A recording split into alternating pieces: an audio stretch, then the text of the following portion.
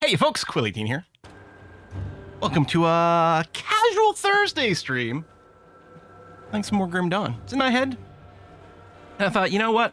We're gonna do the ARPG week thing. Just gonna play some more Grim Dawn today. Start now, kind of an oddball time. Go until I get tired. Might switch to some Lost Epoch later on. Kiss for Luck says she's got some errands to run, but otherwise, might just join us for some multiplayer later. Still on this stream. So we'll see what happens. Yeah, I don't think there's going to be anything tomorrow because tomorrow I think we've got kind of a busy day planned some other stuff. But yeah, I think Saturday will probably end up being some Diablo 4. So we'll see how that all shakes out. Hello, everyone. Yeah, Comfortably Numb reference. The funny thing is, there's so many songs that you can go to from saying the word hello. Like, hello, is it me you're looking for? Right? Or there's the Adele song is quite popular. I don't know how it goes, though. I see your lunch list on Discord. Full and quite tipsy. No, I did not. What the hell? Arancini, deep fried prawns, salt baked sea bass, ossobuco. What? Profiteroles? Dang, man. That is a hell of a lunch. Bum, bum, bum, bum, bum. All right, so, couple of things have tweaked since we, you say goodbye, yeah, I don't know why you say goodbye, I say hello. Yes. Couple of things have tweaked since yesterday. First of all, I did go back and get the two divinity shrines that we had sort of skipped through. I hadn't done the west side of I didn't actually mean to portal there. I hadn't done the western side of Whitemire at all. So we didn't do the, we hadn't done the quest with the Slith Nexus. So I did that even though it was kind of obsolete. But then I think it was this cave here. Yeah, I think this is the same cave here. That cavern had a divinity shrine to do. And then I also popped back to, I can't remember if it's the Arcovian Foothills or Aldo Arcovia, but to do the cavern there with the ghost, which also had a divinity shrine. So I picked up those two bad boys. The other thing is I've gone ahead and, for now anyway, we've spec'd out of the skeletons just to see what happens if we focus on the big boys. So we've got the full 16 points in the Briarthorn now, as well as the full 16 points in Blightfiend, which we already had. I'm also gone, and I'm currently at the soft cap from Dragon's Pact. I might go beyond that, we'll see. But this is giving all my minions a little bit of a boost. We still have the extra summon from one of our items as well, the Blighted Rift Scourge. So currently no skeletons. Overall, it looks like my DPS might be a little bit lower, but the minions are very, very, very, very tanky. So I think that's not going to be a terrible thing. Skeletons are buried for now. I do think we are going to go back to the skeletons. But for now, I'm happy about having the big tanky boys. Not sure where we go. I think the thing to do might be to continue going up in Shaman over here and pick up Emboldening Presence, which gives, it's an aura that buffs all your pets. So I think Ground Slam is fine, but I think the big priority with the Briarthorn is actually a bunch of Emboldening Presence. So we'll see. I still just have the 1 point in Ravenous Earth just to be able to proc Shepherd's Call. Although, conceivably, we could put points in there and add to our own, like, sort of damage addition. So that could be something. But yeah, I think the thing to do is actually to try to get to maybe the ultimate level in one of these classes to either pick up Master of Death to buff all my minions.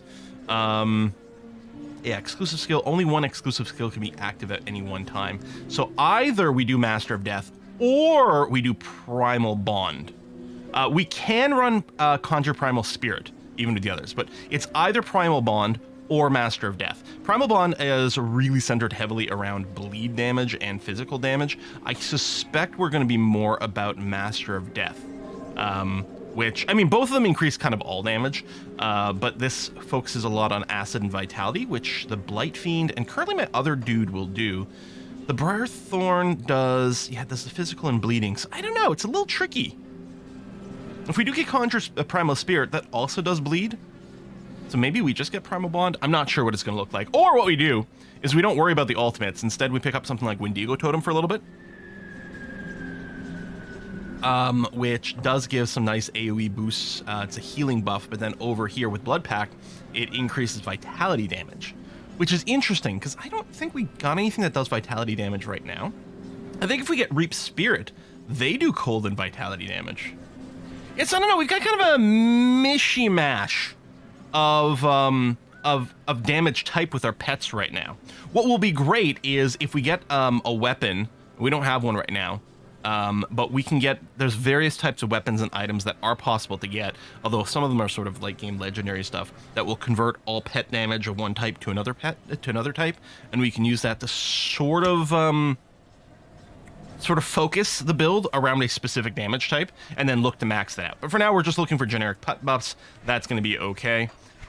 Devotion, I think the devotions are pretty much untouched from where we last night. Yeah, we still get the Shepherd's Crook, the Eel, and the Panther. I think I'm going to, in short term, yeah, I think I put a point here because I'm like, you know what, I'm going to grab the Jackal. It'll be nice for the extra movement speed, plus it does boost for pets. But I now have a plan. There's a great website. There's a couple websites to do it, but I like this one here. To plan your devotions, where what you do is you punch in the devotions that you actually want, and it solves a route to get there. It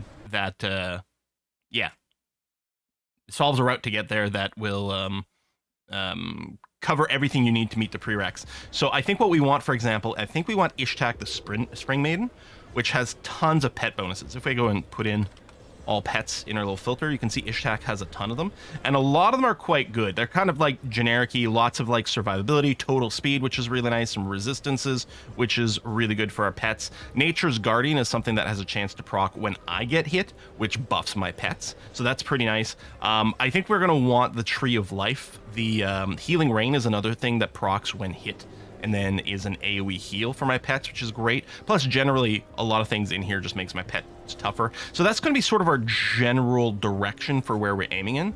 Am I looking? Yeah, I'm picking up the Staff of Ratosh as well over here. And then, so it's filled in a few things that I need to pick up to get there. And then you can pick and choose, right? You can specify more things. You're like, okay, well, it's clearly needing more blues to get here. What do I want? Like, I kept wanting to go down the bull route for generating a little bit of blue and yellow, but I'm like, I don't think I really want this. So I like enabled a couple other constellations instead as a source that felt like it was a better fit for us. So we got a plan over here, which is great. Actually, right now it wants to go to Lion, which is interesting. I don't even know what Lion does. Is that something I'm interested in picking up? Yeah, you know what? Got more boosts to all pets, and it gives me health and defensive ability and movement speed. Yeah. I kind of agree with that. I'm actually going to explicitly lock it in something I'm cool with. So yeah, we have some plans. We have some really good plans for where we want to go. So we'll see what it's like. Maybe I'll change my mind and I'll respec out of some of this stuff and get my skeletons back ASAP. But for now, we're going to go with these big old chunky boys. They're large. They're stinky. We'll see how it goes. Is this New Grim Dawn, the original one? Oh, this is the original one. There's no Grim Dawn 2 yet. I don't think there's been one announced or anything like that. I think a lot of people are hoping that we get a Grim Dawn 2. I think people mostly just want the exact same game, but with more modern graphics because it was good. Or I guess a new story as well. But yeah, just made it a Homestead then. Yeah, I would love a Grim Dawn 2. I think the devs for this, I think they've made some really good decisions about things. Get some new classes to mix things up, and we'll see how it goes. So, story-wise, we have effectively, again, in the actual quest list, there are no acts, but the acts are basically Act 1 to go through the east side here from Devil's Gate, or Devil's Crossing, go and kill Warden Krieg. After that, Act 2 is basically reach Homestead. Now that we're in Homestead, Act 3 is basically Homestead to I guess Fort Icon, and Act 4 is Fort Icon through to the Necropolis, and that ends the vanilla campaign. And then we either go to Elite difficulty or we go to the expansion content, which we're going to do the expansion content, I think, because it's quite good. The expansion content is stuff that I don't have anywhere near as memorized. And even here, I mean, I have it basically memorized, but it's still easier to miss a couple of those divinity shrines along the way. But again, we've backfilled those, so that's going to be okay. So currently, we need Homestead. We need to help clear out the farms around Homestead so they can start farming again, both for themselves, but also so they can ship some food to Devil's Crossing, which is having some huge problems. So the quest we're currently looking at right now is Infested Field, clear out the Dermapteran egg clusters near Homestead. This is going to take us about like 45 seconds to do. Okay, maybe a tiny bit longer, but not much. It's basically just a little setup quest to the story. So yeah, we got to pop 10 eggs there. There's a whole bunch of them kind of around this area over here. They take 2 seconds to pop. So yeah, my minions should be fairly sturdy and not die to most of this stuff anymore. I think the one that gets summoned here might be a little squishier than some of the others, but there you go. There's another egg there. We'll just pop it that way. It does summon some crap. There's some more eggs over here. I mean, I could ignore killing the monsters as well and just focus on the egg slaying. I don't see a star going this way, so let's pop back the other direction. And yeah, I can mostly just keep ignoring minions. Downloading more games. At least this one is dirt cheap. I mean, it's cheap all the time, and then yeah, when it comes on sale for like $5, it's hard not to recommend. The only question is, do you like this genre enough to like value like spending the time? It becomes less of a is it worth buying the game, and more is it worth spending the time to play the game. Where the hell are the rest of the eggs? Normally I hit 10 by now. What the heck and heck? Well, we'll pop in here and pick up the diary. Yeah. Very bizarre. Probably need to have gone a little further south to spot the others. I wonder if there's still eggs to the west here. If not, what we'll do is we'll just push to the waypoint and then we can travel back. Yeah. There's a shrine up there too. Weird. Yeah, I think I didn't go south enough to hit all the eggs. I was too distracted by things. We'll offer here, get another shrine point. Let me just pop back down here.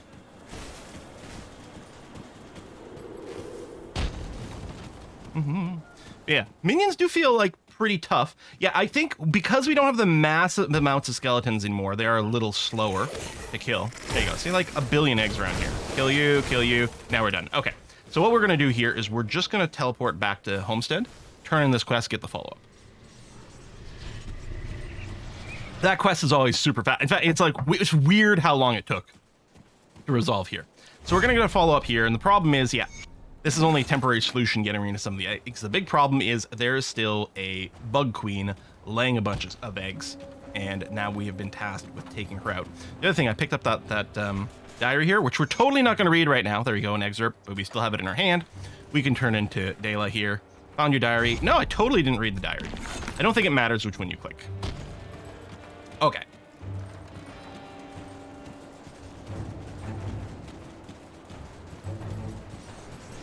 Game's worth it, even if you just go through once for the story-based experience. Yeah. Yeah. I think that's true. Again, there's...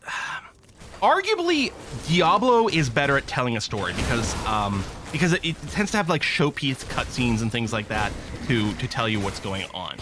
But I actually think that the actual story behind the scenes of this game is as good. You know, whether or not it's better, I mean, that sort of thing is subjective, right? But I do think it's at least as good as the Diablo story. The difference is you have to a little bit more have to seek it out and work for it yourself by finding those lore notes, reading them, assembling the lore and the story of the setting, making sure you go through the dialogue with the NPCs as well for some more info over there. Which admittedly, a lot of people don't play the ARPGs for stories. You know, that's fair.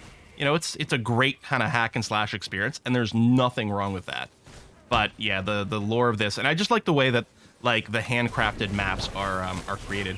Like Titan Quest also had handcrafted maps, which had some great like visual moments from time to time, but I didn't feel had the same sort of love and attention to detail for its secrets, although maybe they were all in there and I just had no idea at any point. But so we picked up that waypoint. Technically, there's a couple of interesting things to the south of this map, like semi-secret little bonus areas and chests and things, but I don't think they're terribly important, so I'm just going to skip through them and push north here. Now, the annoying thing, the next step, I'm going to sidetrack a little bit to pick up this. Oh, this green stuff is bad and unhealthy. I just noticed there's a totem here. It's a little further out of the way than I expected. Maybe I wouldn't have bothered, but I'm here now. Yeah, the next step of the main quest here, the queen that we've got to slay it, queen, is in an unmarked cave that can spawn in like 3 different random areas. So it can sometimes be a slight pain in the ass to find it. Lick the green stuff. Oh, we did lose one of our pets. Avoid the rotting fridge broccoli. Yes. I wonder, I know there's been one patch since the Stellaris like first contact DLC expansion package came out. I know they fixed like the pre-FTLs, nuking themselves constantly. How is the game feeling right now? Because I am eager to play, and I've got my toxic fridge broccoli race all set up. But part of me is like, well, I wonder if I should wait for some stability. I have started a Victoria 3 Let's Play. I know I haven't posted any episodes yet. I think I've got 6 episodes recorded. And then I knew I was going to go into a bit of a delay here this week, so I didn't want to start posting anything and then having a cut. Hand mortar recipe, that is a gun recipe. Cool. Got some funky hats. I like all these, like, pilgrimy, witch hunting kind of hats they've got in the game. I think they're great. Unfortunately, this one here doesn't have stats that I care about, so we're gonna not use that. But,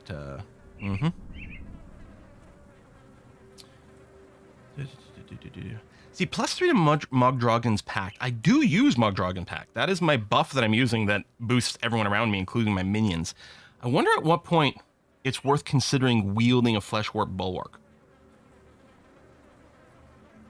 See, if I was a cultist shaman, this would also benefit my Blood of Drieg, and it becomes very compelling to use. It's also this one here because of the Vitality part? Or the Adamant part. I don't know. One of those two is giving me a crap ton of health on this item as well. We can consider wearing that, actually. Oh, yeah. Grim Dawn does have transmogrification as well for your items, yeah. I think that came with one of the expansions.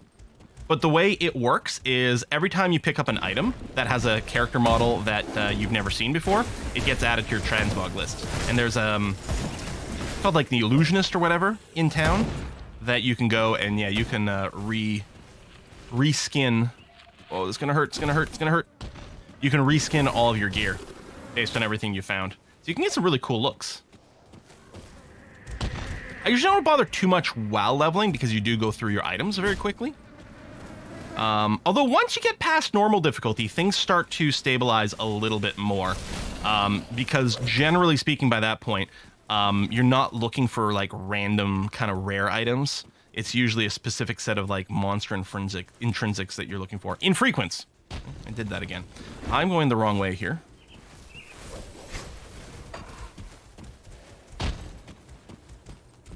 How come no more Against the Storm? Just haven't gotten around to it.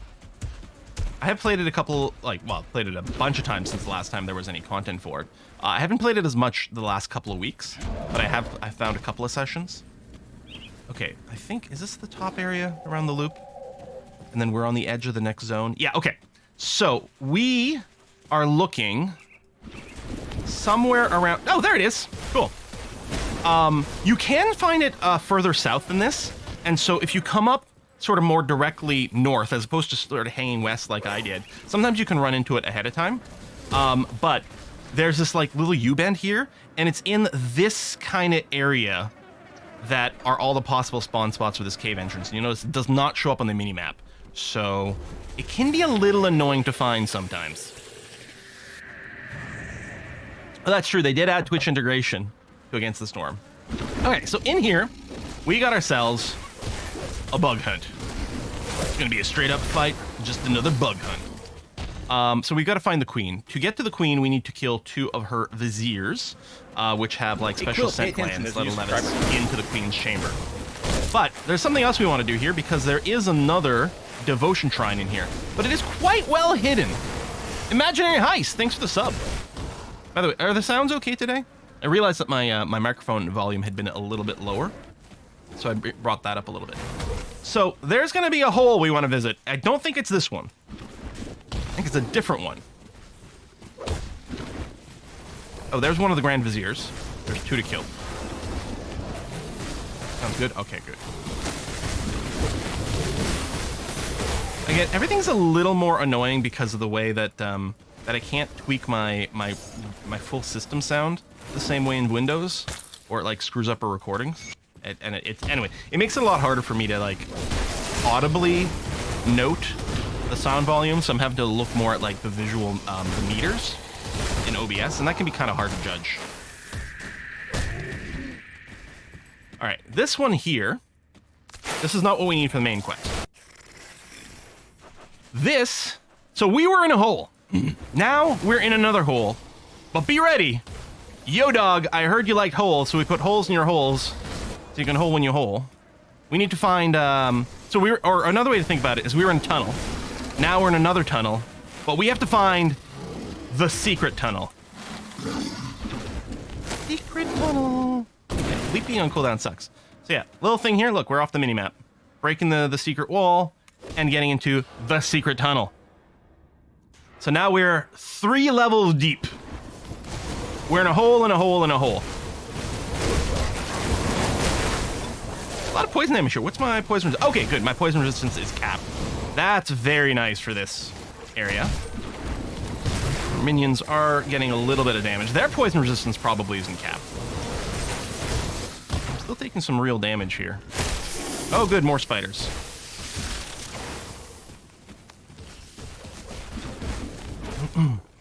We're still playing on veteran difficulty. Everything's a little harder, a little slower to kill.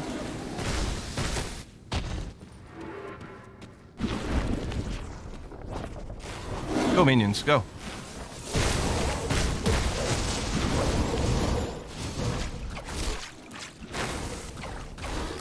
Now, before we pop this shrine, because it's going to be a fight, we actually want to make sure we kill a dude over here first. Oops, I didn't want to jump. I wanted to send my minions forward. Because there's a hero dude over here. Oh, there he is. Or actually, not a hero. He doesn't have a star. He's an actual boss mark guy with a skull here, who apparently won't stop chasing me, which is annoying. Let me resummon my minions right next to me. Jump away. There you go. Say, some of my minions are supposed to have extra taunt. Oh, I think he just leashed. Yeah. Let's make sure we kill him first, because we just don't want him to join in a fight. Oh, he just likes to teleport to me directly. I wonder if I can just sit here and tank him. I've been mostly trying to, you know, avoid combat.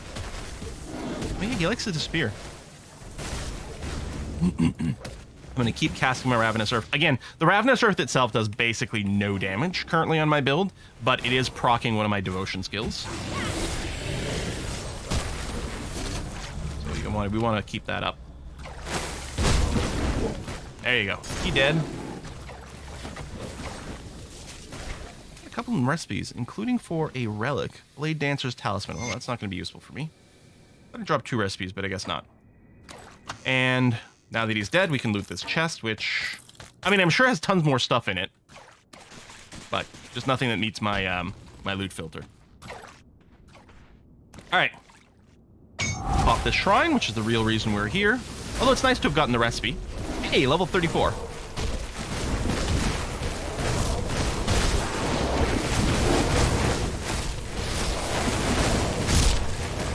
Summon my minions.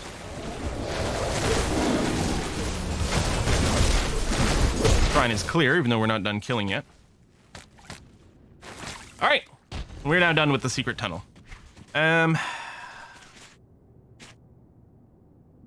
Okay, I think I am going to keep spending in Shaman here to, I don't know. Frick, the thing, and it's a sign of a good design game, right? It's like there's a billion different ways to go. Maybe it's time to just get Spectral Wrath. And we are doing a mix of damages, but all of our pets do at least some amount of physical damage. And also, debuffing enemy attack speed might actually be really nice. Let's do it. Let me add it to my secondary bar here. There we go. And we have 2 auras going on. I prefer Grim Fandango. Is that an option? I've never played that game. That's one of the LucasArts, like, puzzle story games, right? All right, we now have to deholify ourselves.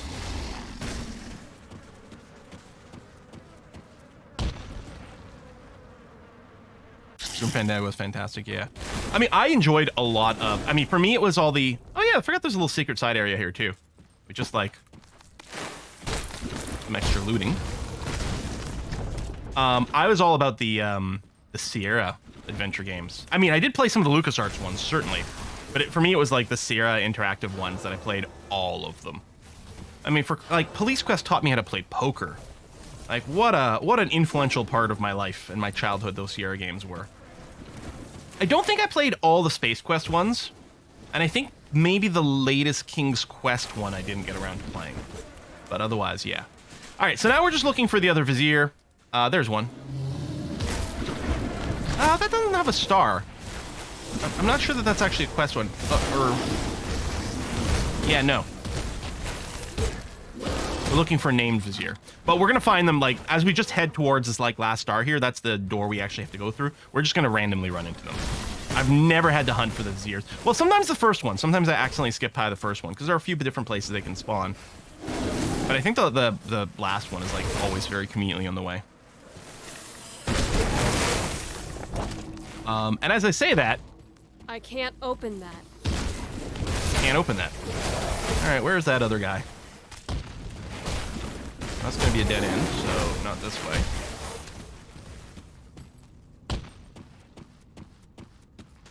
Where are you, punk? I installed Ashes of Malmuth, started my journey in that DLC. Yeah, the DLCs are, like, really good. And that's what tends to happen, right? When the game developers... I mean, if it's a proper expansion, that tends to be like the developers... Okay, now we're past all the crunch time of the game release. You know, the game's out there, the game's okay, especially their second expansion. Has potential. Sometimes there'll be a throwaway, but sometimes it'll be like, now we have the expertise, we have the knowledge, we know what's been missing, you know, because we've been playing the game for a little while, people have been playing the game for a little while, and we can really put something quite interesting to finish the story, but also give us, you know, some extra class or two, some new items and things. All right, there's the last pheromone gland. And that's the case with both expansions for Grim Dawn. They are both like real works of love and things like that. I mean, the whole reason we have Grim Dawn is because the developers from Titan Quest, like, we want to make more game, and so they just kind of went and founded their own company and took the same engine.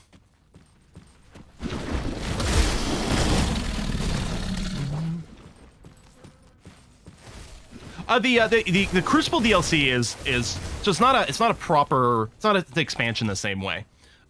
It's sort of interesting alternate end game content. The arena is just like, it's just like in many things, you know, infinite spawning waves basically of bad guys and see how far you can get. It can be a fun way to farm content. I think most people, Crucible came out first, and then with the Forgotten Gods expansion, right? Ashes of Malmuth was the first expansion. Forgotten Gods is the second one. Forgotten Gods added a new endgame in the form of the Shattered Realms, and I think most people consider Shattered Realms to be the superior endgame infinite farming mode. Like, they consider it to be slightly more fun and also slightly more profitable. But Crucible was fine at the time as that sort of thing. I'm waiting for my minion cooldowns to come back so I can resummon. There's the Swarm Queen. So again, my one criticism with this game is that the boss fights aren't terribly exciting. This is this is theoretically a big showpiece boss fight. This one's slightly different in that it's not just a slightly larger dude running around. Actually, a lot of times they're not even bigger. This one's stuck in a wall and has 2 phases. Ooh. It is the one weakness of the game. I feel the bosses aren't fantastic. Some of the expansions did add slightly more interesting games, but certainly the vanilla was a little lacking. We're gonna go into phase 2 over here. I think my minions do need some more poison and acid resistance. She pulls a queen from Aliens. Drops part of her, I don't know, part of her thorax? Or, I don't know. She drops her butt, the part that was laying eggs, and then starts chasing us. And we're just gonna keep trying to avoid her. I do have a backup hardcore character that I leveled last night to basically a very similar point. To right at the start of this chapter. It is a Dervish, which is a Nightblade Oathkeeper, and it's very much in your face. Not this sort of, oh Jesus, that's some serious damage. Not this running around, letting my minions do the work kind of vibe. We might need our skeletons back, just get like a ranged minion back in here. Alright, if I stand still for a second, just trying to like give my minions a chance to melee.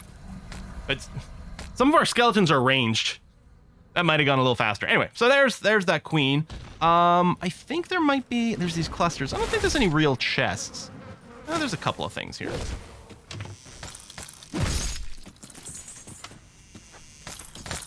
Virgin Gaze, I don't think that's what for us. No. Wings of Ignifar, Consecration. Oh! Consecration is interesting. It's an aura around you that burnifies everything. You can get a build kind of just based around that. It feels very much like, what's the skill from Path of Exile called? Like Righteous Fire or whatever? Yeah, RF build. Where In fact, that one's kind of funny because you're also setting yourself on fire constantly, but also everything around you. And it can be an example of an AFK build because you just like, you're not even doing anything actively. You're just walking around and everything in your general vicinity is burning and is on fire. So I think Consecration, unless I'm getting confused, I think that's a skill that kind of works that way. Just a big fire aura. Played yesterday some DF with the out of alpha in beta DF hack. Worked great. Yeah, I'm going to test it. I'm a little bit worried about adding it to the existing save because I would hate for it to break something we had already, you know, kind of established. But it does look like it's in a fairly stable and mature state right now, which is nice. So we're working our way through the Gruesome Harvest here to get to we're doing the Ethereal Farm quest. We have to destroy the Ethereal Amalgamation. And this is a boss I have killed a great many times because one of my characters, actually, I think I've made 2 characters with this skill, uses the Arcanist class and uses Albrecht's Aether Ray, I think is what it's called. Everyone just calls it AAR. It's the laser beam. It's the big giant, I'm charging my lasers. You just sit there and channel it and laser beam everything to death. It's a very fun skill.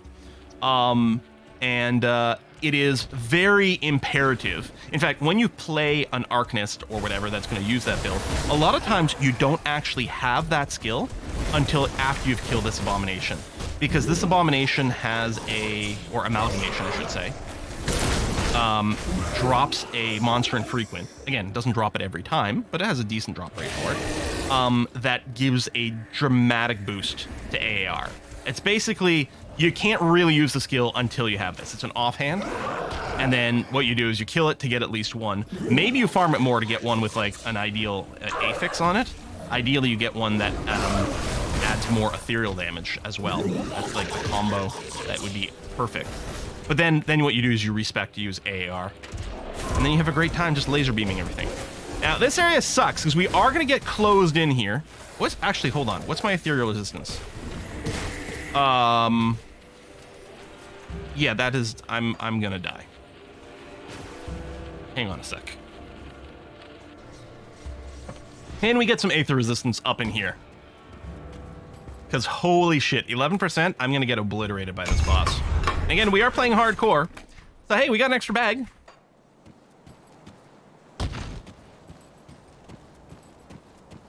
I'll keep your stash safe. Yeah, I decided to start banking blue items just because I'm kind of obsessed. It's very like Pokemon gotta catch 'em all kind of vibe for me. I mean, we're still not high enough level to use this. We may. It is quite tough.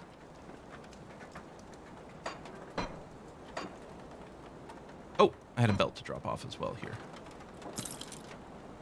Okay. So yeah, we need some Aether resistance. Which, there is an item, I can't remember what it is. Oh, we don't have components that add Aether resistance? Oh no! Oh no! Do we have a potion?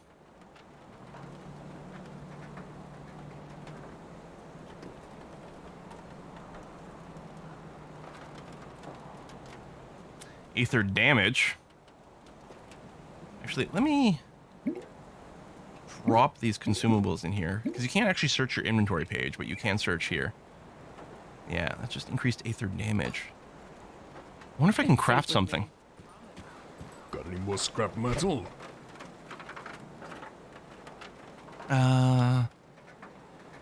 Aether. Purified salt, right? No. Yes, there it is. Aether ward. Purified salt. We can put these on our weapons.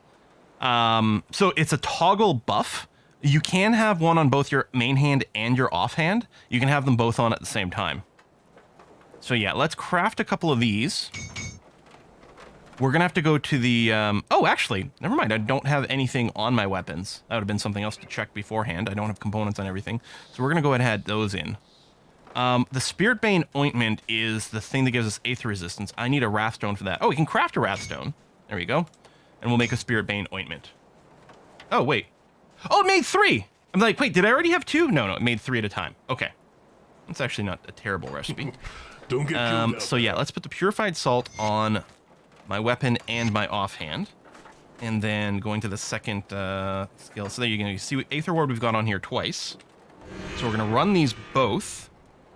So now our Aether resistance up to 51%, which is great. And it's also giving my minions some Aether resistance. Also increases the maximum, so you can go above your cap, which is great. Okay, that's huge. My chest piece also was lacking a Got something you need stashed? buff, huh? Just trying to... What do I have currently? And, I mean, maybe there's something I can craft to be ideal. Now, I do like the bristly fur for just a bunch more health. But the ancient armor plates are actually quite important because... so, armor absorption. The way armor works in this game is a little bit different, right? We have total armor of 243, but actually the way it works, every time you get hit, it chooses a location, and so it's the armor in that location that matters. Right now, for example, my armor is kind of low, which is unfortunate, but it's only 12% to be hit there, right? Your chest and your legs is the more you're most commonly hit, so ideally I'd have a chest piece with more armor than I do now, but it's not the end of the world. However, armor only absorbs up to like 70% of the hit, basically. There's some math going on there between your armor rating and the armor absorption. So it's actually quite important, ultimately, to get your armor absorption to 100%. So using something like the ancient armor plates to increase my armor absorption by 8% is relatively nice. There's another one that does it, absorption, that's better. That's not the soul shard. There's another one that I think gives you more. So I might just throw that on. It's hard to decide between pure health and then the absorption. Yeah, I'll put an ancient armor plate. You know what? I'm going to put it on my legs as well. Hey, Quill, pay attention. There's a new subscriber. Now absorption's up to 81%. Oh, I don't have anything on my feet, but I can put a Mark of the Traveler, which is almost always what you put on your feet, because more movement speed, more better. Oh, I don't have anything on my amulet. Happy Moosey, thanks for the sub. Yeah, do I have Bismeal's bindings yet? Do I have any? No, can I craft? Can I craft them? I do the best I can with what I... Because that you would normally put on your weapons, right, I think? Yeah, it looks like I don't have access to those currently. Safe storage. And I don't think I have access to any augments. Because I think... I'll hold on to that for you. Where's my faction list? Which one is it? It is that one. Yeah, I'm friendly with Homestead. I'm respected with Devil's Crossing, but I think it's only at Honored and Revered that you get augments. So on your items, you can add components, but you can also add augments. You can have both. The augments tend to come from reputation vendors. So yeah, I don't think we've got any yet. 35 and respected at Rovers, great chest and shoulder armor. That's good to know, but we are quite far from being... Oh, we are respected at Rovers. Okay, I need to be microscopically higher level, but, oh, thank you, Carradine. Let's make sure to do that. Because, yeah, I don't think I remembered. It sounds familiar, but I don't actually recall that, so we'll check that. I should probably check Homestead to see if they've got anything useful to sell us at Revered. But I think I did. Oh, no, I didn't. I didn't even buy the recipes. Not Homestead, Devil's Crossing. But, yeah, I don't think I even bought the recipes at Revered. See anything you like? Sorry, respected. I hate that there's two R ones. So yeah, there's no reason. I mean, I guess there's no reason to buy the recipes I don't have, but at the same time, I'm like, I may as well buy all of them. Devil's Cord is quite good if you're playing a soldier, so you can craft that, get +1 to all your soldier skills, which is really, really good. Aether Soul is a new component, so I do want to buy the recipe for that. Gluttony is empowered relic. Aether damage is not really anything we need. Although a lot of times these relics are used as recipes for other things. What's the price? 9,200? Here, I'll get it. There's another component. Yeah, it's probably worth grabbing anything that unlocks a component. Maybe I'll get this because it is another relic. Not cheap. It's another component. Oh, I already learned this one. I guess these recipes can drop. I guess everything here does need level 35 as well. I guess I didn't realize the faction recipes could also just drop. That ate a lot of my cash. Maybe I won't have enough to buy that fancy armor later. I don't know. Let's go ahead and sell this stuff.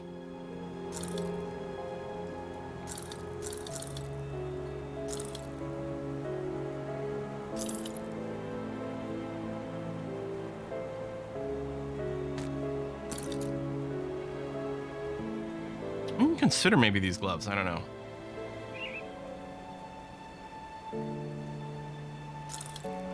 Oh, I do have one augment here. Manticore Venom, but I need to be level 40 to use it. Cost 20. I don't think I can bank it either, right?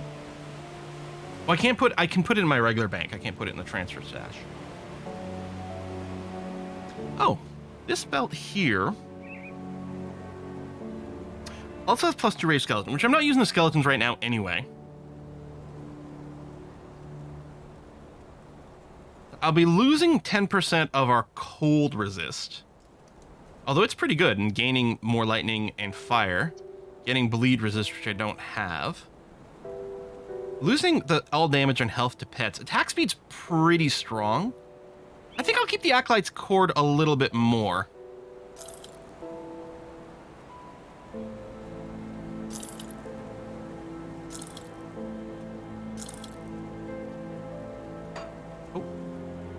Oh yeah, the old, oh, the slithering from completing the quest. I don't think I want to put it on, though. We're gonna have to find more items. So you can rip off components if you want. Once you have rescued the apprentice over here,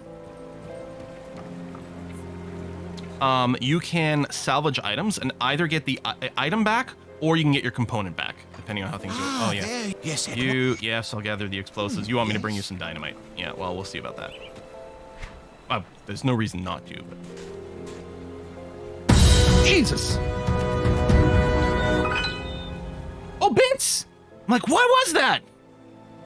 Well, shit, I just finished my 4-hour comp exam for my master's. Whoa! I'm either a master's degree holder in 2 weeks or FUBAR. Thank you, Quill and Co, for keeping me going through this school over the last 6 years. Wow! Congratulations, Sooty. In what field for your master's?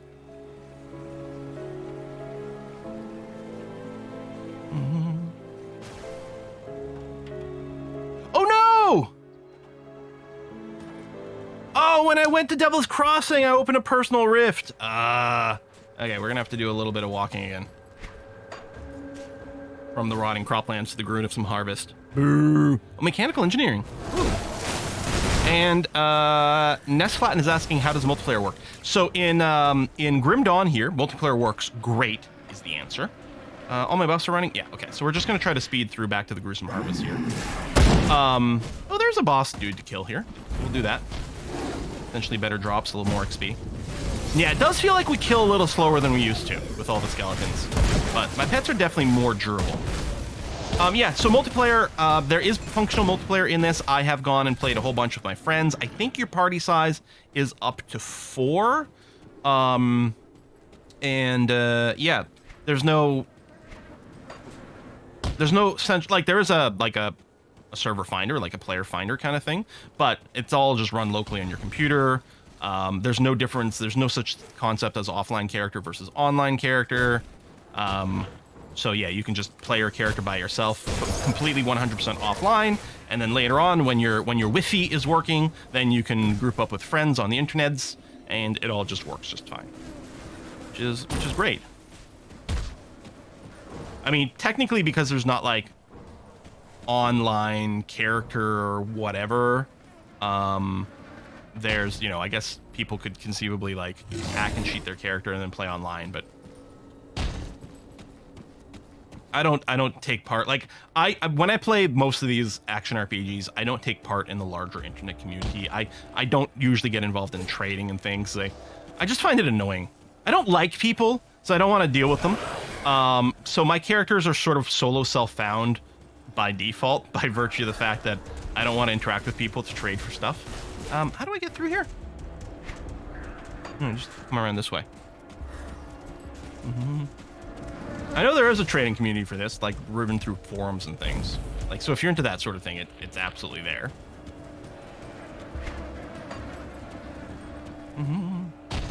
But yeah, I can confirm, great game to play with friends. Okay, so we're back over here. We've got to kill the amalgamation. We actually have some Aether resistance now. We're not capped, but we're only in normal difficulty.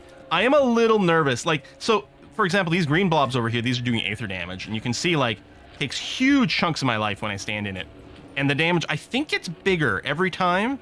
I think you take slightly more. That might not be true, but it's very damaging. Anyway, so we got a big bag to fight over here. Oh, one of my minions is actually involved in the fight. This thing can do a really vicious double slam as well.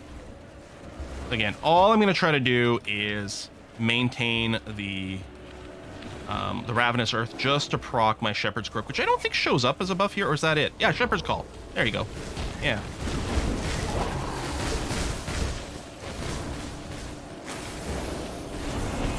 It's almost down. Good.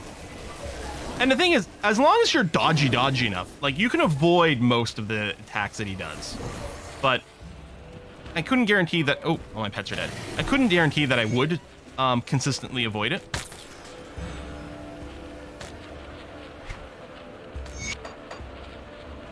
Oh, yeah, he didn't drop his monster intrinsic. I was going to... Or infrequent, sorry. I was going to show the case that one, the one that's good if you play the Arcanist with AAR, which is a fun skill. Yeah, you may have to kill him a few times to get a drop. And then you want to kill him again on each difficulty. Or actually, sort of at certain level bands, because he'll drop a higher level version of the same monster infrequent, which is great if you're playing that kind of character. Anyway, now that that's done, so we had a kind of a 10-minute delay there for me to gear up. We can come back over here. I'm gonna turn it into you, really. You're the one who gives me the quest to kill the queen. I didn't realize that. Or maybe, no, I guess he gives me the quest to kill the queen. He gives me the quest to kill the amalgamation. I see my scouts. Yep, done. I will rescue prisoners. Done. We actually have a few more things to pick up. It's not marked by a star, but you got to talk to Ulgrim over here. So he wants us to talk to the emissaries. We talked about this last stream. There's two factions we can join here. I have come to represent Kaiman's Chosen. There's Kaiman Chosen, Ulgrim has requested, who are super racist against necromancers. So I literally cannot join that faction on my character that is a necromancer. It's the only class where something like that happens. That's fine. It's okay. The Order of Death's Visual are way cooler anyway, and I didn't want to join Kaiman's Chosen because you guys are big poopy heads. So we're not in a faction. Hey, we're level 35. So yeah, let's check out. If I go to Old Arkovia, let's see this. Let's see this so-called great gear. I'm worried that I spent too much money and therefore I can't afford it anymore. But yeah, I'm respected. There's more recipes, but wow, Rawari Cuirass, resistances for poison and vitality. Gives me +2 to Ground Slam, which is the ability for my Briarthorn, and +2 Undead Legion, which is the have more skeletons thing, which doesn't matter right now. But bonus to all pets, and currently my chest piece doesn't have any pet bonuses at all. Huge amounts of damage, offensive ability. Offensive ability is your chance to hit as well as chance to crit, and it gives my pets a bunch of resistances. Yeah, that is excellent. What was the other one? Wow, these shoulders are great. They're also a weapon. I mean, our Deadbeater has bonuses for all pets, but I don't think we need to buy the Death Touch. This book needs 359 Spirit, but we have an offhand that's okay. We don't have a shoulder pad that gives us a boost to pets, so the shoulder guards here. Yeah, okay. Thank you very much for my... I'm sure I've read that these things exist before, but I have long forgotten to check on that. That is huge. Another point to physique over here. Back to Homestead. Actually, you know what I'm gonna do? I'm gonna come to Devil's Crossing. I'm gonna rip the armor absorption component out of the chest piece because I don't have that many. Take a look, shall we? And I don't need to keep the... There we go. I don't need to keep the chest piece, so it's gone. And then you just have the armor thing, and that's okay. You see anything you like? Almost exclusively play pet builds. I mean, they're great.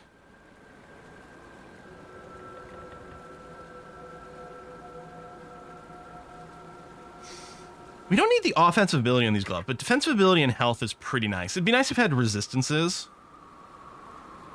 But I think there's a good chance we're going to switch to these gloves when we level to 36. So I'll keep that.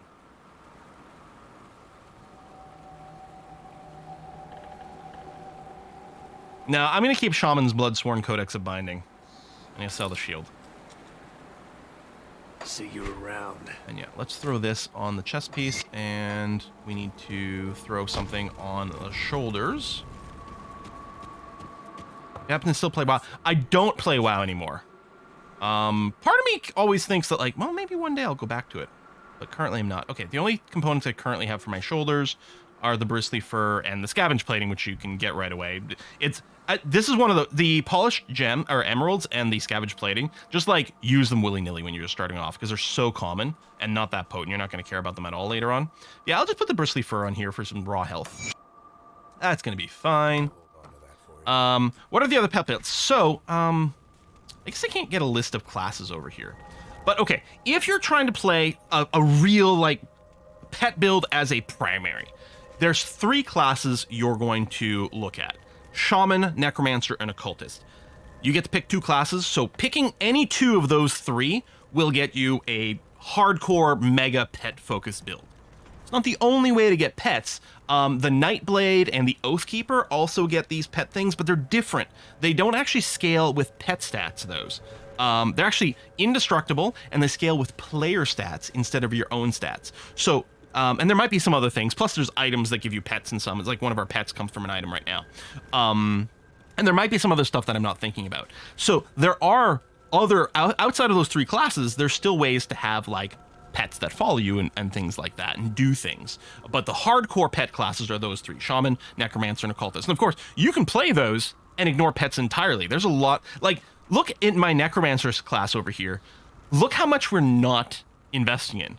Like, I could make a Necromancer with based around Drain Essence, or that, well, we've had the skeleton. We've got Bone Harvest over here. We got a couple of really strong attacks. Siphon Souls, the whole thing. And then in Shaman, we got plenty of great attacks there. Devouring Swarm is fantastic for leveling if you want to play a Shaman. Like, so I could play a Ritualist that doesn't use any pets whatsoever. I love this game. Where am I going to put in my plants? Oh yeah, I had been maxing out Modrigans. Now I'm at the soft cap. I'm getting, I think, +2 to it from an item, so I could go up to 14, but you don't get as much value out of it, and I'm not sure that Mogs is critical enough for my character to justify putting more points in there. I could put a bunch into Oak Skin or Heart of the Wild for a bunch of health and armor type stuff for both me and my pets, but I'm not sure that's what I care about right now anyway.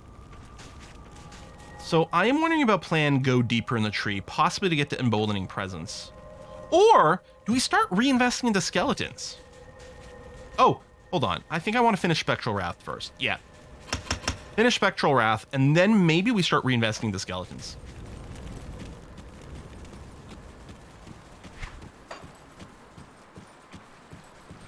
Okay, hopefully I haven't forgotten anything else I was going to take care of real quick. No, I haven't tried the Titan Quest mod for Grim Dawn yet. I haven't really tried any. Because I'm still enamored with the base game. Oh yeah, we got to go up here and get a few more quests. Now, every time you get some of the quests, even after you accept the quest, it still shows the marker on there. It has to do with how a few of them are implemented in terms of picking up gear. It's also those quests where, like, even after, so for that one we've got to pick up 5 insignias. Even after we have 5, we'll keep getting the quest drops from it until you turn it in. I don't know why there's a couple of quests that are like that, just the way they're implemented. All right, the fallow field itself, I don't think has anything important in it. We can just burn through this as quickly as possible. Just mostly following the road. And then what we're going to do is we're going to place where both of those factions, Order of Death's Vigil and Kaiman's Chosen, are kind of parked. Can't remember what that spot is called. You guys are going to be so annoying. I guess I'll kill you. Fine. You want me to kill you so bad, I will.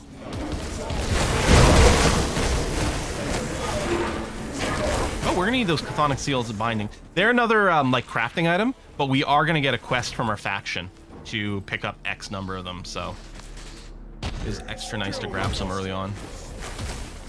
Did Necro Occultist nupped everything into Skelly's Blight Fiend along with Blood of Krieg? Yep. That's a solid one. Hard to argue with that. I mean, first of all, if you're playing Occultist, there's lots of classes where you're basically playing like another class. You're like, you're playing Soldier and you're putting all your points in the Soldier, except you're putting in points into Occultist just to get Blood of Drieg or whatever. Blood of Drieg is so good. It's a constant sort of spammable heal thing is what it is. Sorrow's Bastion, that's where we are. Okay. We're gonna get this, and there's 2 ways. You can see an entrance over here in the east. That's the Kaiman's Chosen place. If I go there, they're gonna attack me. They're big, jerky, poopy heads who are racist against necromancers. So we're just going to go to this side, which is the entrance to the Order of Death's Vigil. Blooddrake heals all pets, makes them buffy. Yeah. So my my other pet build, which is level 100, Petra the May the Petromancer. specter. Go, pick that up. And yeah, there'll be more rep vendors and things in here for when we get to be friendlier with the Order of Death's Vigil. Yeah, Petra the Petromancer is Occultist Shaman. And, oh my god, I love Petra the Petromancer so much. She's such a great character. But yeah, she's got the Blood of Drieg that's like, I've got it set up with an auto hotkey to just like constantly mash that button. So every time it comes off cooldown, it gets cast. Keeps my pet super healed, super tanky. In fact, I personally feel much more comfortable. This guy's just got some flavor text. I personally feel much more comfortable with, is that called Conjurer? Shaman Occultist? I think it's Conjurer is what it's called. I'm much more comfortable with that combo. The reason I haven't really gone in deep into Ritualist before now is because I never quite figured out exactly what the end build was supposed to use. I mean, if I had access to like every item in the game, like the Ishtar build from Maya GD is great, but it is kind of dependent on having a certain set of items. So we got another encounter here where you've got a few different ways to resolve it. These people have like a witch they're going to burn at the stake. You can talk to them. I have no idea. I know there's like slightly different results in terms of loot and things. Mostly it's a like role-playing thing. Like, what do you want to do? It's like, yeah, okay, these people are crazy. It's like, you know what? Hey, hold on, you're burning someone totally innocent. She's not taken. There's no proof. And then they attack us because, you know, they're racist against people possessed by magic space demons. So yeah, there's a bunch of different ways that you can resolve that.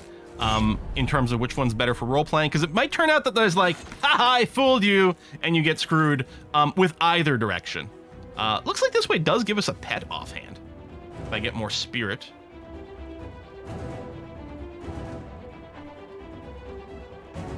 I don't think we're necessarily going to use it. It does have a lot of health, which is nice. But yeah, I think we're happy with ours. Yeah, she's a witch. She's not actually taken. Yeah, they thought she was taken, but she's not. She's just a witch.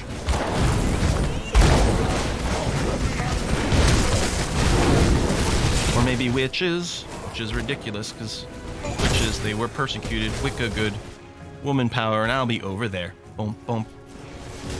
Any fans of the Buffy musical out there that appreciated my lovely singing?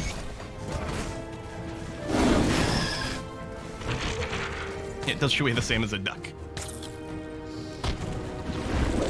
You know, it's funny. I watched Monty Python's Quest for the Holy Grail when I was a kid. Like, it's been so long that, you know, I have a hard time, like, you know, looking at it in a vacuum. It's fun to rewatch over and over, right?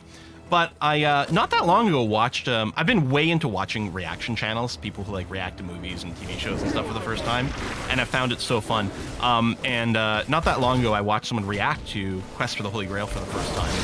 And that duck scene where at the end, she weighs the same as a duck, the look on people's face, because the whole thing is, like, so ridiculous. It's like, oh my god, she's obviously not a witch. She's been disguised as a witch. Wait, you're gonna weigh her to see as much as she weighs as much as a duck? Like, this is so stupid. And then she does.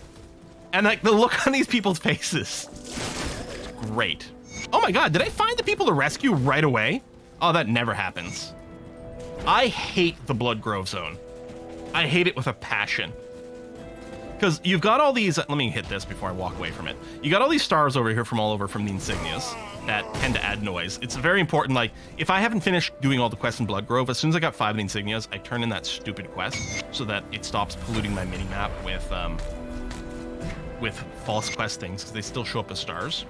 But yeah, finding the trap people, because this area is very mazy, especially with the fact that there's some randomization to how you can path around things.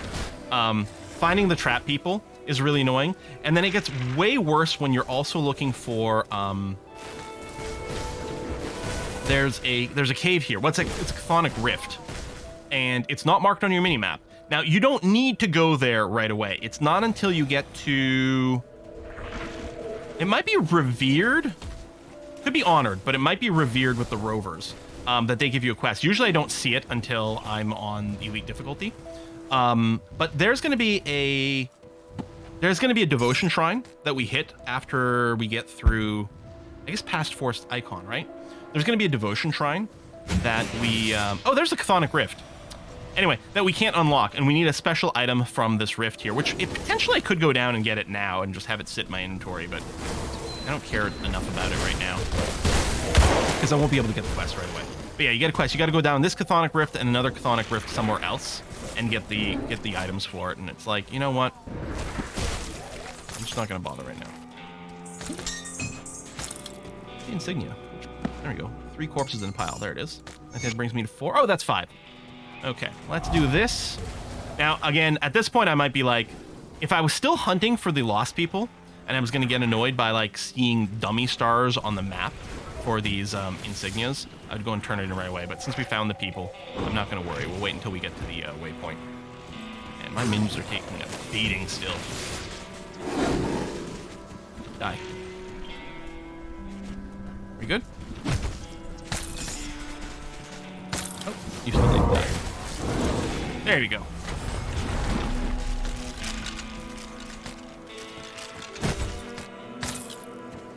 My filter, I think I filter out magic right now, right? At some point, see, there's a star here, but that's just another insignia, and I've already got my 5. Same thing with that one. Now we just generally want to go sort of north and then west out of here. Leave the Blood Grove. Blood Grove is actually not a bad place to like farm XP if you need it. Like there's a decent mob density, but I just hate doing the quest here because every now and again I get really frustrated trying to find the stupid ass things.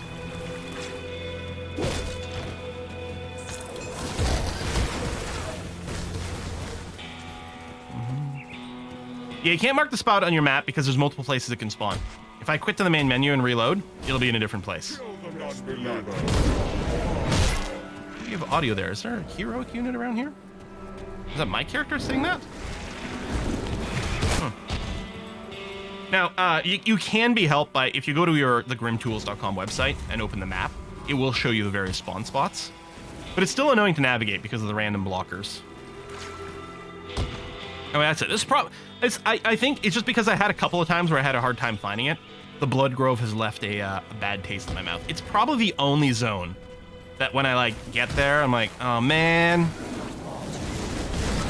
From Griver's Mill, we've got a quest to go and kill 18 critters in the mill, Griver's Mill in the Blood Grove, which is down over here. And this quest tickles me because it's got a really funny delayed quest completion tooltip thing, or not tooltip, but like on-screen notification. There's a totem down here that I might try to go ahead and do. Oh no, it's on the other side of the road. I think she just left the Ashes request.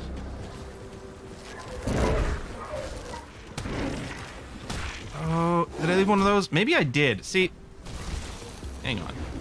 Maybe I should have gone to Homestead and turned in those things because maybe I did ignore one of the stars that was actually for a quest that wasn't for these stupid insignias. See? I hate that zone. I am told that I could not when the Legion was forced to. Okay, good.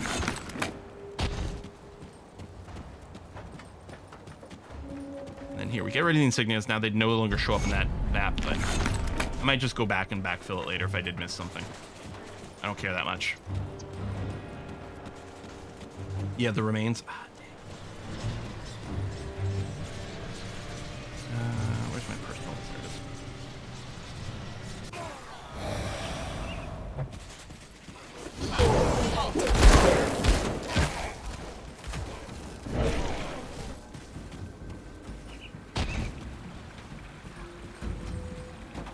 There it is. I don't know who does the talking. I guess it must be one of these, like, generic mobs here, not a hero one. Okay, so right here, I don't know if we're going to kill them fast enough with, like, our current build and being veteran to really show the glitch, but it's really funny to me. So these things spawn. We got to kill 18 of these. So there's all these we have to kill. And there's another pack inside here that we're going to have to kill. Yeah, normally you almost instantly explode them. But, oh, Jesus Christ. We nearly died. And again, okay, Quill, keep moving. I think they're doing chaos damage. I was so into like talking about the funny display glitch. You can see how like it takes a while for everything to update. So if you're not playing on veteran especially, and things are basically dying in one hit, and with builds that are a little burstier, you tend to like explode everything in there simultaneously, and then it tells you like 3 of 18. You're like, oh, where are the rest of the dudes? But as you keep walking around, even now, there you go. See, it just keeps popping up and progressing. That was horrible. Oh yeah, we have a 0% chaos resist. Yeah, wow, that very nearly done us in.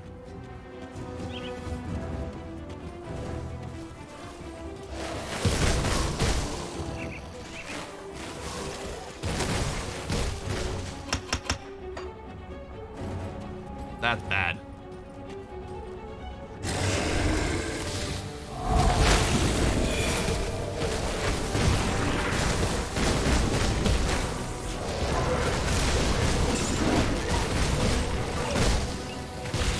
Wow. Good thing I have a backup character.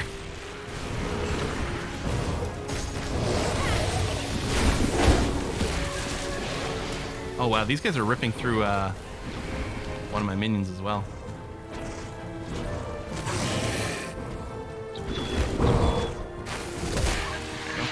Back up to 3.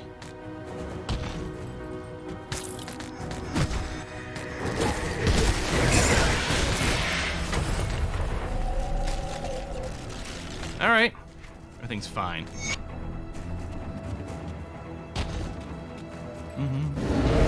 Yeah, well, we're going back to Skellies. We were using Skellies, Simply Joe, but we're like, I'm gonna spec out a Skellies and try just the 2 big boys for now.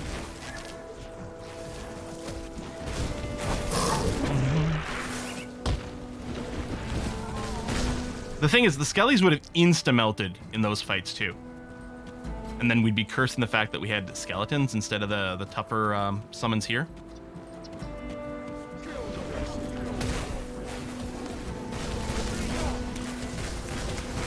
Once you get to the end game with your pet builds, your pets really don't die anymore. Your pets are gonna outlive like basically everything. You're gonna be the squishy one as opposed to your pets, but we're not there yet.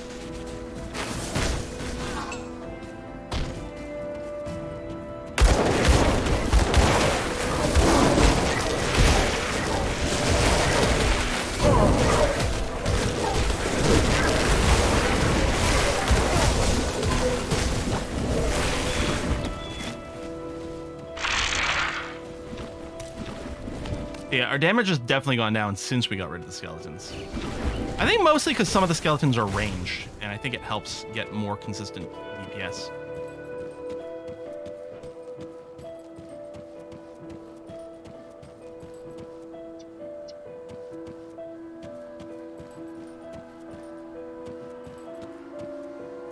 Yeah, it's probably a good idea actually to next time we level, we'll drop a point into Wendigo Totem for some healing. That's probably an excellent suggestion. Devotion points I didn't spend. Oh yeah, I do actually have 3. Well, that's not great. I think I had decided I was going to go pick up the Jackal after all. What else do I need on the route to where I'm going? I want the Lion. You know what? Lion is just a ton of sort of health and things. Yeah, okay. Let me finish Lion for now. It's going to be all right. Although I guess the second I do the Jackal, I can take the point out of this crossroads. Maybe we'll consider doing that next. The Lion is going to add to our survivability. Pure hit points.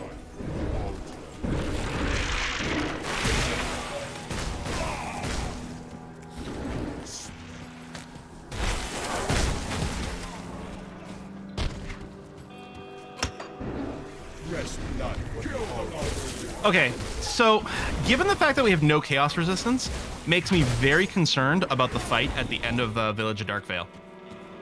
The last time I streamed a hardcore run, which was quite some time ago.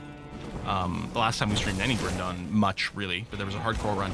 I got to like the there's a little mini boss at the end of this village, and I believe that they do chaos damage. I think it's combination. It might be Vitality Chaos or something. And basically like one-shotted my character in a way I had not expected. So I think we're kind of in the same cards here. So we may need to go and see about crafting some chaos resist gear. One thing about this village, there's tons of lore books in here. I know there's one still up there. There's one over here. I'll have to get to it from the other side. So I thought, I'll check here first. What's another Bloodsworn Codex? The one we're already using. Right? Yeah, but we might get different mods. The thing is, Of Binding is very good. Because Of Binding is a rare, like, pet boost mod. So ideally, we'd still want one of those. I don't know what prefix. I think there's also a prefix that gives all pet buff. Oh, some more dynamite. Which we can turn into, what's-his-face in Devil's Crossing. But yeah, I don't know what prefix we'd be looking for.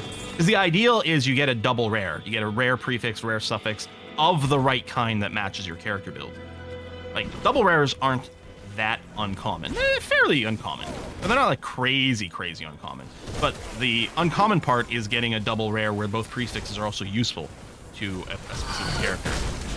And those tend to be some of the most sought after items. Especially if it's on a monster infrequent base that's useful.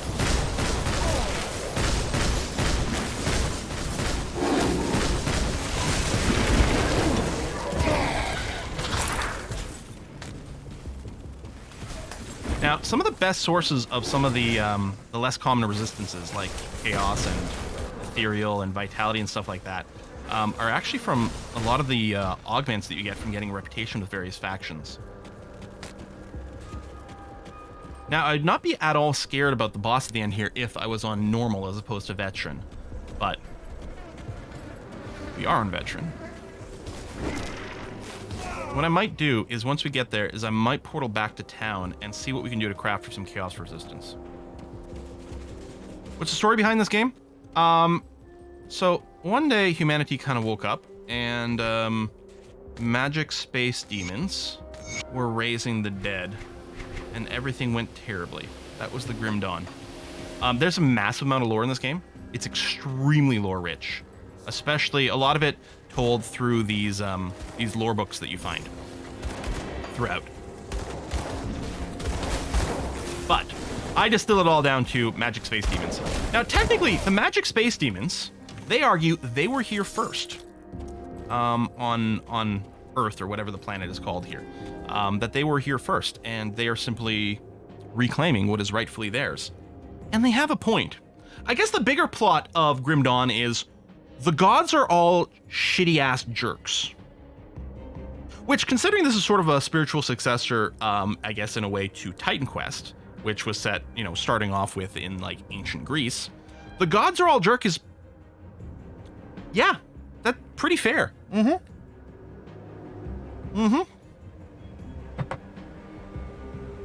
Houndmaster is good for occultist, Wraithbound is good.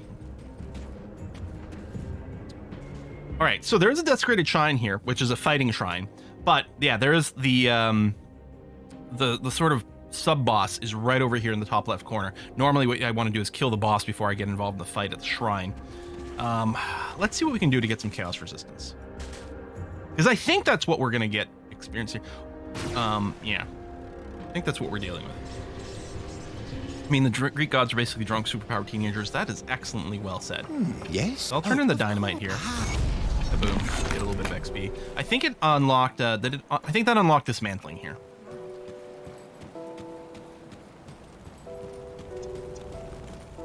You see anything you like? Yeah. So we need to get to the next level to start getting augments. I don't think we're gonna get much more Devil's Crossing rep. I don't remember. Maybe it only tells us. There are certain classes of monsters. Excuse me. Certain classes of monsters, the Cronley's Gang, quest bounties. We do actually have enough rep. Now that we're at least respected, we can start doing bounties at the bounties table to get more rep. But I don't usually bother with that. Safe storage, no questions asked. Yeah, I'll just bank.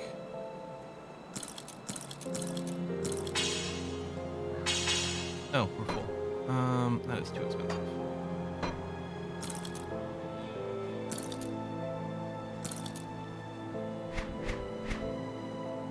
Safe with I guess I talked about wearing these gloves.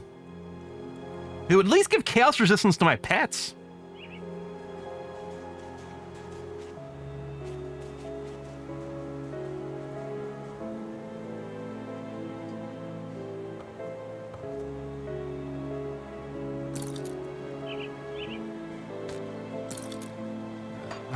I'm gonna want the unholy inscription back. I don't think we're gonna do two-handers, actually. I think we're always gonna do one-handers, to the point where I'm gonna go ahead and remove two-handed melee. I mean, theoretically, range might be a thing. I suspect we're always gonna be looking at the caster gear, but I'll just filter out the two-handers, because maybe in a short term, if it comes with a pet bonus or a bonus to one of my masteries, then we could consider wearing those, but... I suppose, you know, maybe I'm being too greedy and I should have the game still drop thing with resistances. I mean, my hope was that we'd find gear that gives pet bonuses that also has resistances. But I might need to have opened up, just show me more resistance in general to fill in some gaps, since we are playing on hardcore. I think I may have been being a little too greedy with things. Come see what's left of my wares.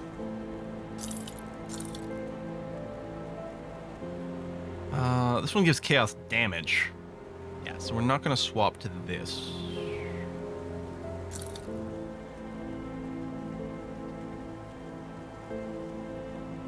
Dominators is a prefix that's useful for me, because that's what's giving them bonus to health and speed for pets. But I don't need the celerity part. How'd you get to show the affix of different colors? Oh, there's a mod called Rainbow Filters. If you do ! What game, you'll get it. It's also what colors the damage types on the items. It's so useful. It should be in the base game.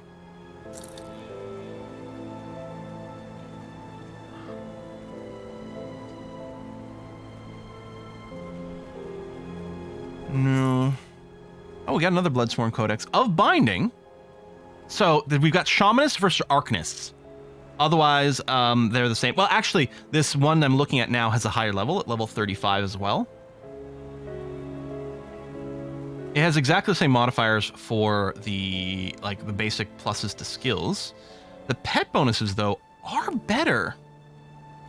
Slightly more health, bunch more damage. Yeah, it's just a higher level of binding. Neither the shamans nor the Arcanist part, I think, matters.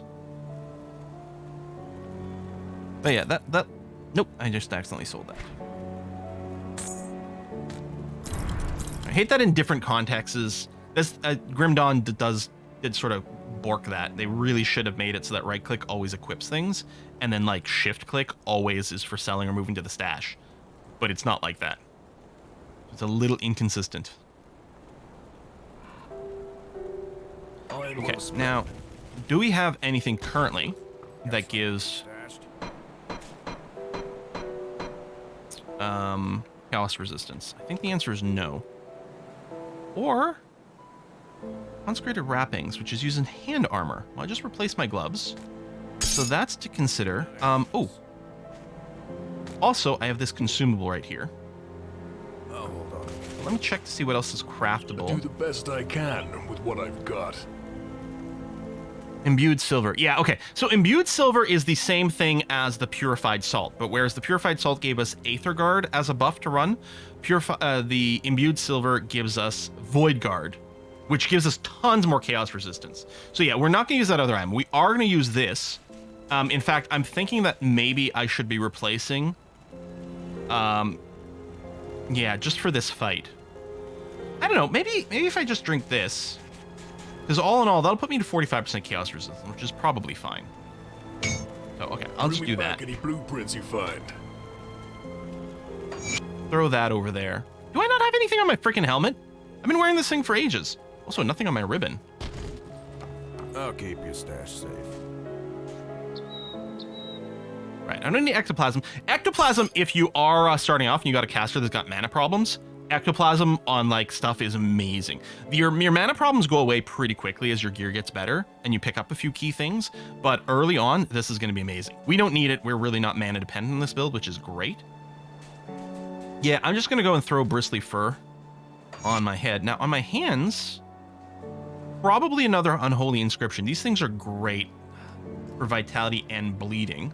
Although I am wondering about putting the consecrated wrappings just for the chaos resistance for the fight that we're about to do.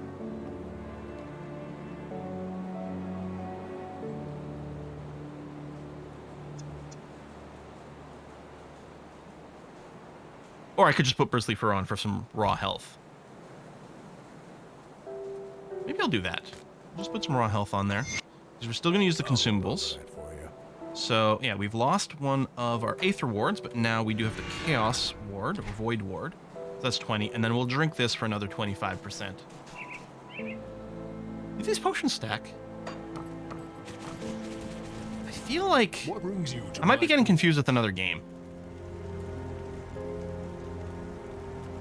Oh, I don't have the recipe for it anyway, so it doesn't matter. Oh, freak, the ribbon. Thank you. I do wish there was something to, like, quickly... what I normally do is I mouse over like this and see... Oh, my amulet doesn't have one either. And see if it highlights anything here.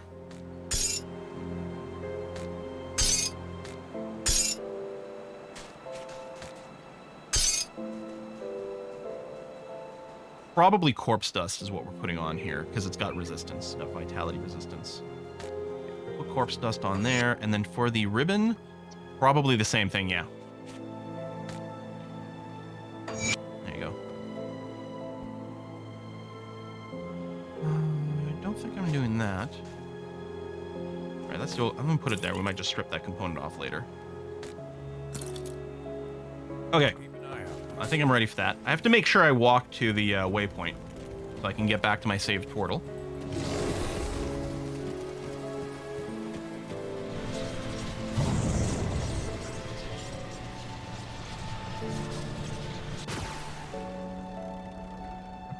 Okay. Let's drink this. There you go. 45% chaos resist. I mean, we're far from the cap, but I mean, again, we're still just on normal right now. So this person here, Zarya, she... but you can get tons of lore on who this person is by reading all those lore books in the village we were just at. She is a freaky person. My minions are being absolutely obliterated. But... oh, yeah. See that wave? See how much damage we took, I think, from that one wave there? She can do so much chaos damage. We do have a decent base hit point pool. That is one thing we've got going on with us. I've made sure to pick up a lot of health. All right, let's pop this fight.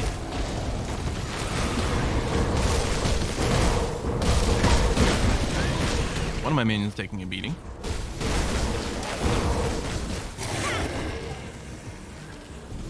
Most of the killing's happening off screen. That's okay. I like that. Oh, right, I think I talked about... oh, yeah, let's go through Jackal. Because then if I get 2 more points, I can finish that, refund this one. Jackal's going to be good in general. I considered getting it quite early in the game, but there you are. Yeah, a lot of characterization lore notes which are worth XP. Yeah, you want to pick up all the lore notes that you can because of the XP, if nothing else, but it's 100% worth reading the first time. And again, all the lore notes are available on the wiki. So if you're curious about them, like, now, without playing the game, or if you're like, well, I don't want to stop playing the game to read this lore note every time I pick one up, that's a possibility. Although, the first time through you should, because when you meet those named dudes, you're like, oh, you're that asshole. Oh. Oh, yeah, I want to kill you extra hard now. Mm-hmm.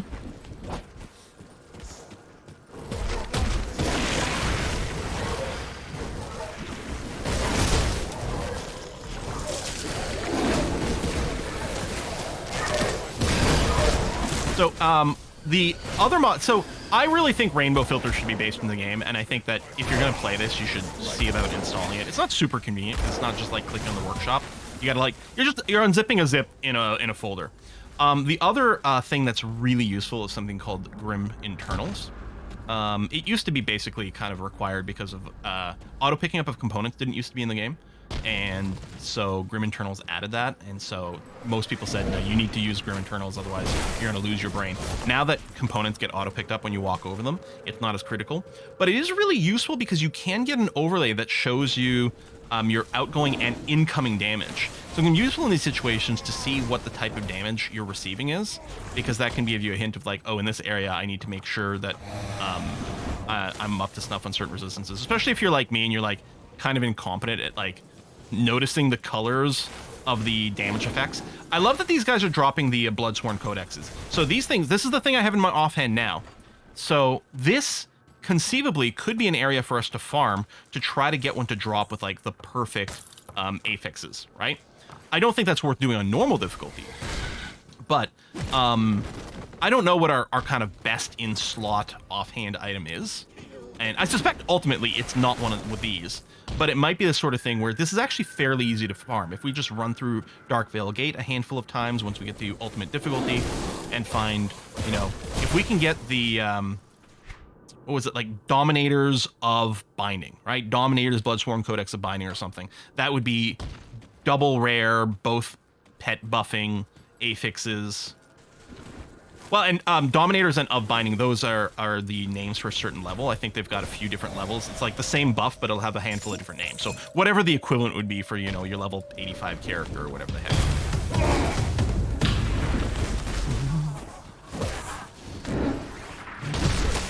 But this would clearly be a good area to drop, because whichever one of these types of these Chthonians or these, well, probably one of the Bloodsworn, since it's a Bloodsworn Codex. Maybe not the Zealot, maybe it's, you know, the Adulant or the Summoner. There you go. Like to drop those. Necromancers. Necromancers sounds like a good for us. Oh, it might be, actually. That might be giving us the health boost. Or it could be of the Void. The Necromancer could also be, like, buffed to vitality damage. I don't know the names of the affixes.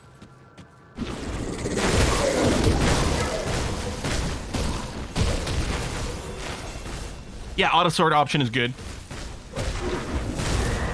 I mean, to be fair, I think, did Diablo 3 have an auto sort button? I think Diablo 4 has got it. I don't remember. We'll have to check again this weekend. Where am I going here? This is clearly a dead end. Probably over there.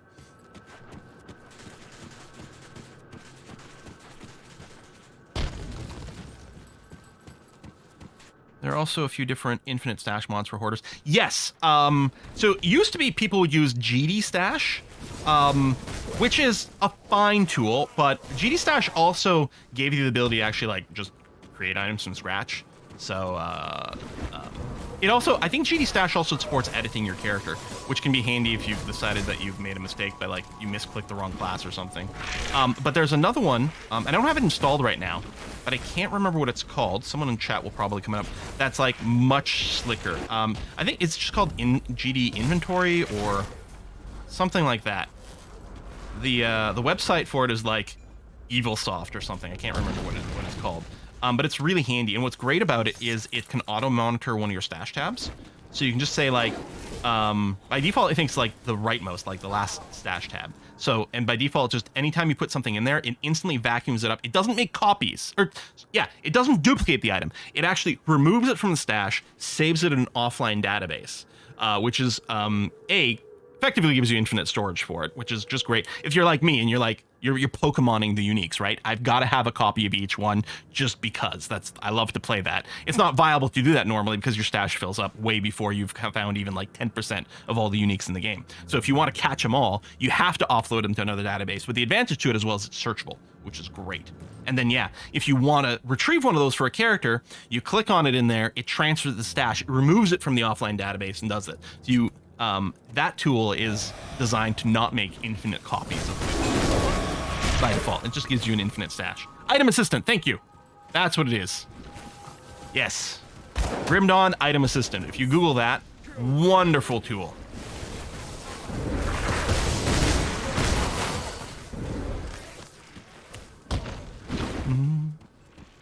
Downside with them is because I think it monitors the game memory. I think sometimes, depending on your antivirus, some of them get picked up as an antivirus because by default, applications that read other applications' memory, that's a huge red flag. So you might get some false positive on there. Same thing happens with Grim Internals, actually. Swarm Scepter. Yeah, no, I don't care about that.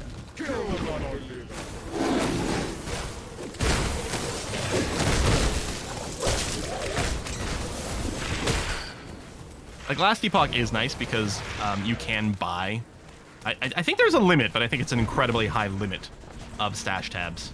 I mean, I guess you can do that in Path of Exile as well, but in Path of Exile it means buying it with real money as opposed to in-game gold. Yeah, to be fair, Path of Exile is free. The stash tabs is basically the only thing that you ever kind of need to spend money on, and that's the price of entry in the game. You download the game for free, you decide you like it, and you're like, I'm going to spend 20 bucks buying some stash tabs. that's basically like me buying the game. And I think that's very legit. Like, that to me doesn't seem like predatory microtransaction or anything like that. And everything else that you can buy in the microtransaction shop in Path of Exile is just cosmetics and stuff that doesn't matter.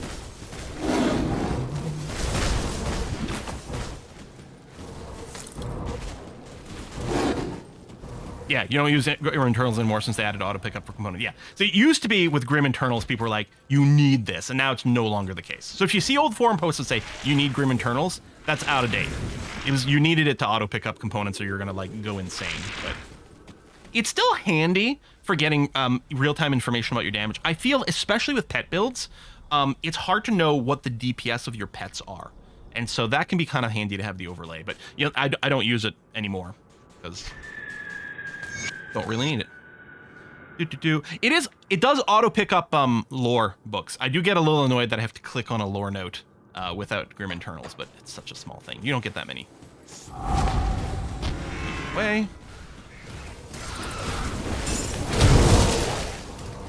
I say I was a little concerned about our DPS with our since we got rid of the skeletons, but actually, I think especially since I put some points in Modrigan's Pact and things like that, and we tweaked our gear a little bit, our minions are actually doing a pretty decent job.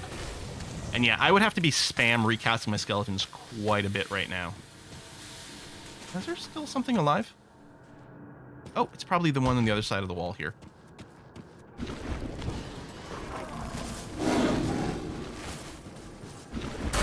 There we go.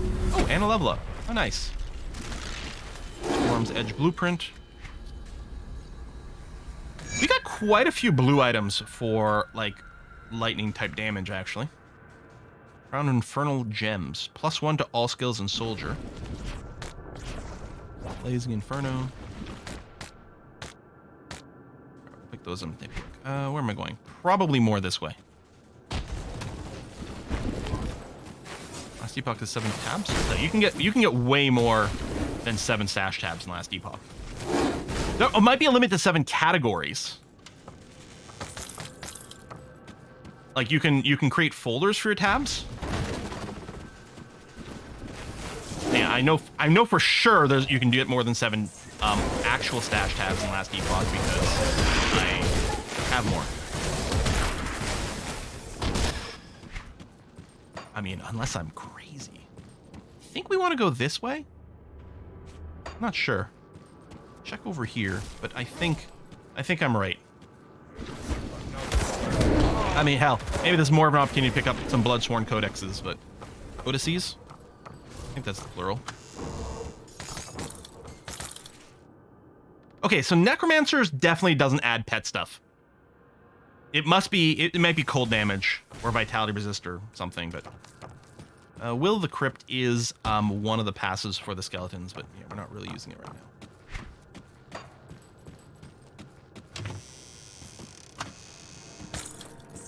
Okay, seriously, where am I going here? Maybe up here?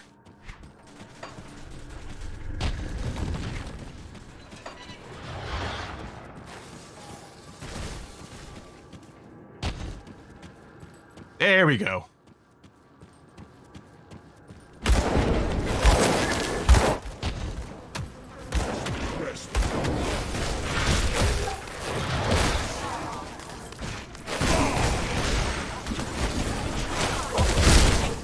Oh yeah, remind me.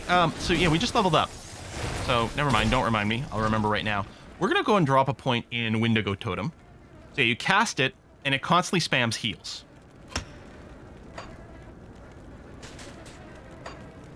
So when we get in a fight, if we put this down, it might help to maintain. Hopefully 1 point will do a big job, we'll see. I'm gonna finish Spectral Wrath right now, which is gonna be good. But yeah, I think we are probably gonna end up with this build in the end, maybe having like a maxed out Wendigo totem. Wendigo or Wendigo? How do you pronounce it? Well, even Sam and Dean can't figure it out. Big swirly pools of chaotic energy. Let's touch it. No, you can't. It's just flavor.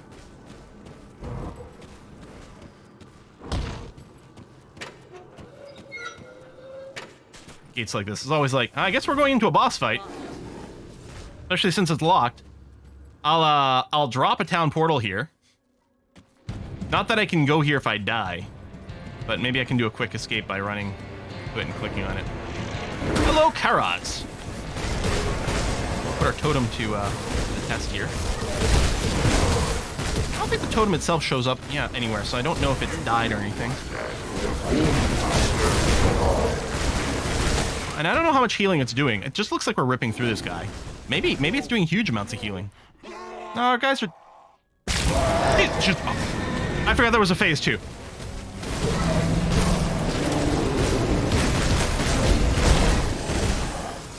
Like, that was really easy. Right. Phase 2. And let's ignore the pink things. I believe that pink stuff, I think that's chaos energy. And sometimes I get confused between the chaos and the vitality damage. Okay. Minions just died. I'm dying. Run around the rosy, pocket full of posy. Dang.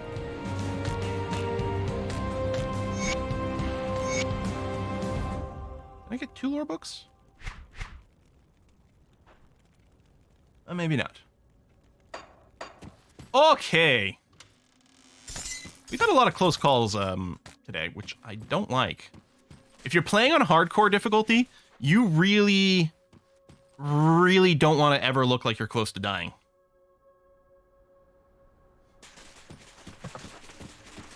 Is there a cooldown on this? There is. Might end up just hotkey that later, like auto hotkey it to auto cast. Even though I think it lasts 15 seconds. I guess I could do a time thing. Instead of just spam casting it, I could just have it cast every, 10 or 12 seconds or something like that, just in case it dies early. The more I can unload from my brain and then just focus on, like, moving out of bad things and then popping off my health, the better.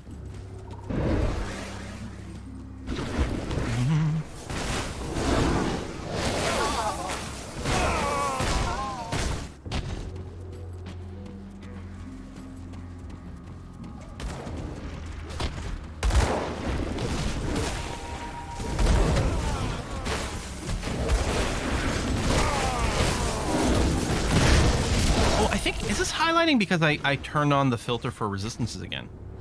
Yeah, that's why that's showing up. It's got some resistances. So look, if we find an item that's got 1 billion resistances on it, we could consider using it rather than buffs or pets. But it's gonna be hard to say no to, like, to disable something that gives us a pet boost. We're really hoping for pet items that also have resistances.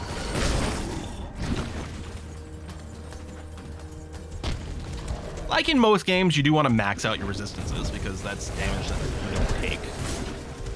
It's a good layer of mitigation. I mean, arguably, if you just keep stacking up health, maybe you don't need that. But in practice, like, what resistances are a health multiplier.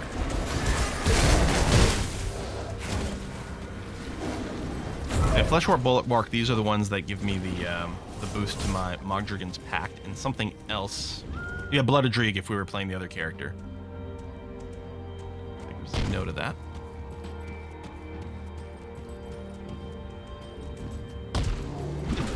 Mogdragon is one of the... Are they one of the witch gods? Oh, I'm surrounded here. Let's jump out of this. No, I guess they're not one of the witch gods, because the witch gods are the 3 cults from the Forgotten Gods expansion. The witch gods are like 3 humans that ascended to godhood or quasi-godhood, depending on whose propaganda you believe. Go away, ethereal goop. I'm missing some conversations here. Developing FPS, Grim Dawn, one biggest inspirations behind it. Oh, neat. You play any FPSs? I enjoy FPSs a lot. I don't tend to cover them on my channel because I'm not great at them. A lot of it is by virtue of having hand tremors, which does make it quite hard to shoot with any degree of accuracy. There's a reason that my favorite weapons are like like SMGs in games or shotguns with really good spread, because then I don't have to stress so much about the accuracy. I enjoy playing them, but it makes me look. It's not as satisfying to watch because I'm not very accurate, unfortunately. I can't snipe at all. Like, it does not work because as I go to click the button to snipe, my mouse goes like whoo, and I just shoot the wall. Oh, good question. Why is the energy replenishing? So this game, some of the buffs in this game use a reserve system. So I have 4 buffs running here, and I think all of them reserve a certain amount of my energy, like that. It's I don't remember when games first started to use this sort of thing, but it's sort of the solve to the problem of, and this Diablo is plagued by this, like all the Diablos, where you get buffs that like, oh, this is a buff that lasts for 20 seconds, or even 5 minutes long. But then you have to remember to recast it. It's like, oh my god. I have to, like, note, like, is it there yet? Oh no, I gotta wait another 3.5 seconds. Oh, okay, now it's time to renew. What a pain in the ass. Here you toggle them on, but A, they reserve a part of your mana, or energy, and B, a lot of times they also consume a little bit of energy. So Spectral Binding is an example of that. So this reserves 35 energy and consumes some energy per second, which I still have enough regen to compensate for that, but effectively it's eating some of my regen. So there's a definite cost to having these buffs on, but you don't have to micromanage them. Ugh. Yeah, 5 minute long, 5 second cooldown, yeah. I mean, I never played a paladin in old school World of Warcraft because their blessings were 5 minute long buffs, which 5 minute long wasn't even long enough to freaking do a raid boss fight sometimes. And when you're talking about the old 40 people raids, you'd, like, by the time you finished buffing the raid, the buffs on some of the first people were wearing off, especially if, like, the fight didn't start immediately, like there was a delay, someone had to go to the bathroom, a fight needed to be re-explained or whatever. Like, oh my god. Eventually they made the paladin buffs like AoE, like raid wide or whatever, right? Or something like that, I think. I think they're still short duration, but you like buff one person, it buffs like a bunch of people. Or is it a group? I don't remember. Yeah, I think they changed it a few different times throughout like old school classic WoW. And yeah, I never played a paladin. Certainly not to the level of like doing raids and shit.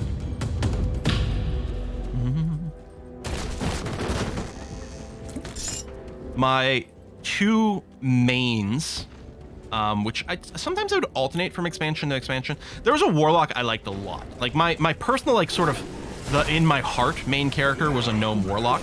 Well, originally it was an orc warlock, and then that server that I was playing on was down one day, so I re-rolled Alliance on another server and then just stuck there. Oh, we missed the trip south part 1. This is a very gruesome story.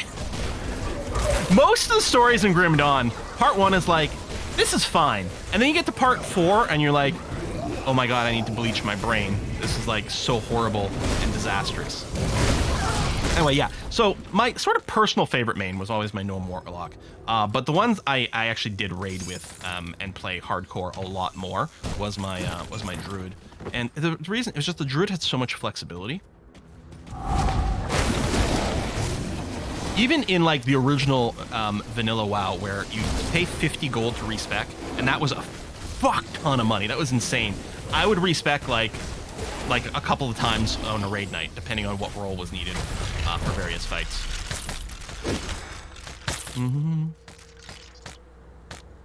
And then when a new expansion came out, playing my druid meant that I could always get into dungeons because I could act as a tank or a healer as needed. Especially later on when they added like that you could have like a couple of specs and you could swap between them. So I'd have like a feral build that I would use for like my solo leveling. It would be spec'd more towards tanking, so it wasn't the ideal for DPS.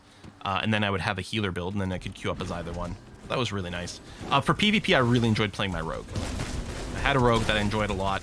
I never raided with her, so she never had like stonking good gear, but she's a lot of fun to PvP with.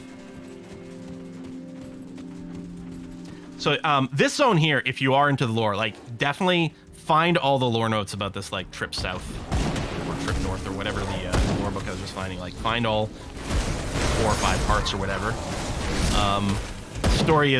The story is dark, baby, but it's okay.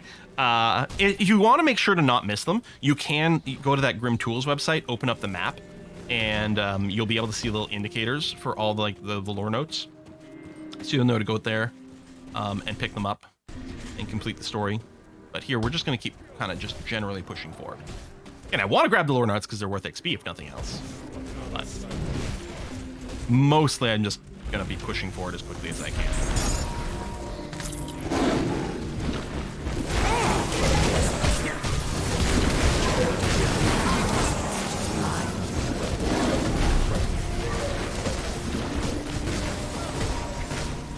So I think I have an attribute point I didn't spend.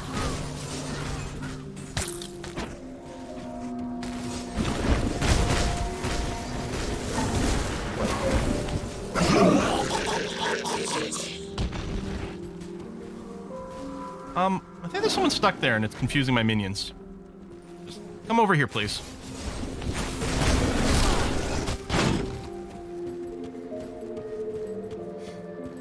Starting Grim Dawn, any recommendation how I should build my warder?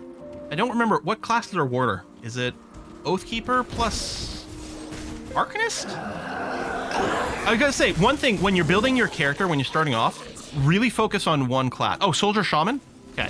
So, generally speaking, you don't want to split your stuff between two classes too early. You're going to want to focus early on. You're looking for one ability that you're going to use as your primary damage dealer, and ideally, you want something that can hit more than one thing at a time to help you clear packs. As you get later on in higher difficulty, single target DPS becomes more and more and more important. But when you're starting off, the thing that is the king is AoE to clear packs. And here's the thing. You can like level all the way to 100 in the game and clear every piece of content simply by using Force Wave on the soldier. As a shaman, if you want to focus more on that first, Devouring Swarm is your friend. So you're either going to want to cap out Force Wave on your soldier side or Devouring Swarm on your shaman side, and like focus on one of those two to get started, and you're probably going to have a great time. And then after that, you know, things that kind of support that vibe. Have a bunch of points in both Force Wave and Swarm. Yeah, so you probably want one of the two. With Force Wave, it's going to come online like crazy when you get to Act 2. Because there are these trolls you can kill. I think, I'm trying to think. I feel, and you can take a look at this in the, in like the Grim Tools DB thing. I think, is it the trolls in Smuggler's Pass? Or Dead Man's Gulch? Something like that. They drop a weapon, a two-handed weapon, that dramatically, it's like +4 to your Force Wave, and I think like increases its range and decreases its cooldown, or something like that. It's just God tier. You get that, and then yeah, you're just... Oh, Smuggler's Pass, saw it in last stream. Oh yeah, because there's the unique dude, the Bone Crusher dude, but I think I feel like there's another item. Anyway, if I were leveling... Personally, if I were leveling someone who was Soldier Shaman, I would be all about that Force Wave. But it suits my playstyle very well. But I do know that a lot of... it's very easy to level as Shaman with the Swarm as well. So yeah, that's what you want to focus on. Make sure you've got one of those types of skills capped out. And then you're not even worried about your endgame build. Because you're probably going to respec your character at least 2 or 3 times, even if you have everything completely mapped out from the start. Because you go through these sort of like different phases where different things are more important. And like, there could be some like deep in your tree things that are really good, and you're going to base your entire character around there, but you're not even going to start getting points into that until you're like level 40. And you might not be until level like 50 or even 60 that you're going to have enough points to support it and make it really good. So you're looking for like some sort of early skill that's going to give you your AoE. Got a shrine up here. Is this the locked shrine that I can't do? Yeah. Remember earlier I was saying that in the Blood Grove, which I still hate, and I still think I have to go back and do a quest there, there's a Chthonic Rift over there, and in there there's an item you get. Well, that's one of the 2 or 3 items you need for a quest that will eventually let you unlock this. But I don't care that much. Well, it's not that I don't care that much. I don't know if I can do it right now anyway. So I'm not going to stress. And you never need to do it if you don't want to. Again, there's a cap of 55 devotion points, and there's way more than 55 devotion points worth of stuff in the game. Not just on normal difficulty. If you got every single shrine, you wouldn't be at 55. But I think you'd get there by elite.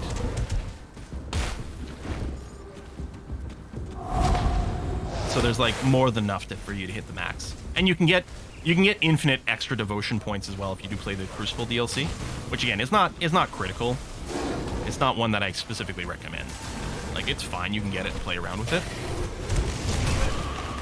but it's not a real expansion. It's just a side DLC.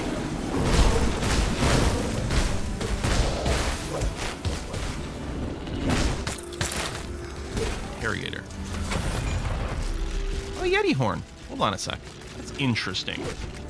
Let's take a look at that.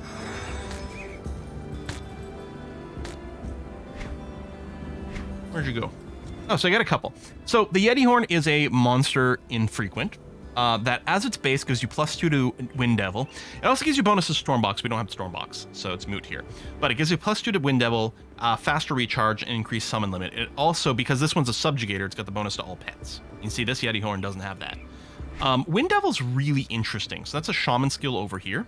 They're not real pets. They are indestructible. I don't think they have hit points. They just have a limited duration. They live for 18 seconds by default, although there is a unique, I think, that makes them permanent. The big thing with Wind Devils isn't so much, I think, the damage that they do, although presumably you could build around that. And they do scale with player damage bonus, not pet bonuses. So Wind Devil's not actually useful for my character because it's not a real pet. The big thing for it is when you get to Raging Tempest over here, it shreds elemental resist. So a lot of times, if you're doing a build that does elemental damage, you're going to use the Wind Devils over here as a way to shred elemental resistances some more, which is kind of spiffy. And yeah, there's ways you can get them. There's an item that gives you a permanent duration on them. I think it's like really weirdly worded because I think the item actually says something like Wind Devil lifespan minus 18 seconds. But by setting their duration to 0, it makes them unlimited in the code or whatever it is. But yeah, but that's not for us.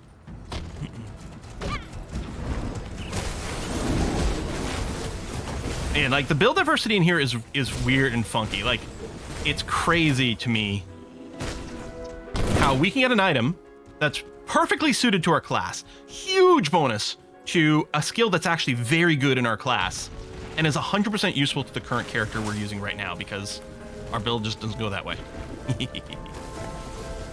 Oh, that's right. The yeah, a lot your pets can proc skills in your devotion tree as well. All right, we've actually covered lots of real estate here. Like, it's funny, like some of this, you know, is pretty close together, but here we've been walking in a very straight line for quite some time.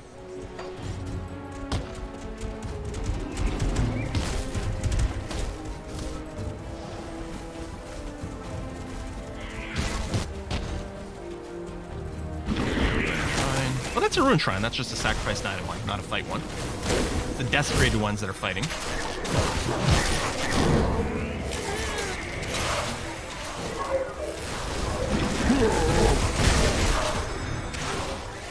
Check Discord.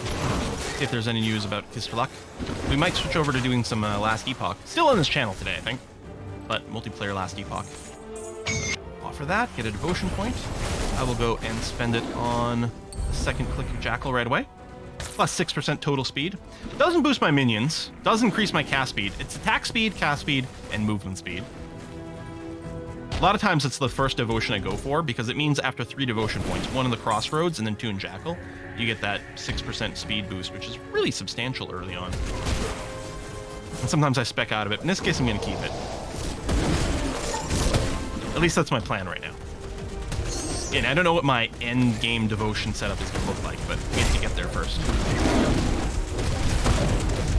Yeah, I love how you can farm specific monsters for items. Yeah, it's really handy. Like,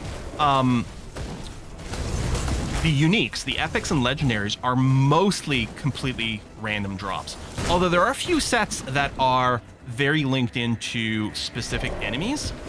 A really good starter is Death Knight, which is Soldier plus Necromancer, I think. Because there is a set, I think it's a 4-piece item set, like called Krieg something or other.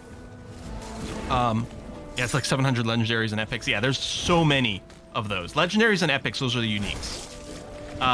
But yeah, it's called Krieg something. I think it's a 4-piece set, but it drops off specific bosses that you can farm. It's not a guaranteed drop every single time, but it's a relatively decent drop rate. But it gives you something that you can target farm. So even if you have to kill, you know, a specific, and they're just out in the world. It's just like, you just like go back to the main menu, come back in, jump to a specific waypoint, and check a couple of spots, go to another waypoint, check a couple of spots for the next boss and things. Anyway, you can get that, and it's like a really good, I can't remember what it does, but it's a really good legendary set for a Death Knight, and it can really set you up as like your first sort of end game farmer, and you'll use that character, then farm the end game for items for your other characters or something like that.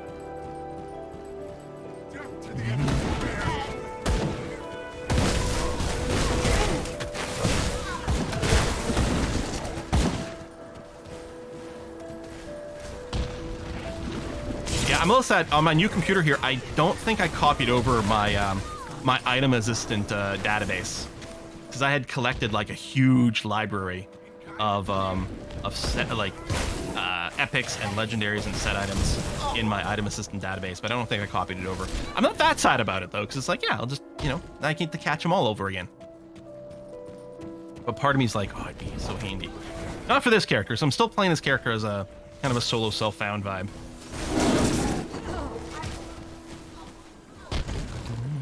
Technically, I started my backup hardcore character in case something happened to this thing at the start of the stream. Now we're quite a bit further in.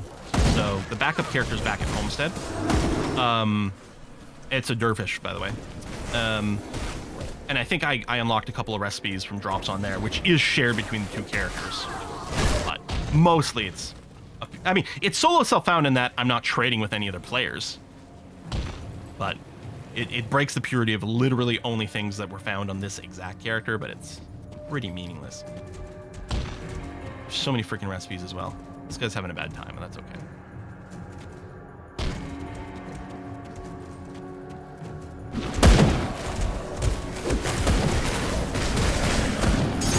It turns out cloud saves aren't the, Oh, you know what? I just realized. I have my freaking cloud backups from Carbonite. I could get my, I get my item assistant stash in there. I'm still thinking about just starting over from fresh, though. Just for funsies. But yeah, I have cloud backups for my computer.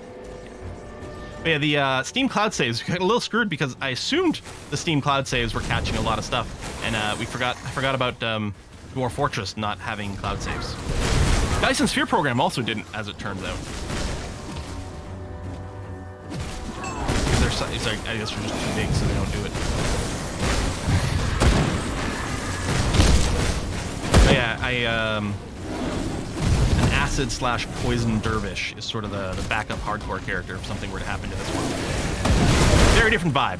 Dual weapon, up in the face, slash. Burn everything with green stuff.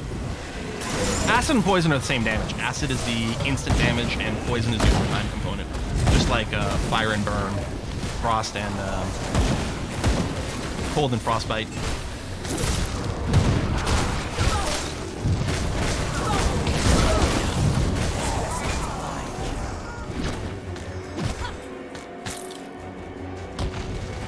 All right, that's cleared.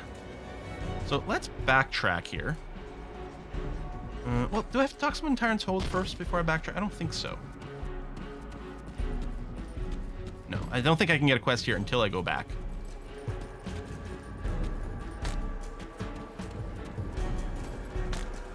Oh, by the way, this is the illusionist here.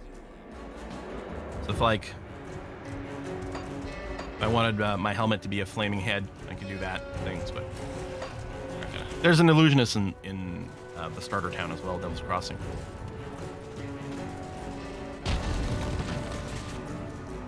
Maybe what I'll do as well is I'll go back to the Blood Grove, as much as I hate it, and find that quest that I missed. I think the follow-up is to get the Chthonic Blood, which I probably have enough to turn in immediately as well. Why do you have... I've already informed Creed of your... Combat Medic's mark. You're here with the cult.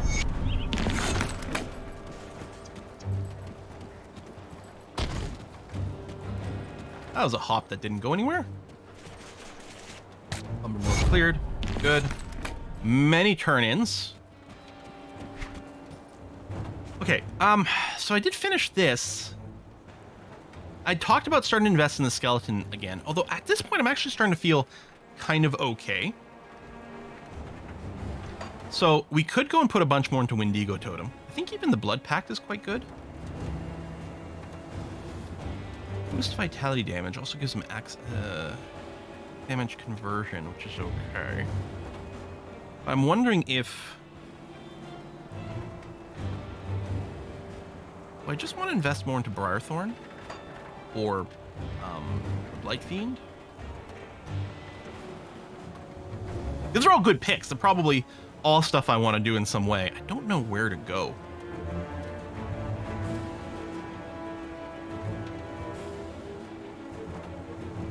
I'm very curious about Reap Spirit. I've never used it. So it turns us into a caster because we like zap people for Aether damage, which then summons Wraiths, which do currently cold and vitality damage and scale with pet bonuses.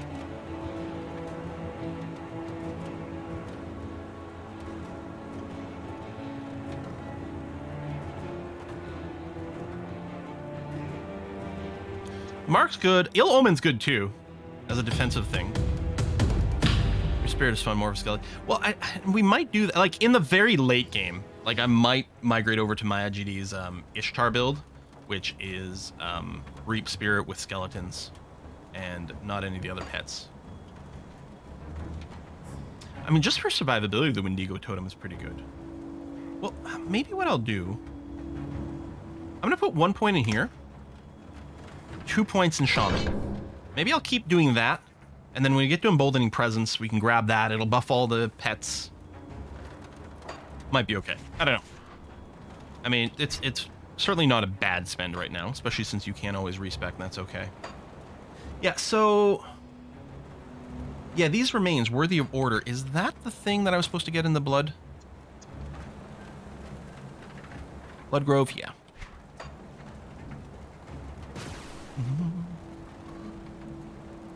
But yeah, at least now that I've gotten all the badges, the only stars that'll be visible... Oh, there it is, right there. Are the ones for that quest.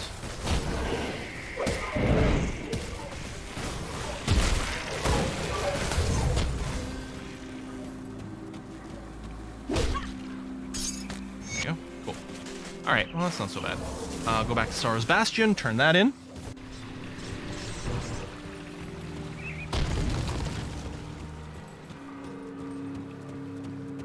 Arcanist, Demolition is fun. Yeah, I mean, so many of the classes. Like, every class combo, you can beat the whole game with. What you're ideally looking for when you're picking a class combo, ideally, is the big thing is you're going to look for skills that shred enemy resistances. And ideally, you're going to see if you can stack two classes that both shred the same resistance, and then base your character around doing that particular style of damage. It's not as clear-cut as that because there's lots of items in the game that transform your damage from one type to another. And so even if a particular damage type isn't really represented in the class in and of itself, you can get more of it than you think when you factor in all the possible like epics and legendaries and sets that are out there. But that's sort of one of the things you'd be looking at. So like Necromancer combos quite well with another class that is interested in physical vitality or Aether, and maybe also include something that can shred one of those resistances as well. There's actually three different things, three different types of like text that reduces resistances. Not all of them stack with each other, but the ones that it's like minus blah percentage does stack. So Spectral Wrath will stack with anything else that shreds a resistance. I don't know if Shaman has. We have the Wind Devil, which we're not going to use. Although we could pivot our character maybe as some sort of cold caster, right? This character here could become all about generating cold damage, because Necromancer has quite a few spells that generate cold damage. There may be even ways for us to mod our minions to do cold damage. Like our Blight Fiend over here does quite a lot of acid damage, but maybe we can get an item that converts the acid and poison damage to cold/frostbite. And then all of a sudden, because here's the thing, Spectral Wrath doesn't even strip away acid and poison resistance, which means we're not actually helping our Blight Fiend with our Spectral Wrath over here. And we're not actually helping our Briarthorn. Yeah, hold on. I mean, well, we're helping it because of the physical damage part of it, but that's it. But yeah, we could pivot to some sort of cold thing, in which case we'd use the Wind Devils to help strip away more elemental resistance and do a whole vibe around there. That is a very viable path. Okay, we did that. Yep. Go on. Yeah, I already got the Chthonic Seals. Great. What's next? Good. I'll get those in. Cool. 2 quests in a row turned in. Lovely.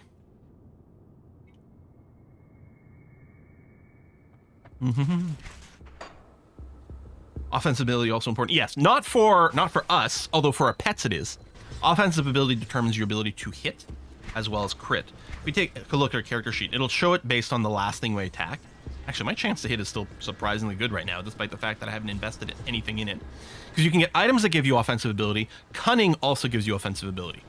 The other important thing is defensive ability, which reduces your chance of getting hit, and potentially more importantly, reducing the chance to be crit. Because crit is such a big burst amount of damage, you really kind of want to be never crit ever if you can avoid it. Defensive ability goes up with physique, which also gives you... Both cunning and spirit also give you hit points, but physique gives you a good amount of it, and gives you defensive ability. And since my character doesn't really do that much directly currently, I can just dump all my points in physique, which is nice. I think most characters will drop the majority of the points in physique. Like, it's one of those things, like, if you don't know where to spend your points, put them in physique and you'll pretty much be okay. All right, so we're at the fort here. Let me just check Discord and see what the situation is over there. Okay,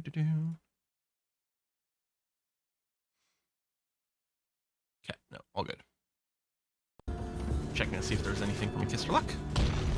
Well, starting last epoch, there was not yet, so we're going to keep doing this. Paladin, I transfer as much damage as I can to fire, which is great, but the Oathkeeper before that is pretty middling.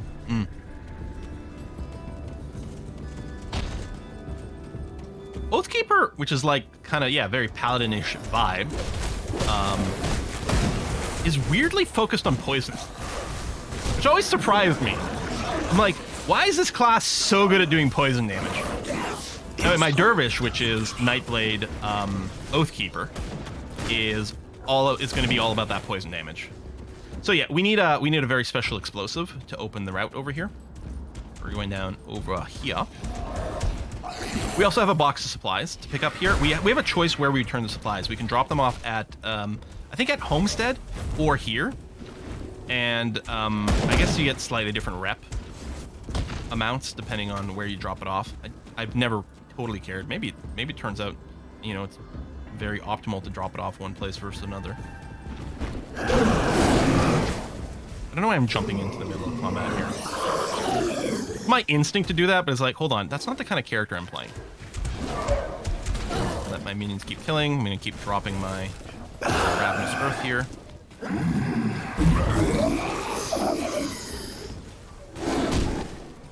Thank you. Let me resummon my minions just so that they're right here.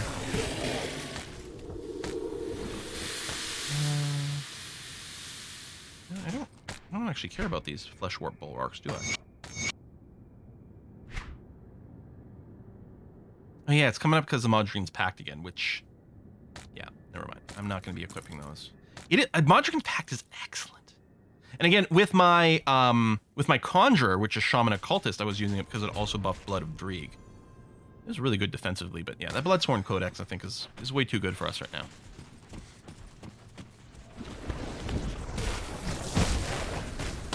Yeah, what Luxel is saying, a lot of times you're mostly picking up the other stats to make sure you can equip gear.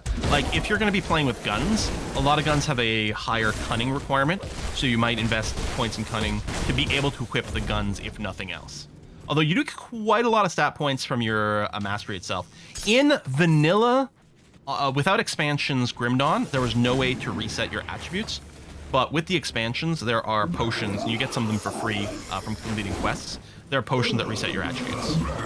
So what might happen when you're leveling is you might have to put more points into your attributes just to be able to equip some gear. But then by the time you get to the end game, you've like capped out both your masteries and stuff, and so you end up having enough points that you don't actually need the spirit or the cunning, and you rather put it all into physique so that you don't die. In which case, you can just drink the attribute reset potion and do that. I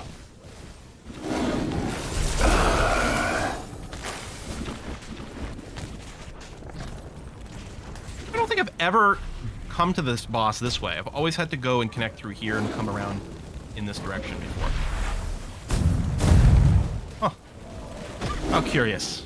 Well, I'm just gonna chill here where I'm mostly protected and let my minions slowly chew things away. Minion builds are so odd because they play so differently from every other character in the game. I'm gonna resummon my minions, so you're gonna build it. We'll just fight here.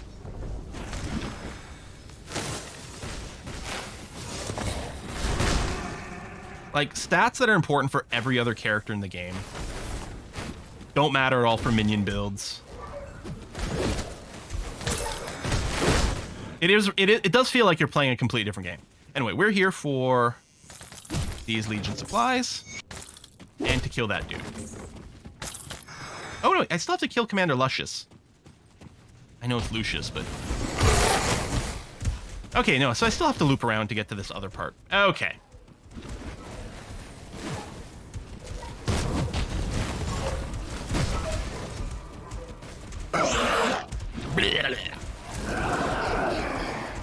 Oh, sucks to get an item with a great buff, but for a slightly different class. Yeah, I mean, I'm already way into like altitis in most games, right? I always want to try all the classes and all the combos, but in ARPGs, especially with so many different classes, and again, even within the same build, like we're getting stuff that's for my classes, but not for my build. You get it, and you're like, hold on, I got to re-roll a character that can use this right now because it's too interesting. Go minions, kill. Is this... Wait. I can't actually go through there. I just realized. I think my minions were flipping through or on a resummon or were able to attack through anyway. And there's tons of secrets in a lot of these dungeon type places. But, I don't, like, if you mouse over your walls and stuff the first time you're here, I'm probably missing tons of them. Which is too bad, because there's like extra loot chests and stuff, and it's just cool. I mean, who doesn't love finding a secret door, right?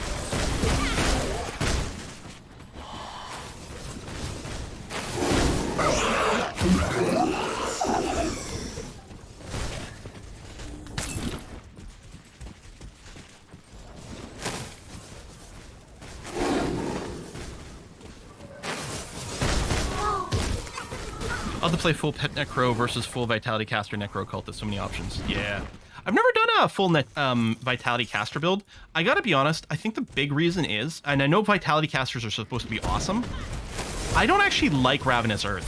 I find it awkward. Now, maybe things are different if you do a build that's like fully done, but I know that like Necromancer or Cultist, a big part of it is using Ravenous Earth, I think. Maybe I'm wrong. Maybe I'm getting confused with a different one. There's some build out there that's quite good that uses Ravenous Earth as an actual attack as opposed to what I'm using it here to just trigger a devotion skill. But it's like, it's kind of short range. I find like the objects that come out of it are kind of awkward. Now that might feel very different when you get to higher level just because the type of killing and the way you deal with mobs feels very different. The stuff that feels really good at low levels and really bad at low levels tends to invert when you get to higher levels because of a variety of reasons.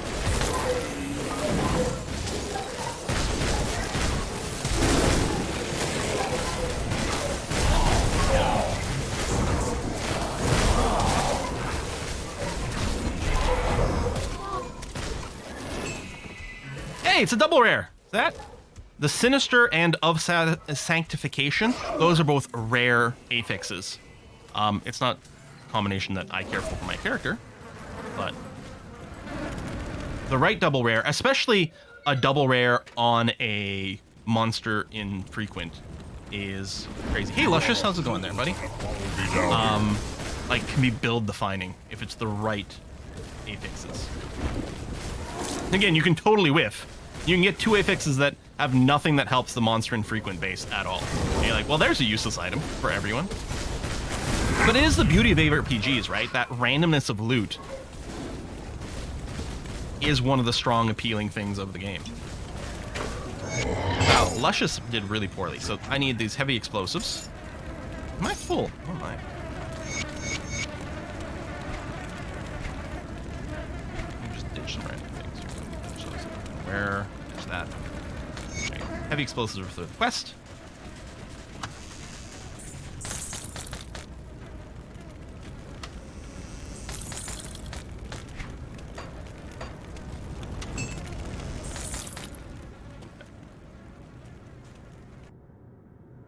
A Wendigo totem only heals with mobs around? Really?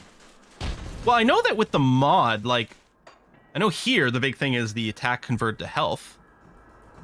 Oh, is it supposed to drain? No, it just heals. Does it not cast mend wounds if there's no mobs around? I'm not damaged, so I can't really tell right now. Yeah, I gotta go and dump this inventory here.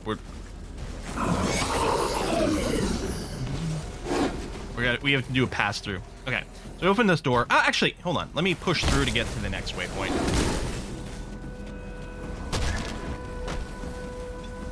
So try not to die. If I was running Grim Internals here, I'd be like, what am I taking a bunch of damage from? But mostly I can probably just check my resistances and figure it out. Yeah, I think, yeah, this green stuff is Aether. Oh yeah, we're not running dual Aether wards anymore, so only 23% Aether resistance. Yeah, there's a lot of green glowing guys here, so I think there's a fair amount of Aether damage going on. Minions, could you kill this dude, please? Minions, thank you.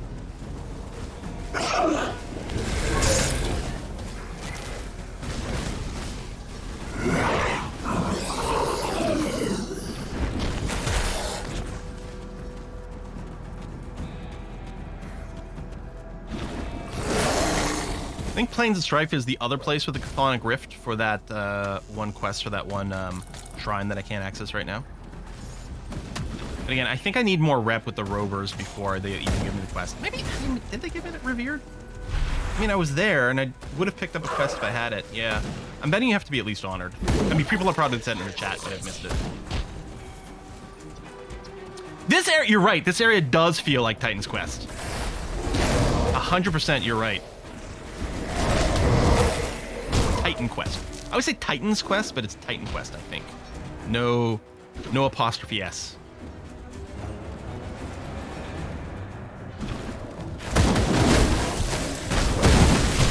My pierce protection.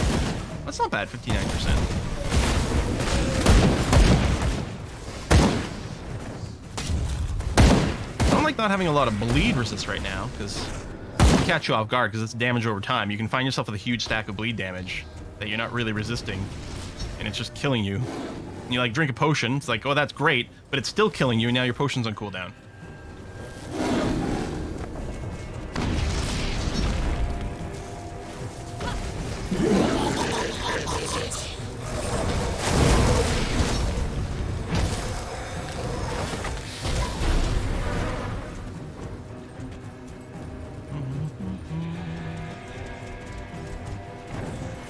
There's the other Chthonic Rift.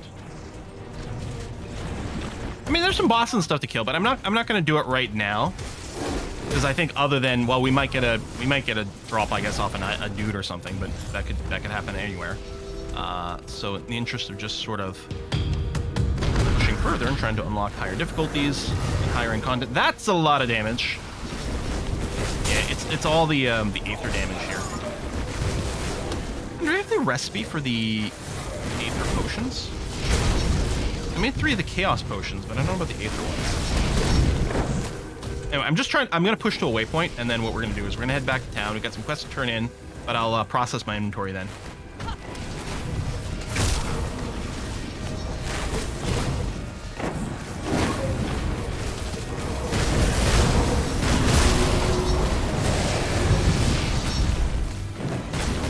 These towers are annoying, you do have to kill them twice.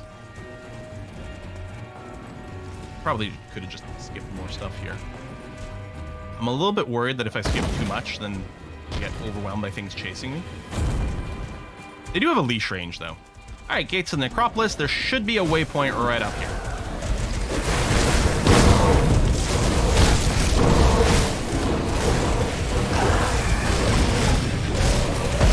highlighting because it's got a bonus to Oak Skin, which is a modifier to Mogthrigan's. But I don't actually have a rank in that right now, so it wouldn't help. And it's just a +3 to 1 sub skill, which isn't a big enough deal. There's the waypoint. That one might be defended. Let's make sure to clear on our way there.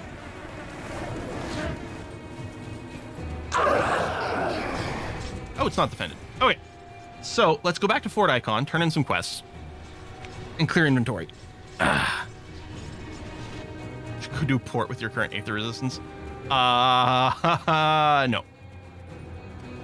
So the port of was it Val something? Can't remember the name of the town. That's one of the roguelike dungeons, We huh? cannot simply march. All right. Yep. Go to Necropolis. Well, we've done that already. Here, I'll give you the supplies. So it gave me rep with the Black Legion. Oh yeah, that's what it is. I get rep with the Black Legion, lose a little with Homestead, and if you turn it in the other place, it does the inverted thing. Either way, you get the extra bag. Hooray! All right, let's talk to a vendor here. Oh, you want me to go and assassinate the witch, right? Yeah. I'll give you a good price on what I've got left. Almost like spectral binding. Do you use spectral binding? No, the rest of this is not in for me. No. No. Oh, Iron well. I like to dump all my components first. Safe storage, no questions asked. I'll hold on to that for you. Come see what's left of my wares. No, I do have to start paying attention maybe to like if there's just resistances, but Storm Totem we don't do. Storm Totem Store Collars pack. Wow, that is a great item that actually stacks nicely with some stuff, but it's not for us.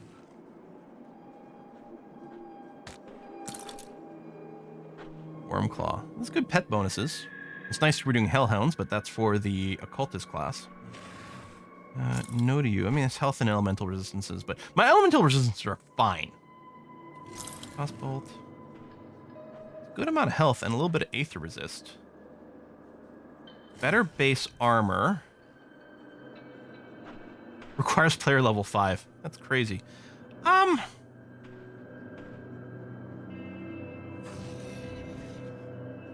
I am a little worried about my survivability. I really feel that's probably not going to be worth wearing, but let me just put it in the maybe pile for a second.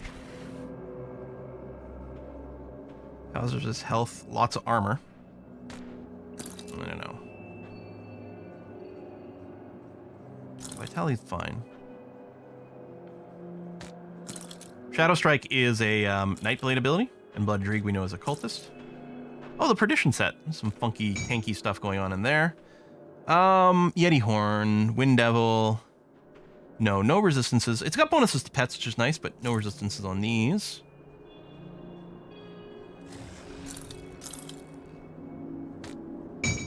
Touch Malice, fourth wave, you're playing a soldier. That's a lot of cold resist, which I don't need. I don't need Ice Peck, no. Aether and Elemental resist, and a crap ton of health. Okay, if I'm going to replace my helmet, it might be with that one.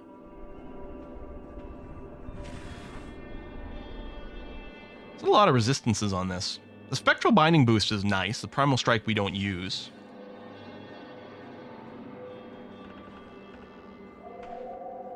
Oh, but our current thing has decent resistance as well, so no. Defense, Chaos. Replacing, admittedly, some pretty old rings. Let's take another look at that in a sec.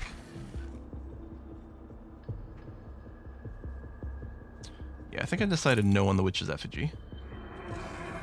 No on that. I'll check the blues after. Since apparently I'm just going to hoard the blues regardless.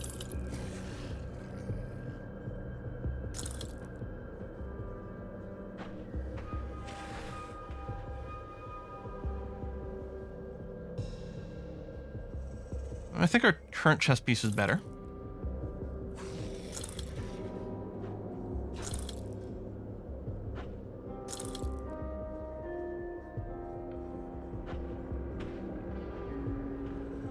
Again, no, I think some of the other helmets we're considering are better than that one if we are going to swap. Oh hell, we got a medal that gives us pet bonuses. I don't like that it doesn't have resistances on it. It's nice that it's got 4% health. I don't think I can justify wearing this, unfortunately.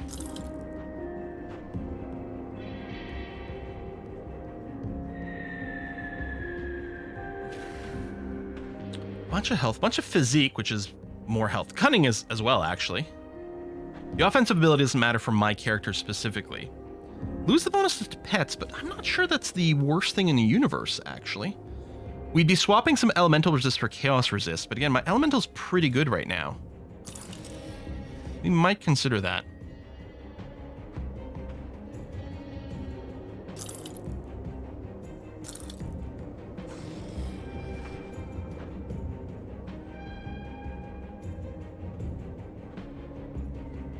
No. We'll take a look at the blue items after. So, Codex for Codex.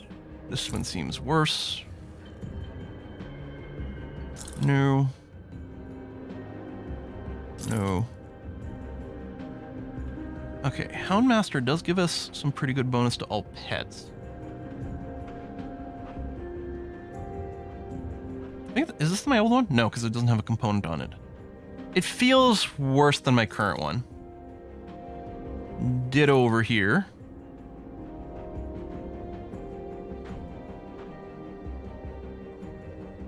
No.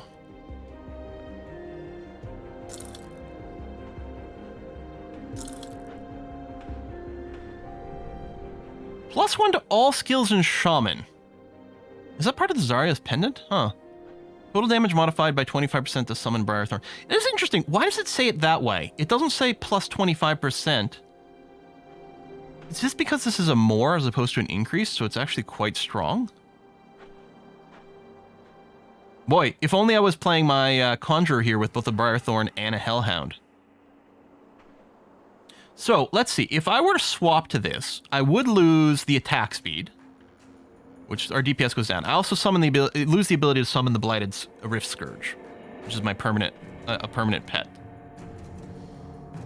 Lose some vitality resistance, gain a bunch of health. Excuse me. Huh.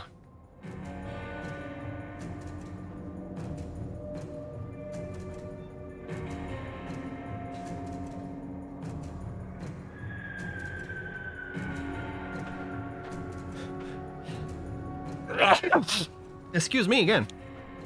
I'm not I really want to wear this, but I'm not convinced that losing the permanent pet is worthwhile. I might just end up banking it and then probably never using it, but we'll see. Okay. Speaking of bank, let's go over here. We can bank the blues and also check to see if I'll keep your stash safe. there anything I want. No. No. Adala's Will is +1 to all skills in Necromancer. Hang on, we'll take a look at that a little bit more. No. No.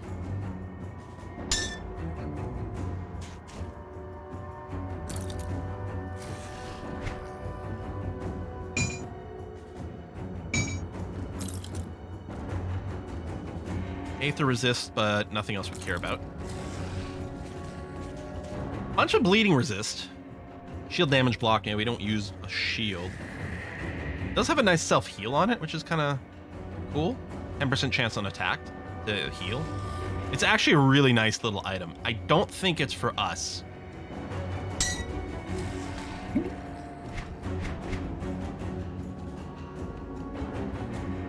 So when we get to level 40, we could use this, but yeah, it's mostly increasing fire damage and Hellhound boost. It's not for us. Heart of the Wild is one of the mods to Modrigan's Pack. This one gives more hit points. No. No. Okay, let's consider Padala's Will. So, our current item doesn't have resistances anyway. So, we don't have to worry about losing resistances. We do get health. Skill cooldown reduction, then string. +1 to all skills in Necromancer. Bonus to all... I don't think it's better than our Bloodsworn Codex.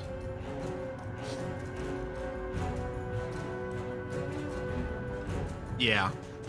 No, it's not better.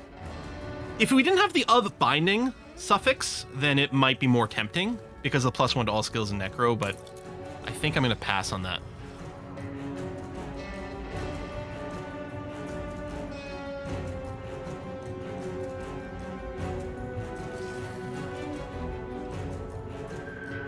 So a fair amount of health and the chaos resist.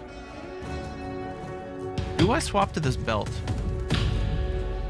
There's going to be a lot of health. Let's see. We're at 5,800 health. 6,100. So another 300 hit points. Man, lose a little elemental resist, but we gain chaos, which is currently a weak point.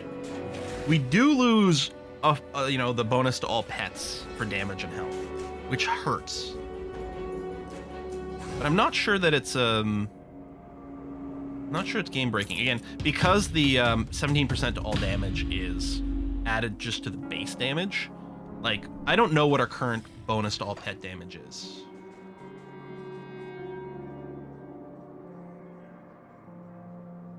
%142%. So that an extra 17% on top of this isn't that much extra DPS. It's some. But I think the survivability of this belt is currently better, although I'm going to be eager to look for a replacement. I think this pendant is very appealing. I don't like losing the vitality resistance, and we're going to lose more pet DPS. Well, sort of. We're going to lose the 17%, the 7% attack speed, but our Briarthorn is going to get a fair bit stronger. Oh yeah, but we lose the pet. Yeah, I don't think I want to lose. I'm going to keep this here, but for now, I think the extra pet's quite good. We can't put points in the Blighted Rift Scourge, right? Eventually, it's not going to keep scaling, so eventually this is going to become unappealing, but I'm going to suggest that it's still fine for now. And this ring, was I just looking at it just because of defensive ability and the chaos resistance? And because my other rings are kind of obsolete? Yeah, but this one's not actually that helpful now. We'll sell that. Okay, helmet-wise, I feel like we are going to do a helmet swap. And I'm wondering if the Thunderstruck Plated Helm of Vitality might be the way to go.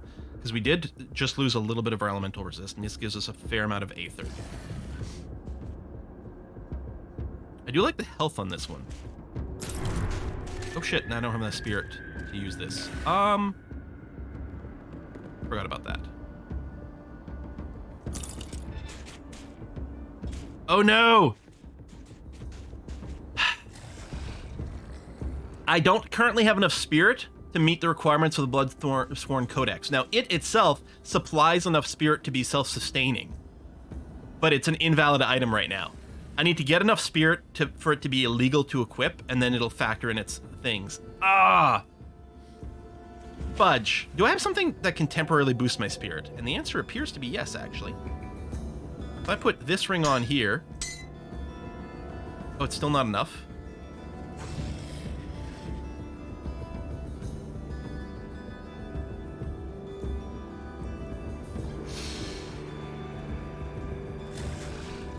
It's safe with me. Oh, Promise. I've got levels.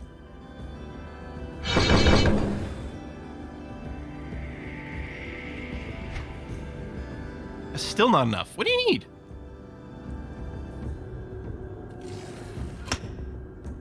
Fine. So just like that, we go from 360 spirit, then this becomes active, so now I have 390 spirit. So...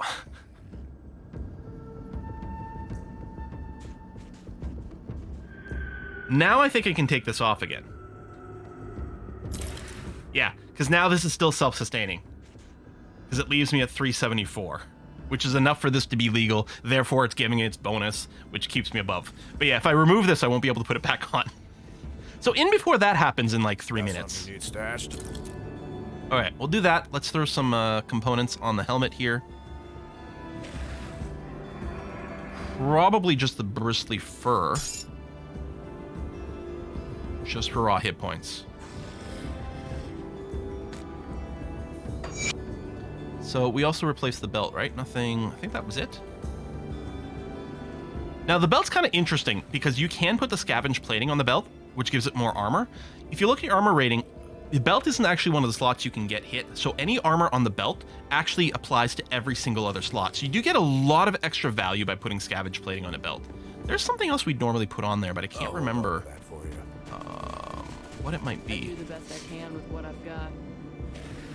Well, apparently it's a component I don't have right now. There is something else that you often will put on a belt, but I can't recall what it Got is. something you need stashed? Oh, thank you. Swap the ring back. Ooh. I don't know if I can. If I take this ring off, I'm gonna lose 17 spirit.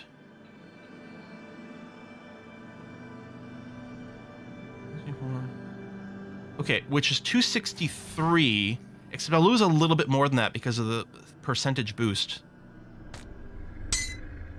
Oh, okay. I've got 1 spirit to spare. Whew, okay. Yeah, I don't know. I'll just put the scavenge plating on this. Call that good enough. I'm just going to bank these. I'll probably never use them, but part of me's like, well, you considered maybe using them, so let's go ahead and leave that there. I'll hold on to that for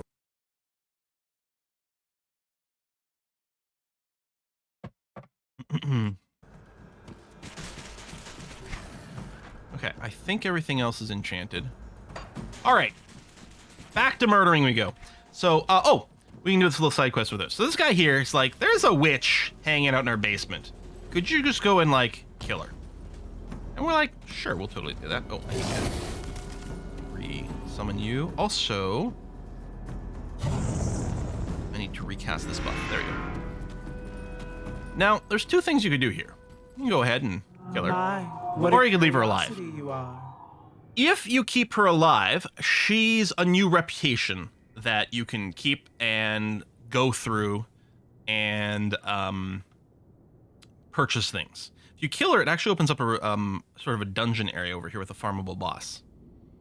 You know what? I'm a necromancer. She's sort of a necromancer. We'll say, yeah, you're cool. Why should I trust you? Yep, I'll defy Reeve. Okay, cool.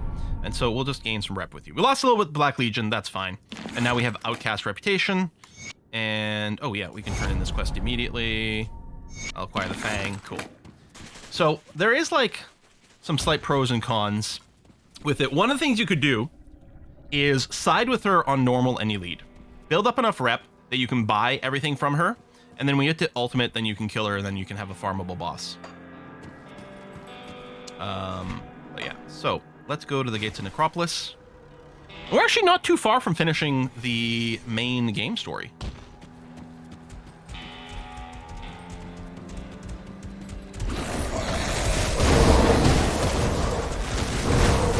We're at 67 hit points now. Oh, just dropped. Is there no, what aura is tweaking my hit points? Is it Shepherd's Call that's also buffing me? No. Maybe one of the enemies might have been reducing my my max health.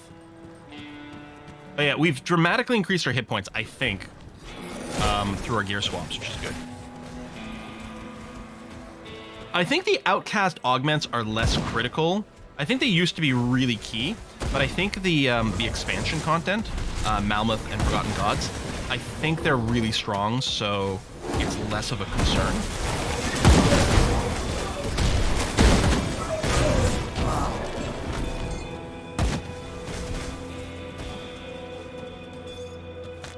Yes, rep does carry over from difficulty to difficulty. Although you can make choices, like if there's a choice of like faction A versus faction B, if you make a different choice, then obviously that'll reset your rep to the new faction. You'll have to start that over again. But otherwise, yeah, rep carries over. So I'm not gonna be maxing out my rep with any factions here in normal. But by the time I finish Elite, there's definitely gonna be some that are gonna be maxed. So these Flesh Warp plates is just, yeah, they're all oak skin, right? No, they're not all oak skin, actually. Well, those are pauldrons. But yeah, I don't think any of these are anything I'm interested in. They're showing up because I've got my loot filter showing me things that are skills for my class, but doesn't mean it's for me.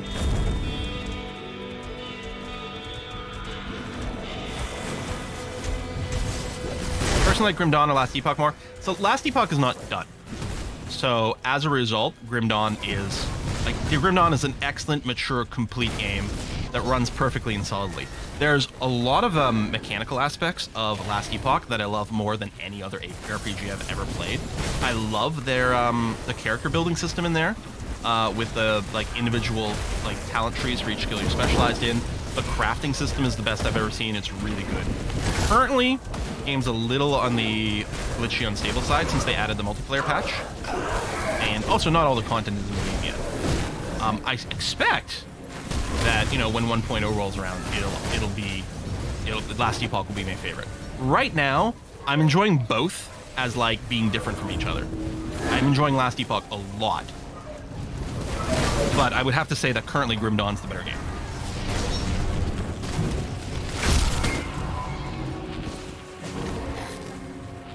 I'm enjoying Last Epoch because it's, you know, a little newer and fresher. I've done a lot of Grim Dawn before. So, you know, but if you're trying to decide which one to play right now, play Grim Dawn. If I'm trying to decide which one to play right now, I'm going back and forth because Last Epoch is new and interesting to me. Last Epoch is a crafting system, yeah, where unique items can be modified so you can use them as you level up. This best feature of the game. Kill that in Grim Dawn. Yeah, I don't know if it's the best feature of Last Epoch. It's a really good feature. Last Epoch has a lot of good features. But yeah, the idea that you can upgrade unique items is stupendously cool. This is a side dungeon that we can get bounties and stuff to go in there. I don't think there's any reason for us to go in there right now. And there might be a specific monster infrequent in there as well. Maybe even one that's useful for us, but I don't know. It's something to You can buy Grim Dawn plus Last Epoch for less than D4 entry price. Yeah, Diablo 4 is ridiculously expensive. And I mean, I recognize, like, there's a huge amount of production value that went into it. The visuals are huge, like, great character modeling, animation, effects. The textures are top-notch. Oh, there's a shrine in that side dungeon. Is there? Shit, let's go.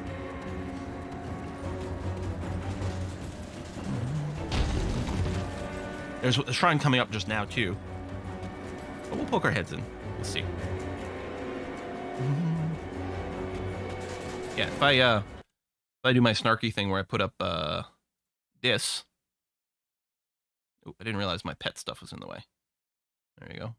Right here. There you go. So yeah, if your priority is like best cutscenes, then you play Diablo. If it's anything else, then you play anything else. I mean, Diablo, I'm sure, is going to be the sort of thing it's going to be worth playing through once for the story, if nothing else. But which game are you going to invest 500 hours in or beyond? And that is harder to justify, though, you know, playing through the game once for the story with Diablo 4, given its price. Like, it's like, you know, the story might be good, and I expect it will be probably pretty good, because Blizzard does put a fair amount of work in its writing. There's lots of critique we can level at Blizzard, both in terms of the products it makes and also some of the company things. Anyway, but generally speaking, they do try to go kind of all out on story and cutscene and things and be drama llama. But again, I really like the story in Grim Dawn. I think it's really good. You have to sort of self-discover it by reading lore notes, but it is really strong.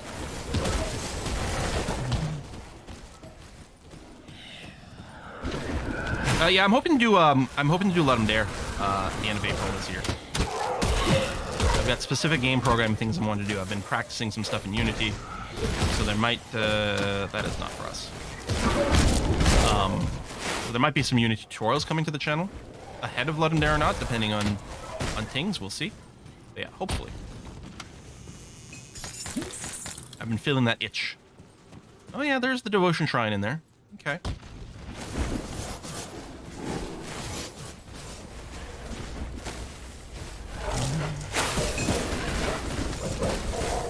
I also expect the Diablo 4 multiplayer code to be pretty strong.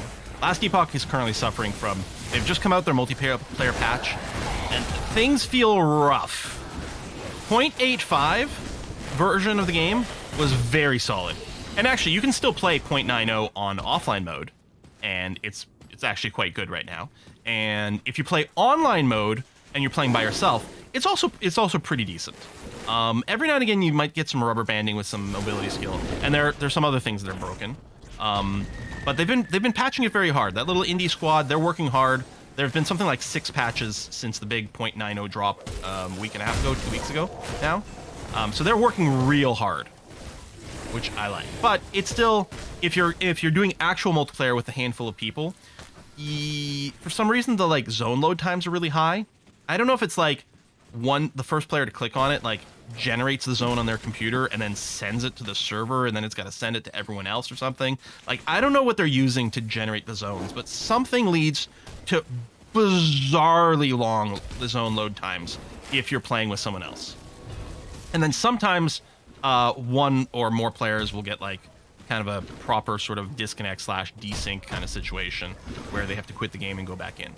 And sometimes it doesn't even fix it, and you just give up for the night, which is what happened on Tuesday, my gaming group, which was very frustrating. So hopefully they can get that tackled, but because right now that aspect it doesn't feel good. But everything else about the game, last debug, is pretty compelling. The mechanics are great. And yeah, solo gaming's been fine.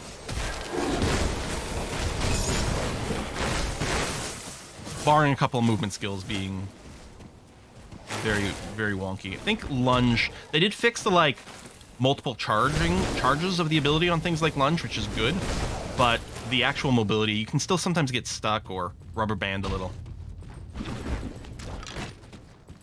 And so how much of an issue that is depends on, I mean, sort of where the hell am I going? Oh, okay. Sort of personal tolerance levels, but also what kind of character you're playing. Some characters aren't going to be affected by it at all, and others are going to be affected by it considerably.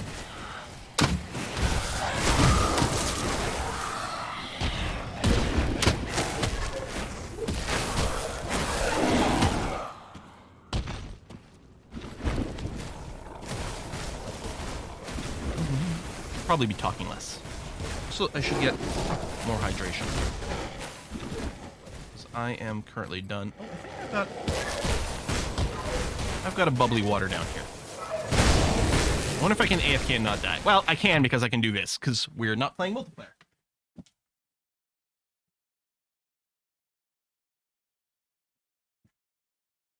There you go. It's room temperature at this point, but that's okay.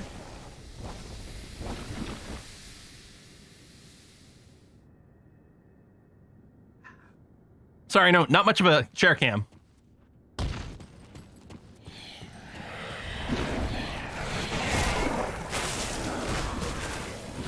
Hey, Plagueis the Decrepit. So there's some, I don't know if it's just bounty table. I feel like there's you get a side quest specifically kill from someone at some point. But maybe from like one of your factions, like the Order of Death's Vigil / Chthon's Chosen. I feel like there's something like that.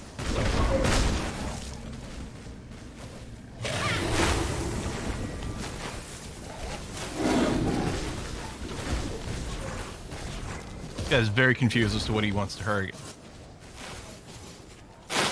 Good job, minions.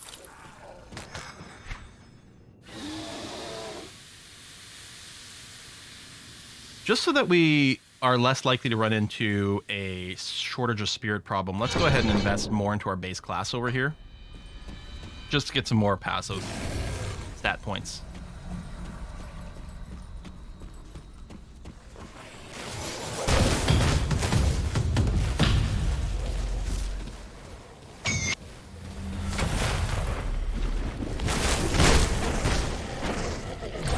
Okay, we're gonna finish the Jackal.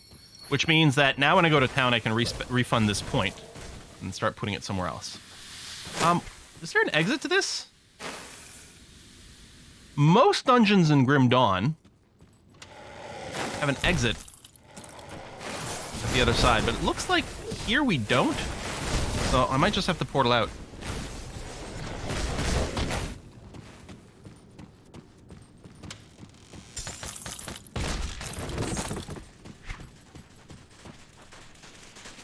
Oh, well, I guess we'll do that. Not going to run back through here. That's too long.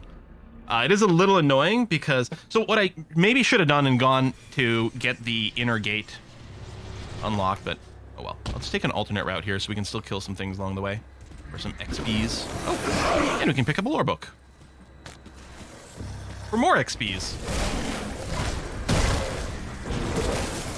So yeah, anything with the Wraithbound is one of the pet affixes. If that were an item that also has a bunch of resistances or just generic health boost, it might be worth looking into, but I don't think it is. No, we'll just ignore that.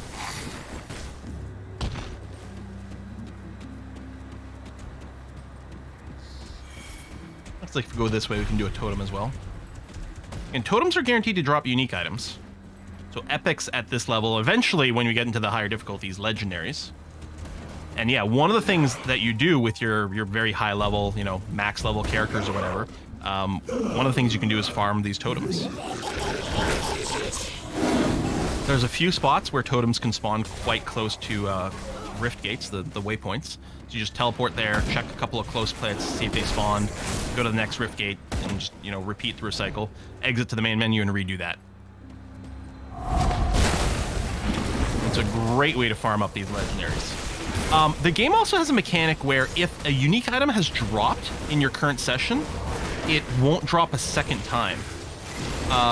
Now, it doesn't really matter too much because the pool of legendaries or uniques is so huge that you're very unlikely to get a dupe, even if you do exit to the main menu and reload. But technically, if you don't exit to the main menu and reload for as long as possible, you're that much less likely to get a duplicate item, which is a nice touch. You know, so we got Dreadnought foot pads, which doesn't help my character at all, but I'll put it in the bank. We'll start hoarding because we can.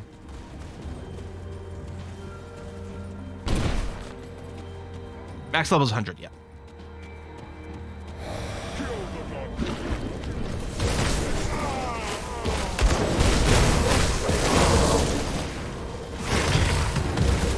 Veil's Edge.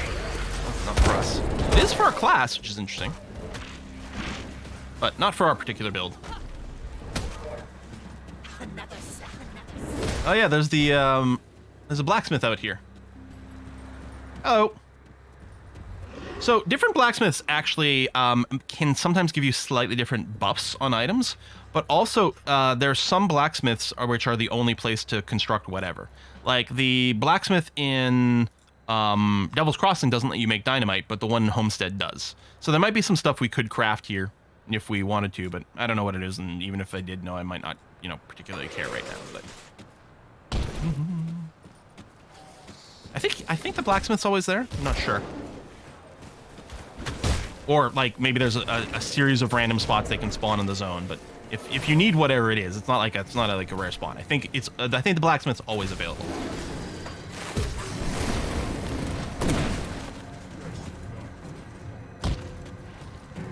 There's a super blacksmith standing out there as well. I don't think I know about that. Okay, so that's the place where we just were. Just taking a slightly different route to... I thought to kill more stuff, but apparently it's pretty empty. I think I want to go up this way. There you go. Now we're back here where we can see the shrine on the map. Oh, this is one we're going to have to fight for.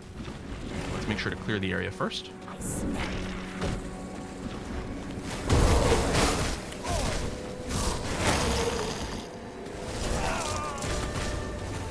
of my dudes.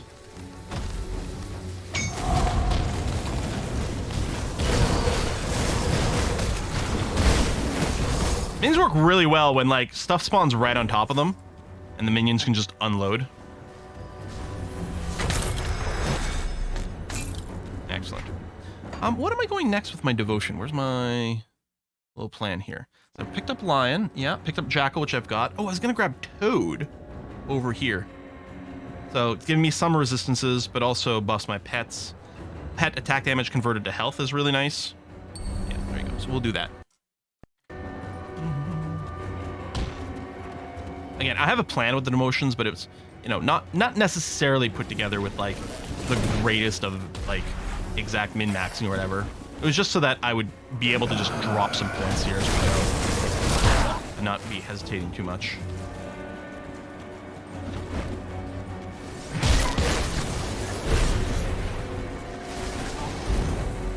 I start to lose interest in RPGs and turn into super tedious inventory management simulators. A mod for this lets you turn one of your stash tabs into actual item database. Yeah, Grim Dawn Item Assistant. We were talking about it earlier, and I loved it. Love it. I actually don't have it running on this computer yet, but I'm gonna have to install it now. Because yes, I'm very much like, you can just not keep the epics and legendaries that aren't for your character, but that feels bad. You know, you want all those. Collecting the sweet gear is cool. And if you could have it in a nicely organized external database, it's all the better. Go, minions, go. Another wave, okay.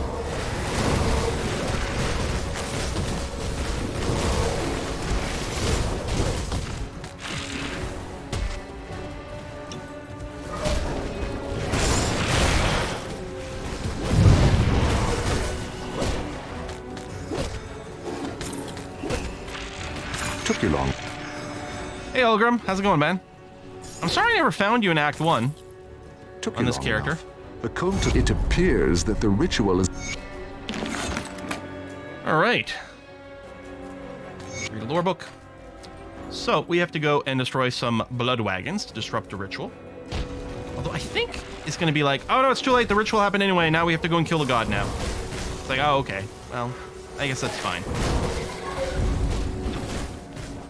Yeah, there are not enough stash tabs in the game to collect a copy of each unique. Again, there's something like 700 epics and 700 legendaries or something like that. Like, there's a giant pool of, unique items in the game.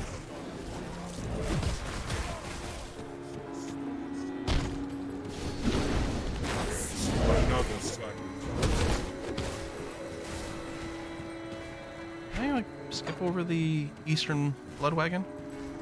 I thought it was right over here. No? Maybe it's a little further. There's one I always miss. I think the northern one I always miss. It's not as north as I would think. It's a little more central. I mean, Unix, yes, yeah.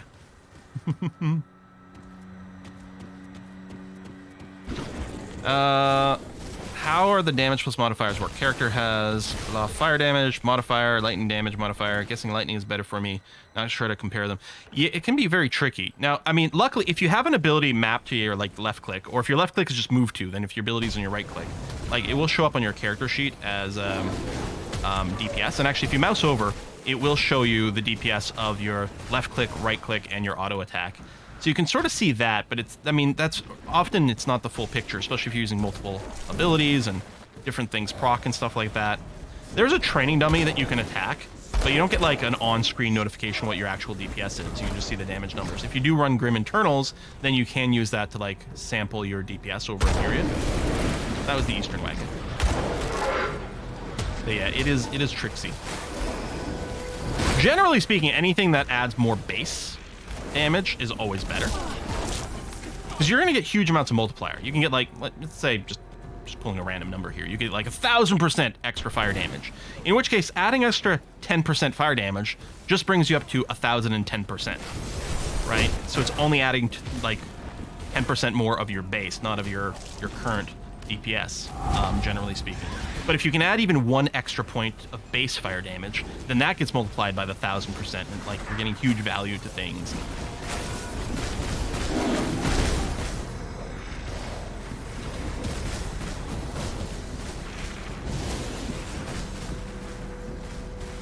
These be killing faster. That's tough.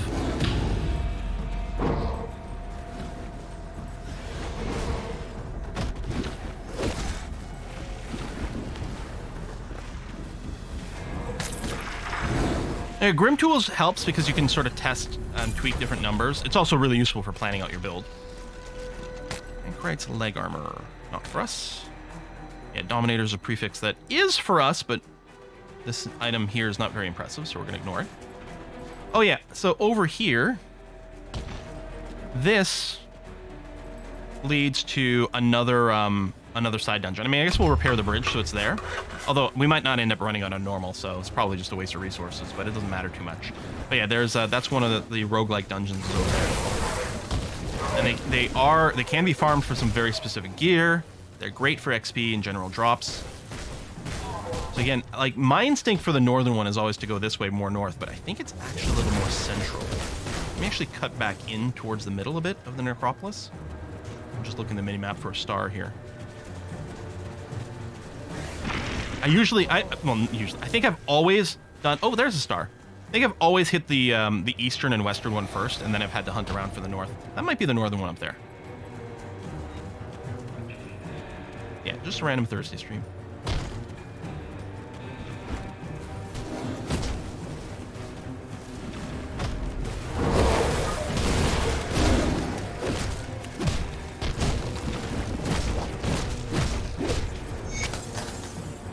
God, I actually got the northern one first.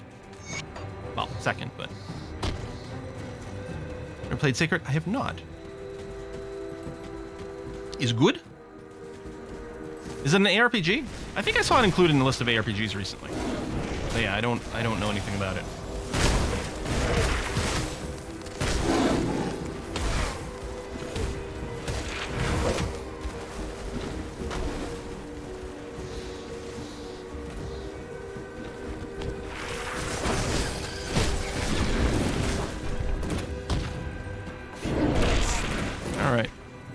Where's the western one?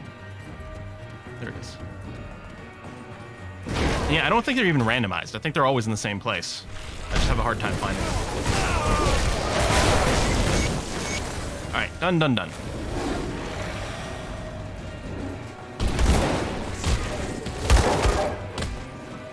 Or maybe, yeah, maybe disrupting the wagons was never for disrupting ritual. It was mostly so that we just access the inner sanctum.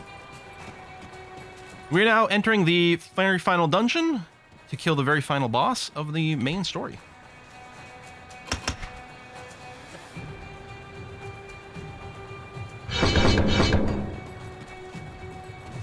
Let's go.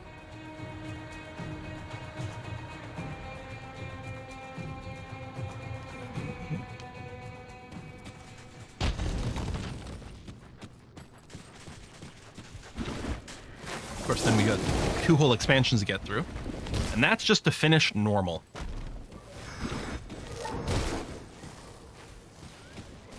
Alright, could you die a little faster?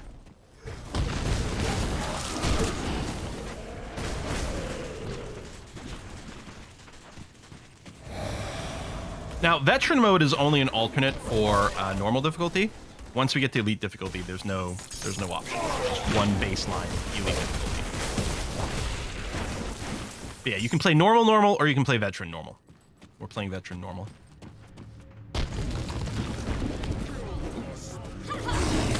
You summon?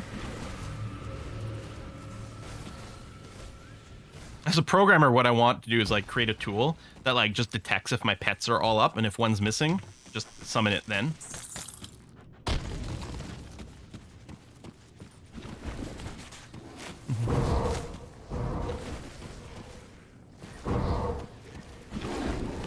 A lot of times I don't bother clearing all of Elite. I'll often do a full clear of normal, like you know, the expansions, or at least most of it, but they're pretty good. And then Elite is mostly just like, I'll just burn through Elite to just the main quest, not the expansions, just to unlock ultimate difficulty. And then in ultimate difficulty, you do full clear. Just the reason I do it on normal is it's nice to like get a bunch of the reps farmed up as much as you can on normal there.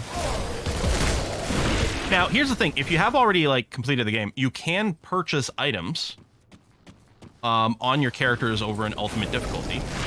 In the Forgotten Gods expansion, there's a vendor that sells items that you can transfer to your new characters and just have them instantly gain access to the higher difficulty levels.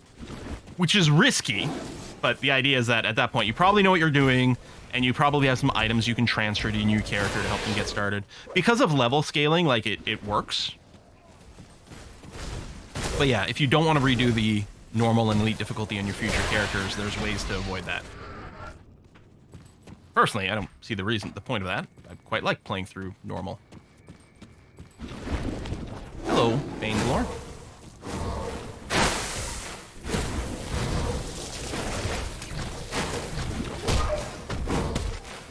You're not supposed to be attacking me. You're supposed to be attacking my minions. Which I guess you're doing because one of them just died.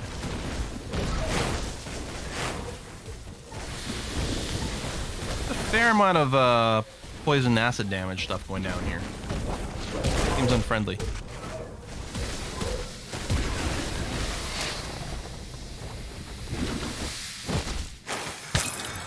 Material edge. Edge of the weapon harnesses the aether itself. Oh, very fun. +1 to all Arcanist skills.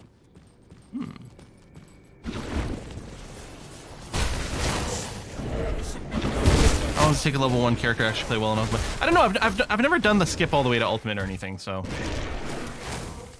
Because I quite like the leveling process, like normal and stuff.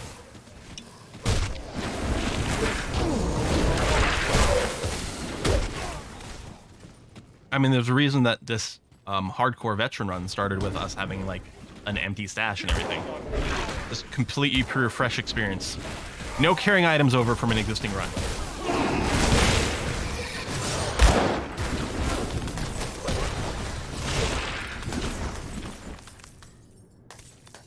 Not gonna lie, part of it has to do with the fact that I'm derpy at enough games that every now and again I feel I have to like reestablish my internet cred. And even though I'm not a master at this game, it at least shows like, well, all right, that's not bad.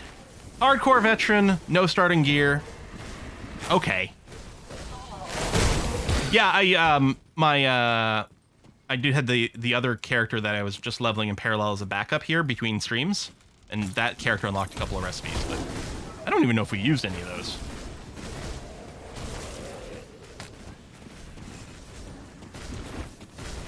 Because yeah, usually what I do is I go and there's, is it just the stash file? I don't remember if stash file are two different files that you delete.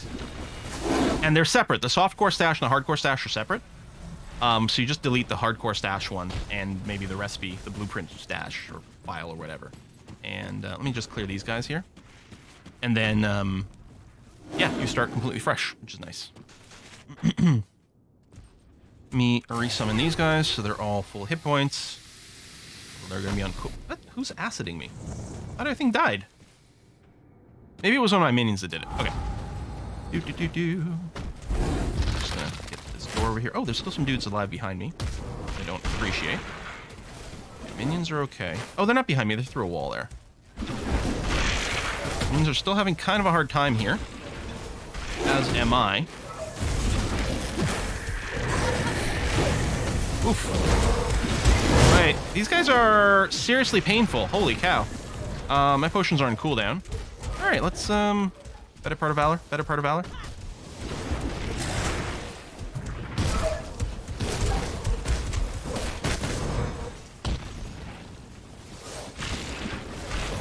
Oh shit, I'm really low. Which might be a sign of like, hold on, I gotta reevaluate my resistances again.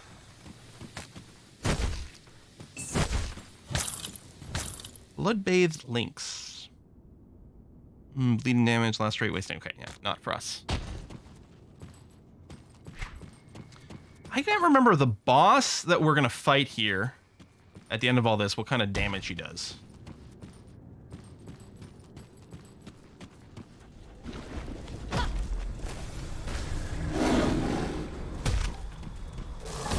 Interesting. Looks like my minions can clip through this wall to attack those guys. Or at least they try to. I think that's messing up with their AI right now.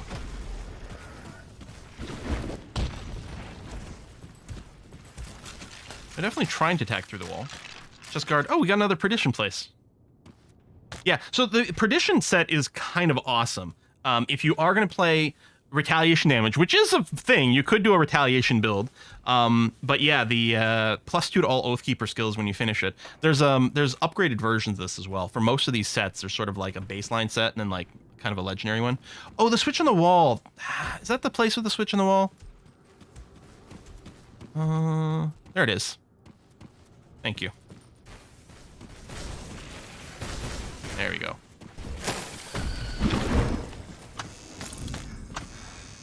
I forgot to look for it. I should have. We're paying so much attention to this. Yeah. Little secret. There you go. Get some loot. Deal with those guys. We could have cleared earlier and removed some of my minion confusion. I missed a loot orb. Oh well.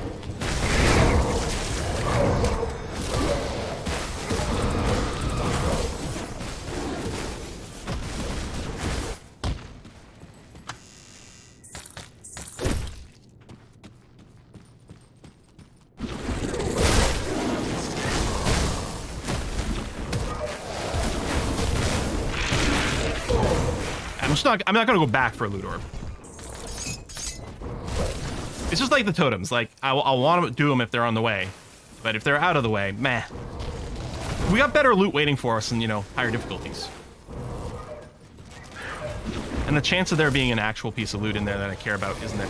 The loot orbs drop completely random loot. The monster infrequents and stuff just drop from killing the enemy themselves. Technically, enemies can be equipped with items that they use as well, so they drop those when they die. Yeah, I'm not worried about missing a key piece of loot from the orbs. I mean, you can get a lot of drops, you get a lot of components, you can get a blue item or something, but... Yeah.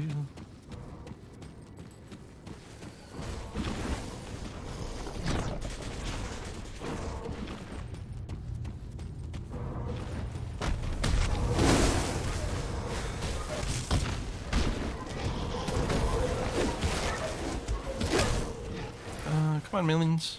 Let me resummon you so you're near me.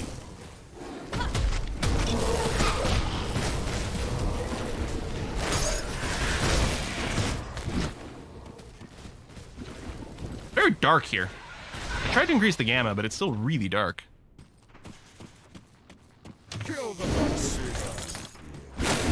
I guess it's these zealots that say that. There's not that many generic minions that have like a little voiced font line.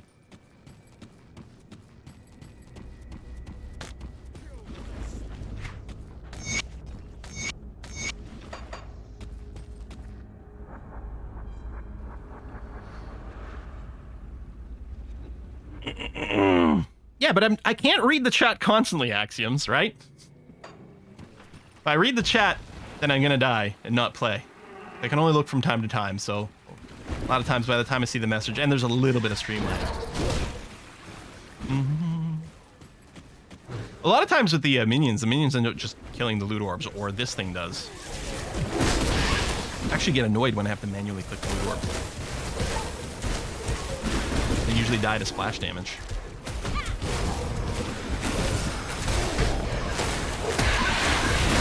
Faster. I'm worried about how long it's gonna take my minions to kill this boss.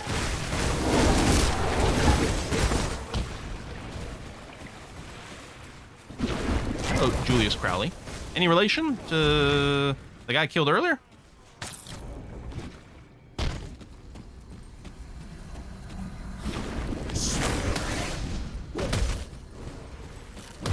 No.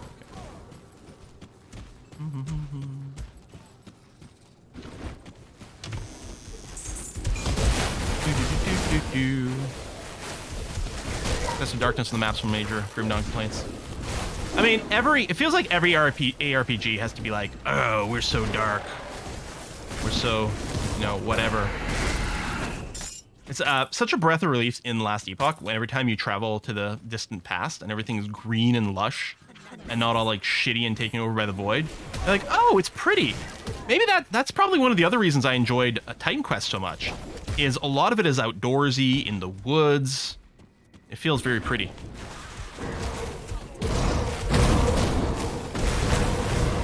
A good vibe. Even the desert zone in Act 2 of Titan Quest feels fine, like when you're in Egypt.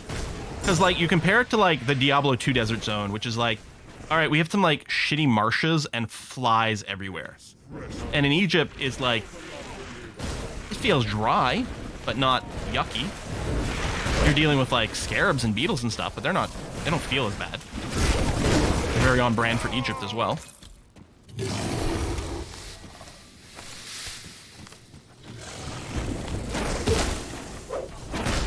Oh, there's a dead end over here. Okay. Again, fixed map, but with random sort of blockers and missing bridges sometimes. So you'd have to path in slightly different ways. The 2 lightning scarab flashbacks. Oh, yeah. And Rekidishu.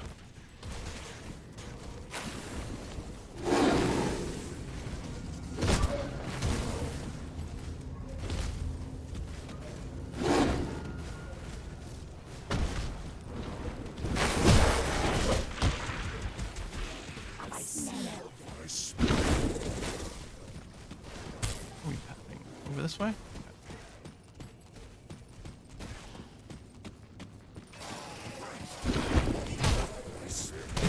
Another side. Oh, some somewhat larger dudes over there, so give our minions a chance to clear out a little bit here. I mean, I don't think they're elites or anything, but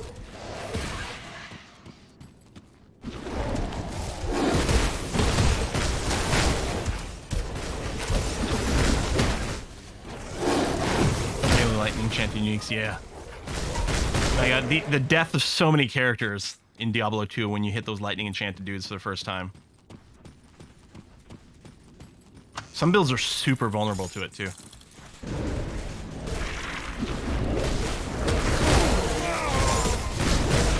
I think later on in here there will be some with like some of the hero units will have some sort of reflective damage apex.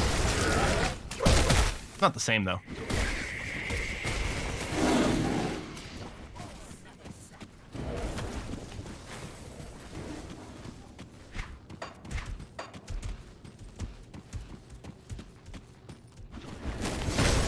can still go and respec Devotion from the Crossroads. Although right now that Crossroads is a 5% health one, which might actually be fine to leave in for the boss. It's not like we can complete another Constellation or anything, so...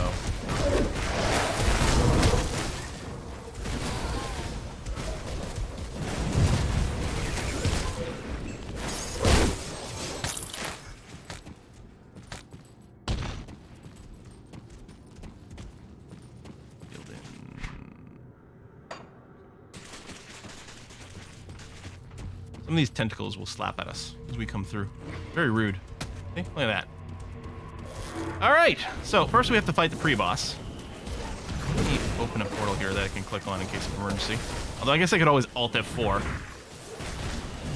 This is but a taste of the power of the Dawn.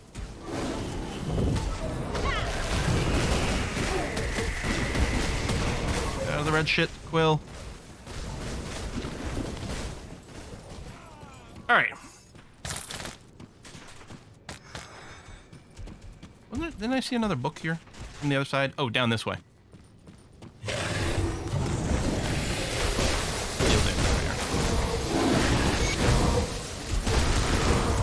Alright, I'm very nervous. I can feel my my heart rate go up here and my palms are getting sweaty. I'm really scared that this boss isn't going to go too well. We might want to take a gander. I don't think I've really picked up anything of note. We're still really lacking. We're still running really old rings. Should probably, you know, what I should probably have done is turn on the resistance and defensive ability tag, and just it will add tons more loot to the ground, but just look for specifically for rings that meet those.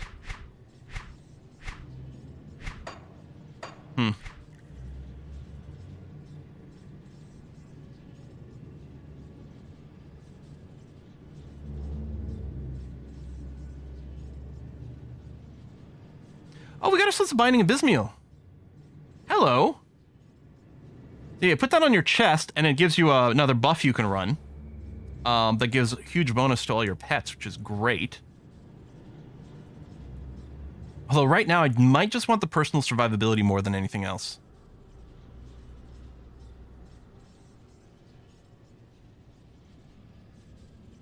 Yeah, I don't know what kind of damage he does. I don't think he freezes. I don't think he lightnings, but we could just drink some of these. Aether resistance, sure. Just some health regen, sure, that sounds okay. Don't need you. I mean, shit. Maybe he's free. I don't think he does, but we can always throw that in. And then I might be able to go and craft something as well. Do I still have... Oh, cool, there's this.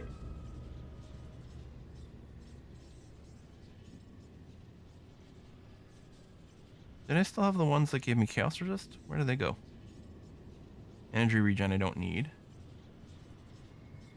I only see these two consumables in my list now. Plus a bunch of energy potions and shit I don't care about. Did I bank them? 'Cause I thought we'd made 3. Fireplace, Chaos, or anything. Yeah, I'm very worried about the Chaos, so that's what specifically I'm looking for. Because, like, didn't I make... Maybe I made Eldritch Potions. Yeah, I guess I didn't make Chaos Potions because I didn't have that recipe. Dang.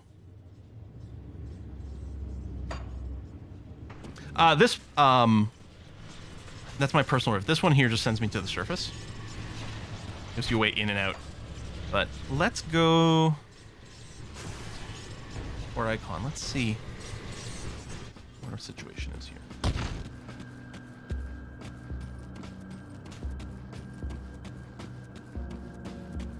Save storage. This was normal mode. If it wasn't a hardcore, I wouldn't even care. But yeah, so we don't think it does vitality. People are saying it's fire and chaos. The chaos is the one I'm most worried about here. I'll keep an eye on this. I do the best I can with what I've got. So maybe what I do is I craft a Void Guard. I rip the purified salt off the Dead Beater. Yeah, I think that's what we do. It said Void Guard. Well, Void Guard is the skill, but I craft an imbued silver. Yeah, let's do that.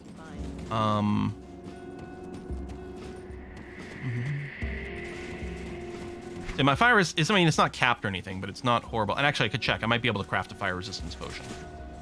I don't think I had one in my inventory. Hello there.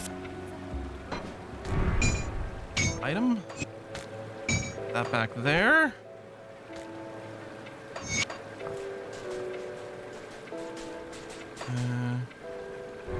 Oh, shit. You know what? Just clear them both. It's hard to know which is which. There. You and you. Okay, so that's our chaos resistance up to 50% now, which is pretty good. I do the best I can with what I've got. Flame Drinker Ointment. Gives me fire resistance. I need a molten skin, which I can craft. I'll then consume or generate these. Okay. All right. Let's call that good enough. I wonder if I should go pee first. No. The extra tension will help me stay alert. Or maybe it'll be a distraction. I don't know. Well, if he does vitality, it's not bad. I got 64% vitality resistance. Anyway, I'm just going to go ahead and drink all these potions. Even though a bunch of them aren't necessarily relevant. I don't care. Done. Okay. No pee, only game. And Ulgrim is here. He's totally going to help us beat this guy. You watch. Okay, like, this is the end game boss of the main campaign. And again, it's like, yeah, I mean, it stands out from a lot of the other stuff you find, but not by that much. I'm just going to try to keep up my Ravenous Earth and my Totem. And then otherwise, just try not to stand in anything bad. He does have more than one phase. Look at him. Pretty dude. Stand back a little further. Minions are holding up. Music is very dramatic right now. Doing some ads.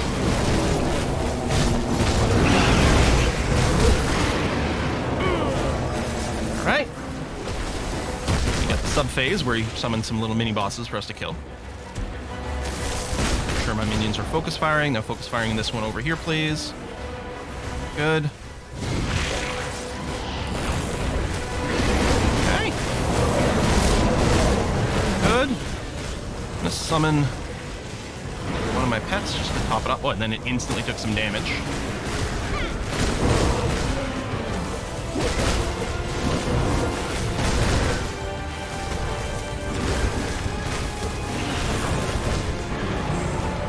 Okay, he's halfway dead. I moved so far back, my minions leached to me instead of keep fighting, which, alright. I guess I could stand a little closer. But yeah. This green pulse is good. That's my totem. I don't want to get slapped. Like, I see the green circle, I'm like, oh, I better move out of that. But that's freaking heal for my freaking totem. I've probably been doing that a lot, actually. So I think he just ate Ulgrim. Maybe he did that earlier, I don't know. It's hard to keep track. I'm just trying to stare at my feet and my health.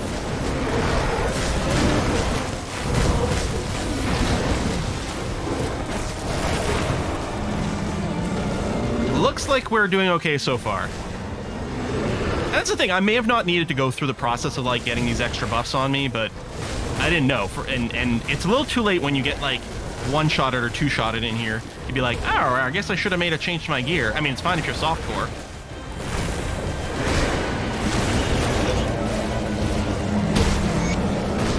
There you go. That is the normal difficulty vanilla campaign done.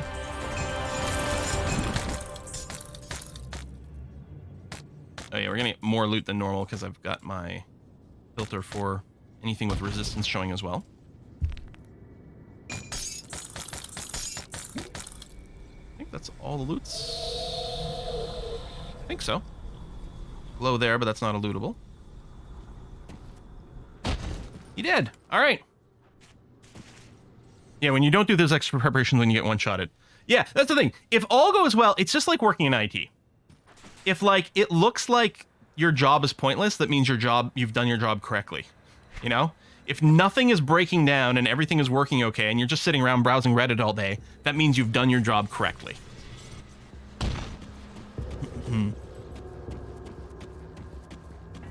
Obviously, you set up rainbow filter. Yeah, rainbow filter, good. So, talk to him. Returned. Is Yep. it finished then? Algrim's totally dead. We'll never see him again, ever and ever. Cutscene. We're gonna skip. So that's the start of I struggle to admit Hey, Quill, pay attention. There's a new subscriber. mine. Done. Done. Excuse me. My father and I were All right. So that's the introduction to the expansion, the first expansion content, Ashes of Mammoth. It's the old joke. If everything is going okay, why are we paying you? If something's broken, why are we paying you? Exactly. Hey, 1BDI. Oh, good name. It's like Leela's username or something from Futurama. Thanks for the sub. All right. So, this is always quite entertaining to me. To access the Ashes of Malmuth expansion content, so the Forgotten Gods we knew, there's a little portal in a couple of the towns that leads you over here and stuff. But for the Ashes of Malmuth, how do you start it? Well, it's actually way back over here in Burwitch. In the end of Act 1, didn't actually showcase it. These guys are like little baby things. That is the wrong path to take. Oh, you know, we could start the super secret. Do I have any dynamite on me? I do have 2 dynamite, which is exactly what I need to start on one of the super secret quests. Right, that's not the right direction either. Oh, I gotta follow that road up there. That's where I need to go.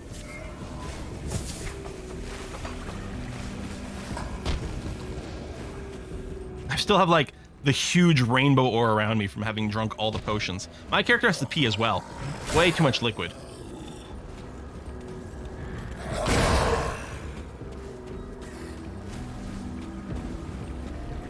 So when you start the game, you can actually get to this area over here that you can't get through. Yeah, I'm realizing I should have taken a different waypoint, I think, to get here a little faster, but that's okay.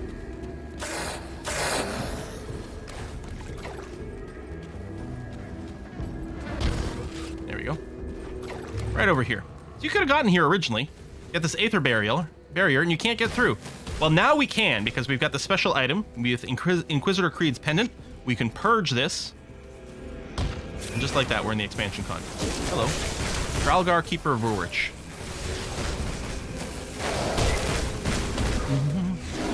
Super Secret Gods Quest, yep.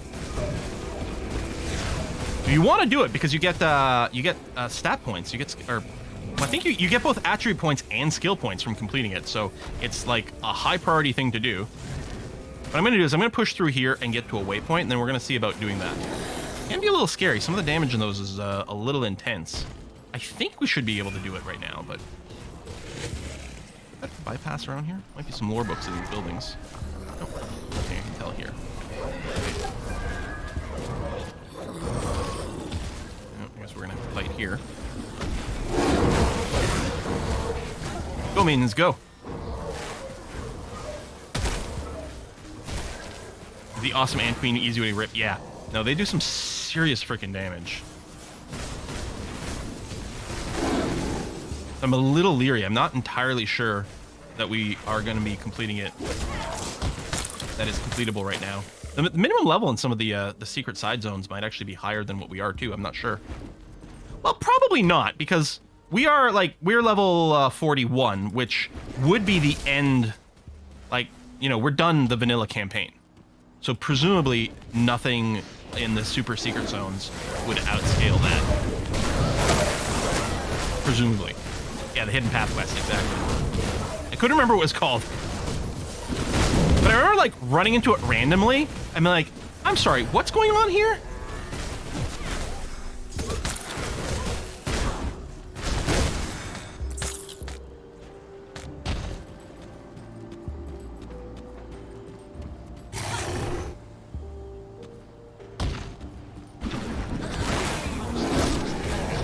Let's see what we can do. We're just gonna get to this waypoint so we can come back here after, but let's investigate. Then what we'll do, I don't know if Christopher Luck is around. I'm wondering if we might be getting close to a time of wrapping this up here, because I don't want to burn through my voice completely, although I'm having a lot of fun.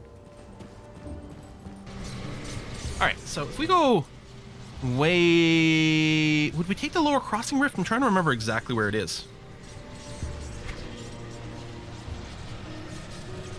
I feel like it's over here. So we're way back at the start of the game again. The very first zone. Burial Hill. Remember we had to go down here and, like, kill the thing that was summoning the dead? Boy, I'm happy there are no more necromancers around anymore. That's great. Big problem in society, necromancers. No, I've never killed Modrigan.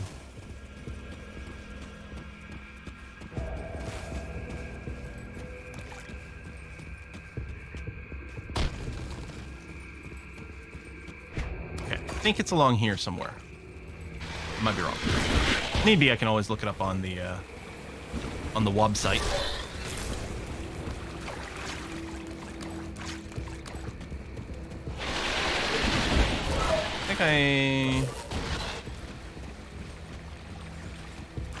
Am I wrong? Shit. I'm too far north now? God damn it.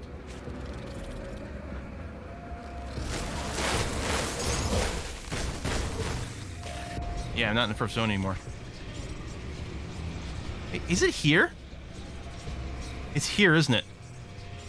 I skipped it earlier. It's not down here, is it?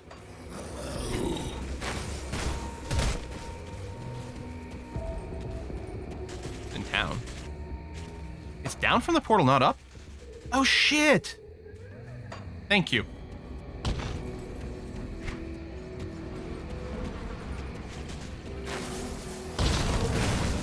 Now, I'm not talking about the boat over here. Not interested in that one. Not right now. We'll get a quest to go there later. It's not... This isn't it. But I want to clear up that map part.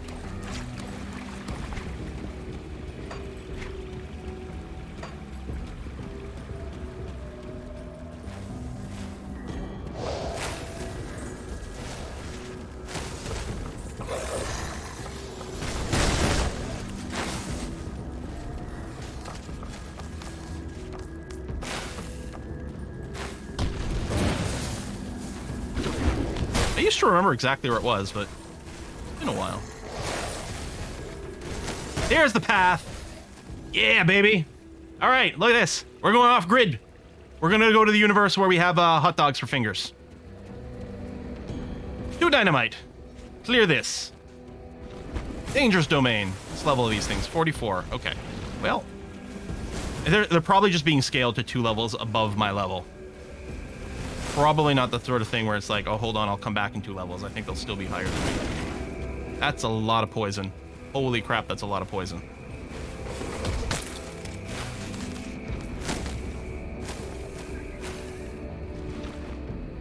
No. And then, yeah, not being able to see the train on the mini-map makes it a little more annoying to navigate. I think I have to go up from here, yeah. I think it's over... There it is.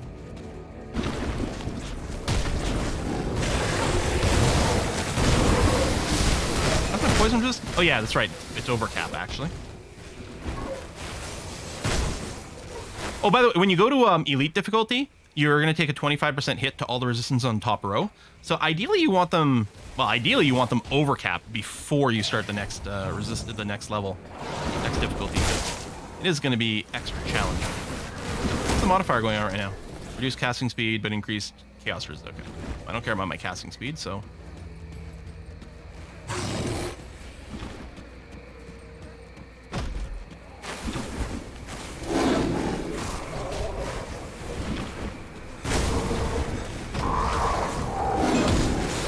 Does the radius on the totem get bigger as it levels up? I think it does.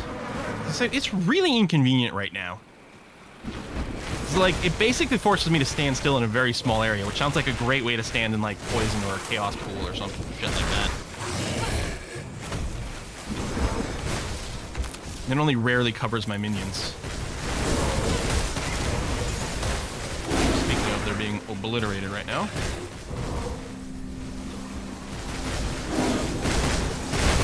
Makes me very much doubt our ability to complete the rest of the hidden path without dying.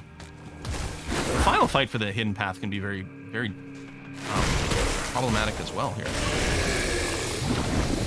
We have some skill points. Hold on. Oh, we've got a minute. If I leveled this up. No, looks like it's fixed at 5 meter radius.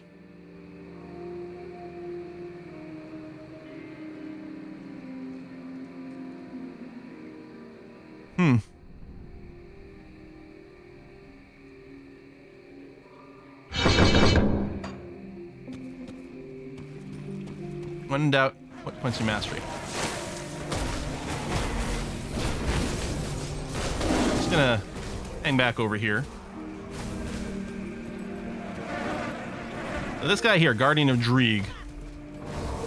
We have to kill him. No, we have no quest for this. You'll never have a quest for this at this point. You just have to sort of like have randomly found it, or you know, read spoilers on the interwebs.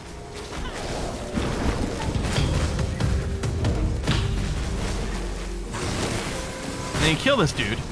And even if we kill him, things are still weird.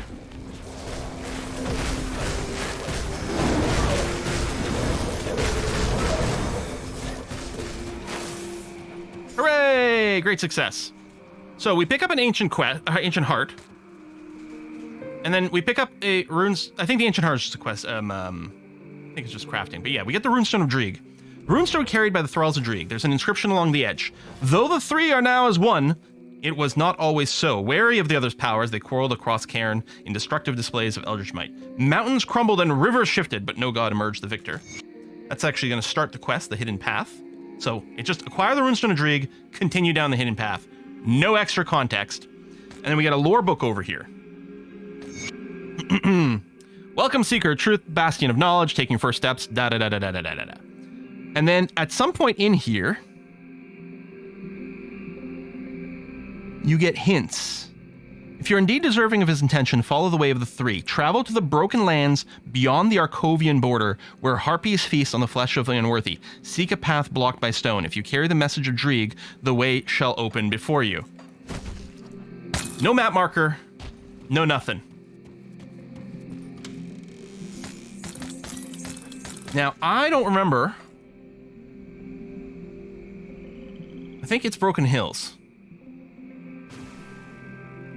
Right? I think that's the flavor. Yeah, maybe we go back to skeletons for damage output. I might unspec something. Yeah, I don't know. I'd probably have to... Oh, is it in here? Not in here, is it? No. It's in one of these holes. You go under the bridge? Where you killed Lutra. Oh. So Lutra is like over here, I think. How come this just ends? I wonder if the best thing is actually to take... No, that's too far north? Okay.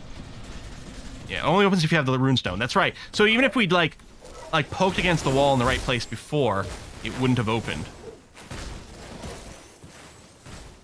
Did we kill Lutra down here?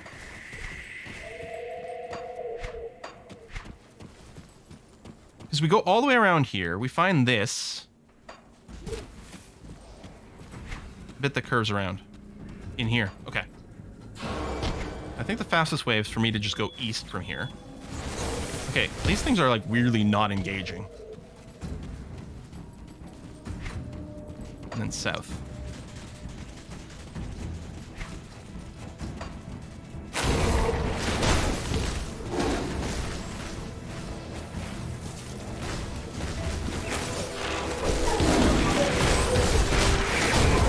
These are level 42, like level scaling, baby.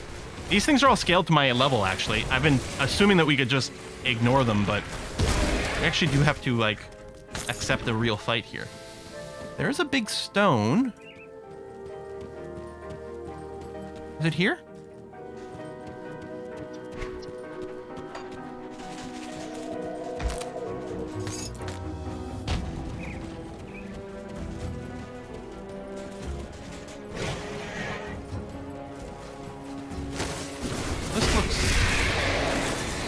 Suggestive of a path. You can sort of see a shadow of it on the map, you know? More south. Oh, oh, oh, oh! we go. Ta-da! Do-do-do-do! I'm gonna die doing this shit.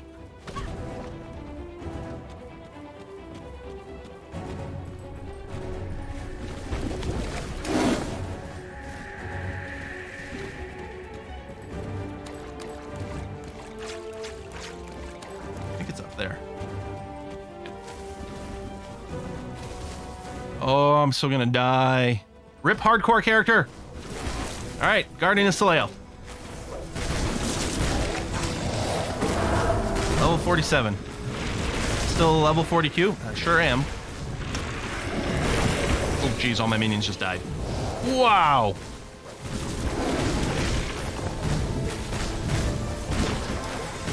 I'm really happy I'm doing a minion build right now. Ooh, that is some sparky damage. That's an, Sparky Boom Wyvern. Do not. Do my minions again. Okay. So we get a new runestone, and then we get a new hidden path flavor text. Worthy Seeker do not yet have the attention of the gods, but know that with each step you take, you bring yourself closer to the 3. Now go to the frozen lands in the north, where primitive tribes had constructed standing stones ages ago. Armed with the wards of Soleil and Drieg, the way shall be open to you.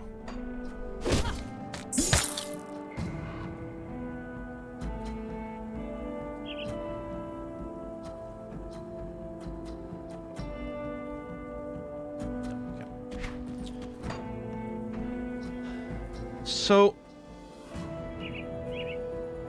I can't remember. Is it the Mountainous Rift? It's somewhere up over here. No? Could be the valley. Might be the valley. Let me just... I have much less of a memory of this one.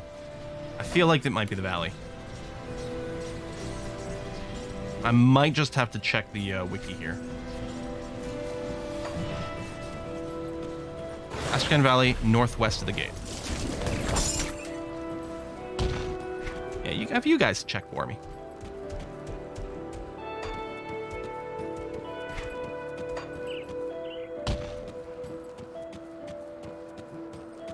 Oh, yeah. Oh, you're answering about the Blight Fiend taunt. Yeah. Do not have the Blight Fiend taunt to highest level.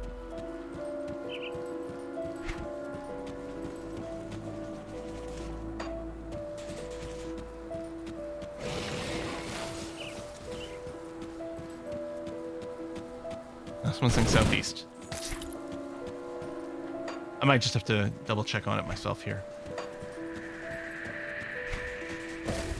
I'd be surprised if it was any of those areas. I thought it was down here, but it's probably not right. I think my memory is mostly I go here and then farm a totem over here. Northwest. Oh, northwest of the shrine. So it is up against this wall somewhere? All right. Let's poke around in there again. It is near the shrine. Okay. Oh! Yeah, well, the note specifically talked about the standing stones. Okay. Ah! Crumbling wall? No, I think that's just a... Yep, that's not... Oh! Hidden path desecrated. Not even a boss here. Fear not, Seeker of the Hidden Path. So the site before we bring you pause... Defilers entered our ground. Okay. Fear not, Seeker of this hidden path, for the way forward is secured. Return to the Astrakhan Road and follow it southeast. Underneath the Legion ramparts, the Markstone awaits. If you're truly sent here by the 3, then the way to Bismail shall open to you. I think this is optional. I think you don't have to do this. So Astrakhan Road, follow it southeast.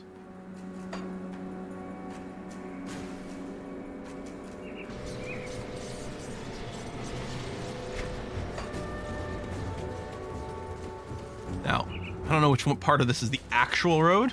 Maybe it's all road. But there's some map to uncover here anyway, so we may as well.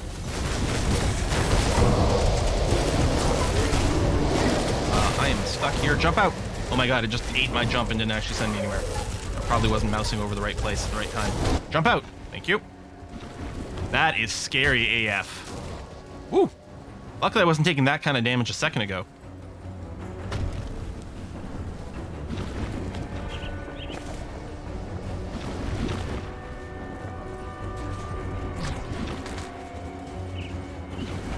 I think that one was optional. Oh, another part of that trip south lore. Terrible, tragic story. Definitely recommend reading it. It's awful. In the best possible way. Okay, what was the rest of the lore, though?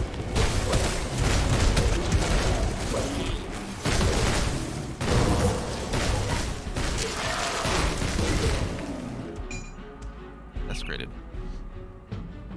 Turn, follow southeast. Underneath the Legion ramparts, the Markstone awaits.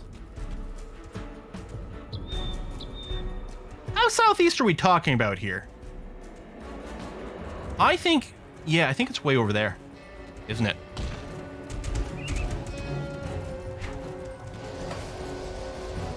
Hey, Darther. Total War.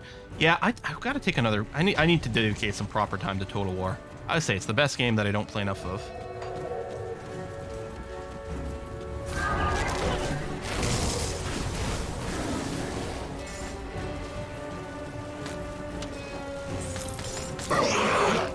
So what I'm wondering about is what do I spec out of?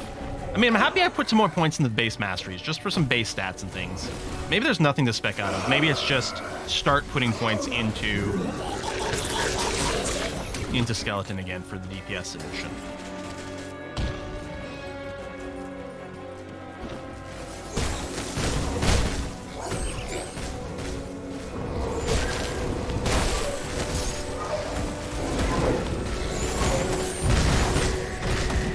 Need to be northwest above the top gate in the zone. Oh, wait, these? No, that can't be right. It does say go southwest. Oh, there's book one of the trip. Oh, there you go. At least we're filling in some lore books here. That's swell.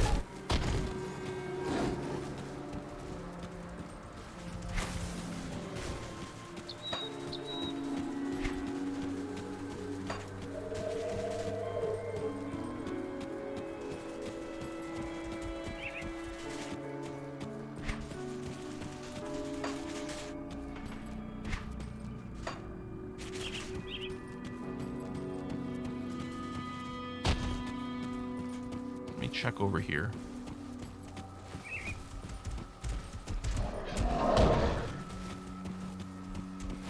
Down and around underneath an aqueduct thing.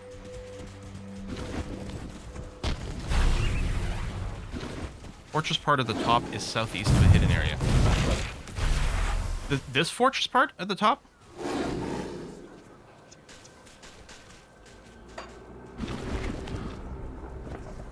Or where I am now?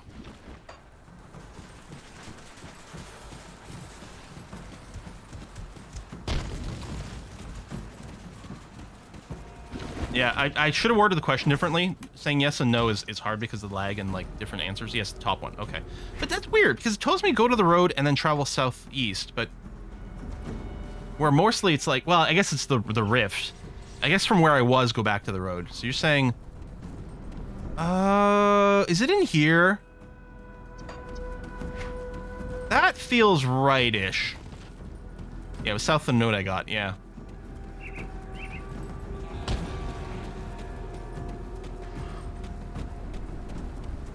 Yeah, the note said go to the road and then go south. Yeah, okay.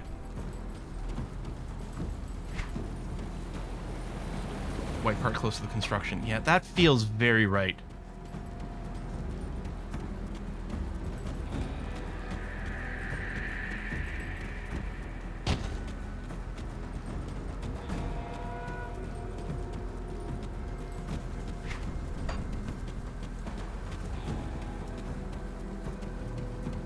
We're in here?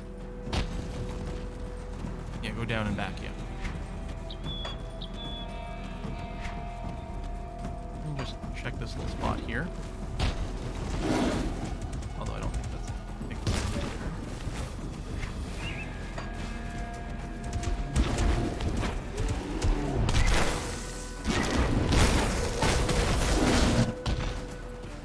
we're too elevated here. Yeah, too far. Back.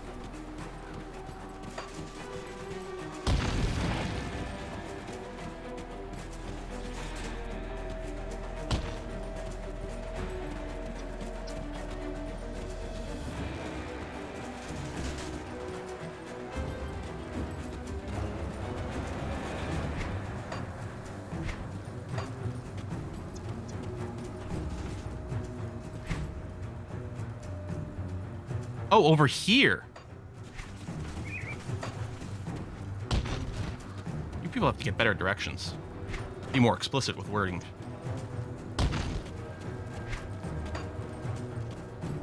It's all your fault. You should know that. Hey, there we go.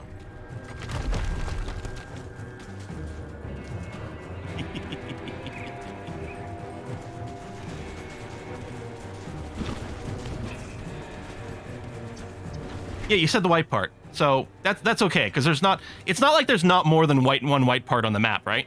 Mm-hmm. Mm-hmm.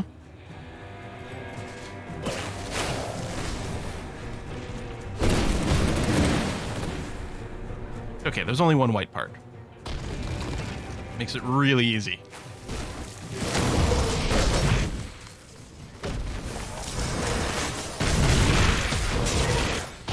Ooh, that is some damage. Not a fan of that.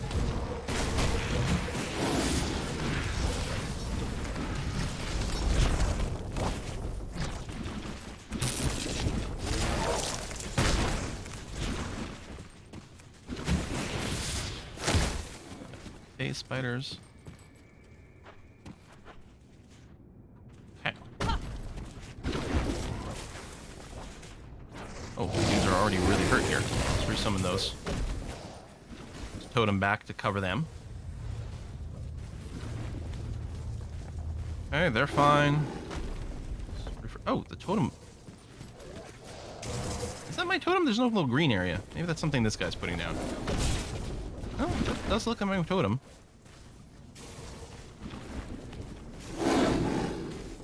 Resummon you. Oops. Wrong button. Yump away. We reset aggro when I resummoned that one.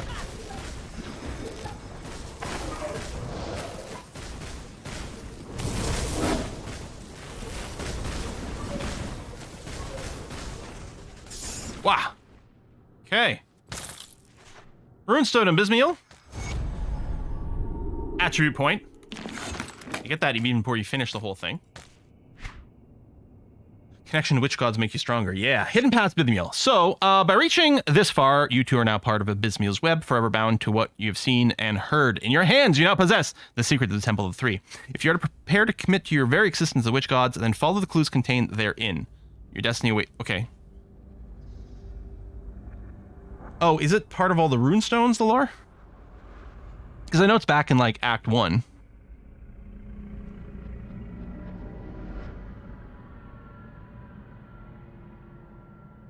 We really not get the breadcrumbs from this text? Thing is, I think I need some dynamite to be able to go into the other area. Or maybe not. Maybe it's just repair a bridge. Yeah, because I know the ruins had some text. But I thought it was going to be part of the lore note again. But I suppose not. Mm-hmm. Yeah, mountains crumbled, the rivers shifted. Eastern, swampy. So, do I need dynamite? Need both dynamite and repair, yeah. So what I have to do is, let's go to here, because I think I used up all my dynamite on something else just now, didn't I? Yeah, I don't think I've got any dynamite. I might have to do a couple of resets as well.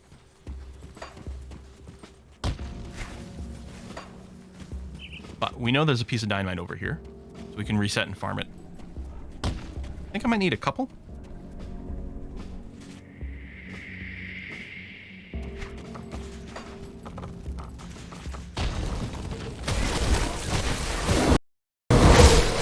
I played enough Diablo 4 that there's a microscopic amount of muscle memory that makes me hit spacebar to use my evade action.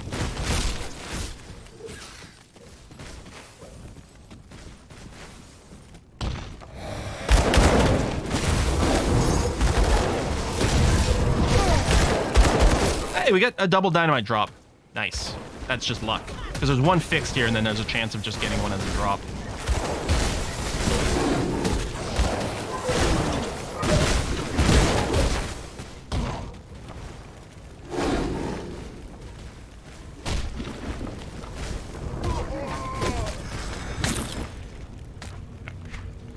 So now Eastern March is over here. I think this is the closest portal to get there. Oh yeah, that's right. The Black Legion crafter in Homestead, right? You can craft it.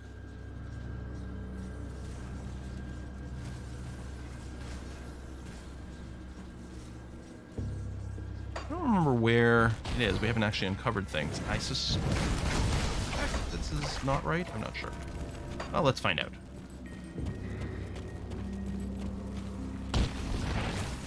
Oh, I think I was right. There's a little blue dot.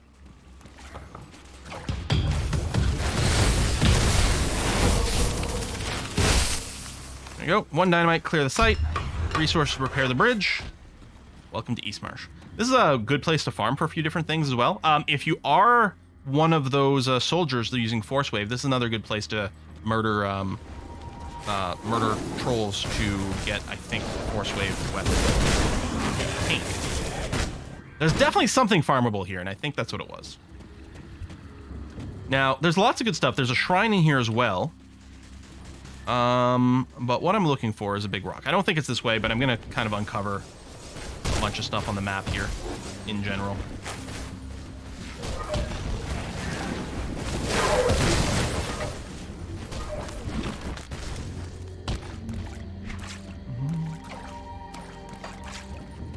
Just get the edges going. There we go.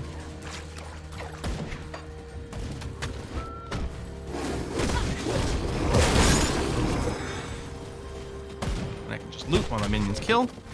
Hey, stop attacking me. How dare you? What does the illusion be gone from the beginning do? If you have so you can transmog your gear to look different. If you don't want it, then you just ask for the illusion to be gone. It resets all your illusions. So it doesn't do anything. It just resets your cosmetics.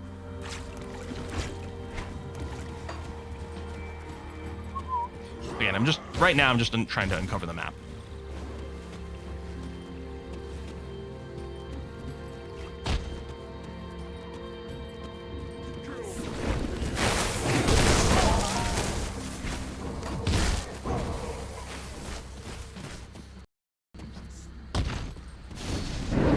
Spacebarring all day. I don't know why it just started now.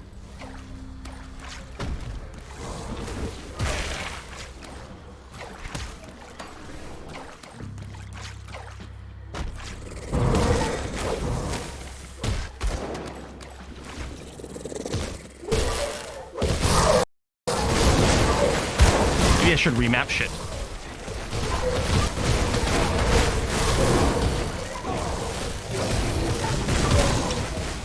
That is some damage. Yeah, I don't think I can actually clear the Shrine of the Witch Gods, but not that big rock. Okay, the cathedral's got some pretty intense dudes to fight in there. I'm not sure I want to do that. We will get that's an example, I think, of like bounty quests and stuff we can get to kill them.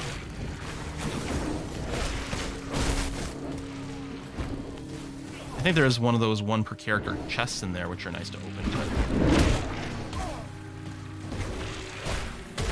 But I think over here is just a dead end otherwise, yeah.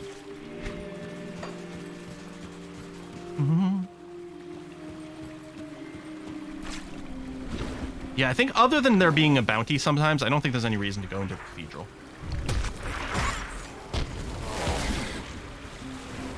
Yeah, what is the domain here? Total damage modified, armor goes up, less retail. Yeah.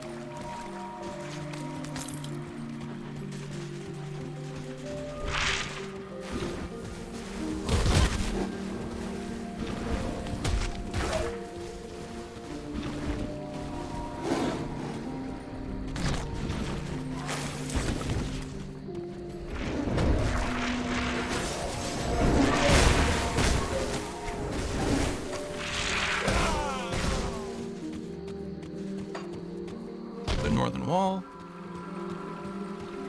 Oh, thought it would cross there. Never mind.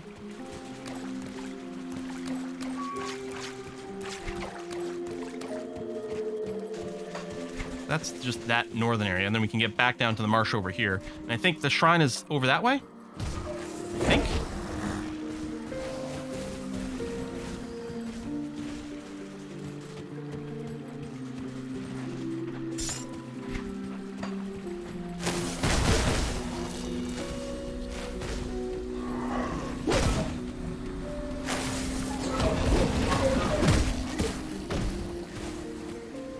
Don't go into Cathedral, can't kill Anduriel.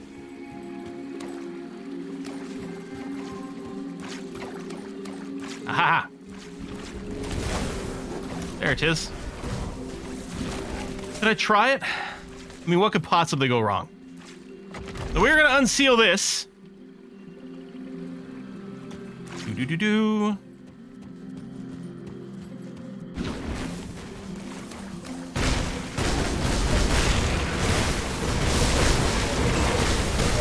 Regular mobs. Poison? Well, there's a lot of poison, but we are very resistant to that. My minions a little less so.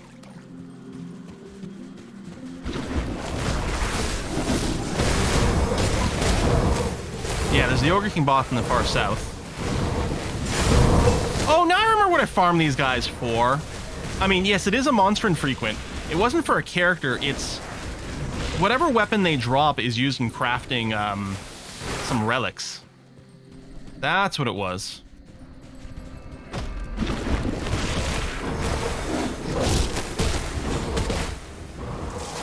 Pain in the ass. That's like $1 million too to make.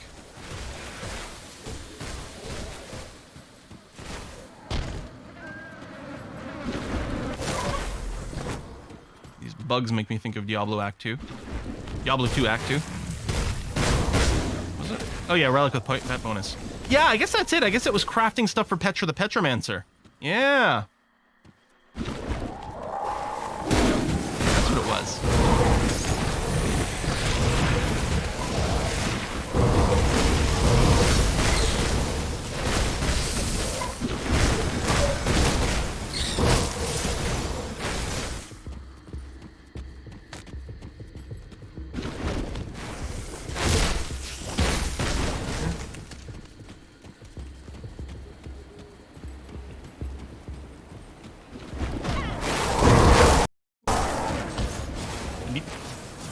Pause, leap. I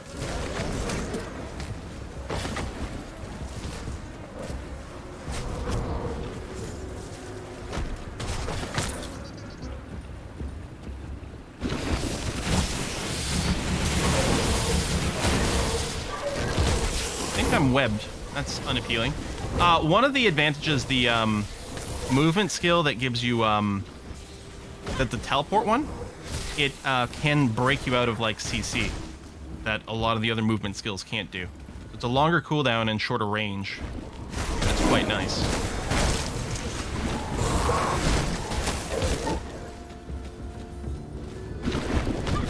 At least the spacebar, like, misclick is the least bad one, because it still pauses the game. I've got time to think about what the hell I'm doing. Alright! Into the Temple of the Three. Which... Does it have a shrine? Maybe it's just a totem that I'm thinking of. Totem there.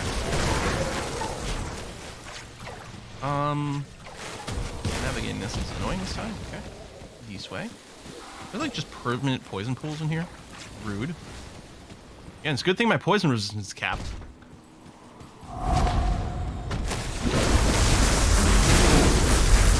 Level 47? The thing is, I think like the fixed boss at the end here has an even higher base thing. It might be like level 49. Honestly, clearing this totem, or failing to clear this totem, is going to be a good maybe DPS check or gear check for us.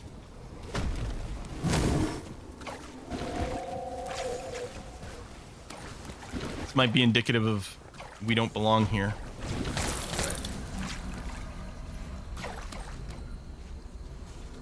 We have reduced attack speed, which presumably applies to my minions as well, which I don't appreciate, but isn't gonna kill us. A chance one of the gods deeply into poison? Maybe.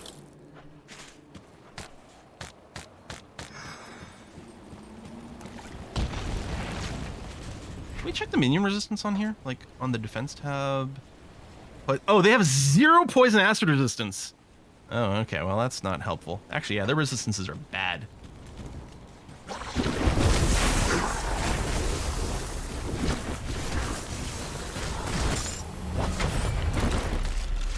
Cliff of the Burning Rift.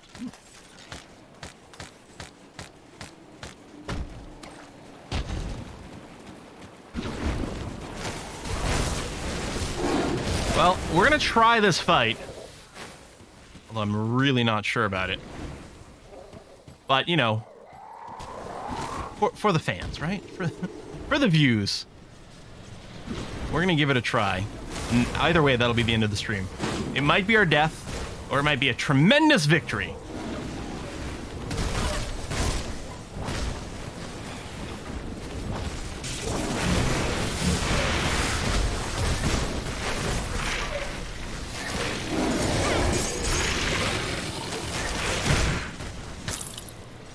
Yeah, we can take a look at the gear that we're carrying right now before we do the fight, and decide if we're willing to, or let's see if any of that's an upgrade.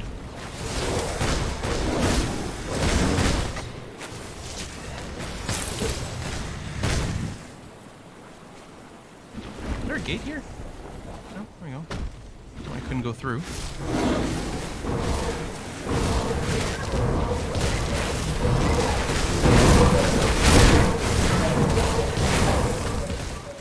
We might be able to squeeze out a level 2 right before doing this.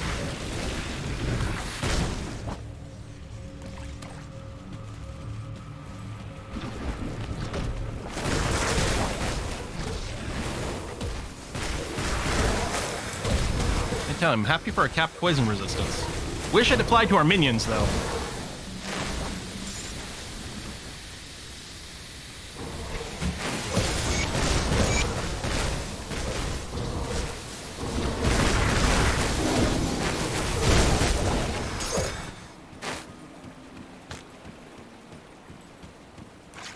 Lots of heroes.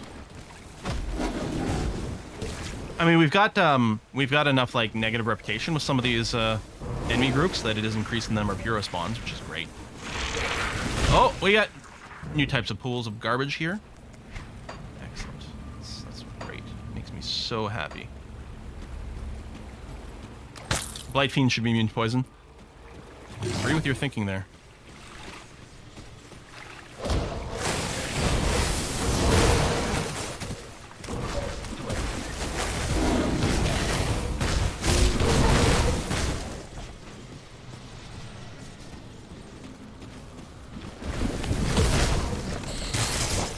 There's a shrine over here. Aha! Aha!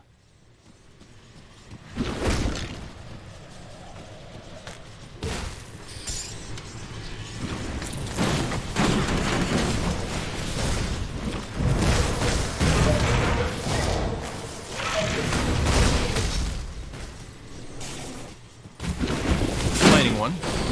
It's okay. We could use a little more XP again. We might be able to get that level. I might have to backtrack and see if I can clear some other stuff. Ooh, let's clear these guys first.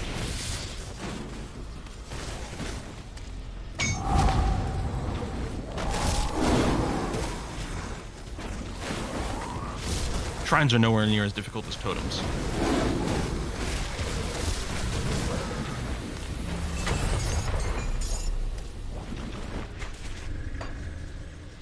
Toad might give, I don't know.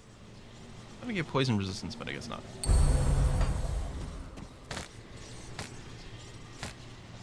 Well, these are rings, and those are definitely slots we're looking to fill. Or resistance slots. Although, well, I could afford to lose some poison. Here's an elemental.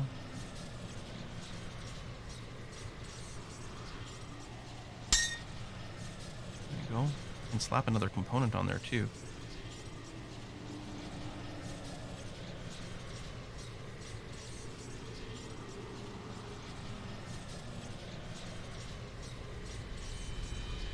And there's just a good chance none of this is actually going to be good for us. Yeah, we got the frying pan, Ulgrim's keepsake. I'm just trying to see if I got another ring somewhere in all this, and it looks like the answer is no. That's kind of annoying. But yeah, I'll put corpse dust on the ring. I don't know if we're about to hit vitality damage, but it will be nice. We don't have much stun resist. I don't think we're going to get hit by Aether here.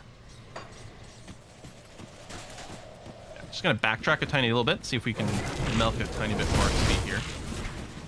There might be a bunch more fighting before the boss, but I'm not sure, so. These non-heroic mobs aren't going to give us much, but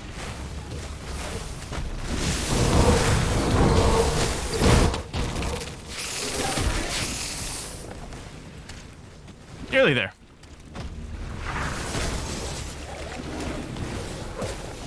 And I think the level of the enemies gets set when you enter a zone. Don't know if they scale up when we do.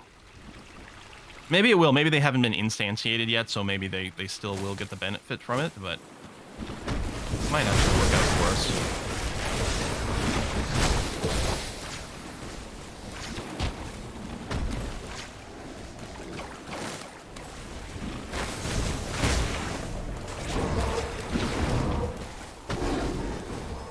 Yeah, Binding and Bismeal is what I'm going to want on my chest armor, but once I feel a little bit more survivable.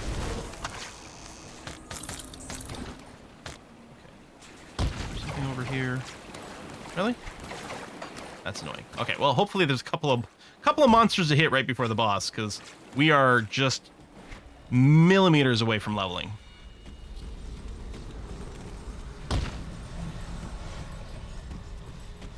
Level generated. Okay, good. I'm worried that it's like right around the corner here. There's sort of a hook corner thing that goes on. Okay, no, we got more mounts. Okay, good. Go minions. Run.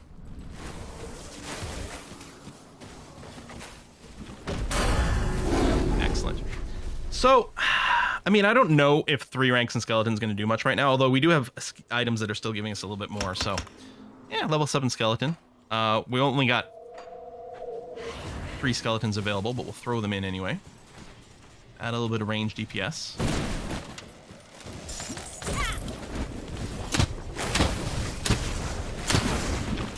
Now I have another button to worry about to resummon my skeletons if they die, when they die.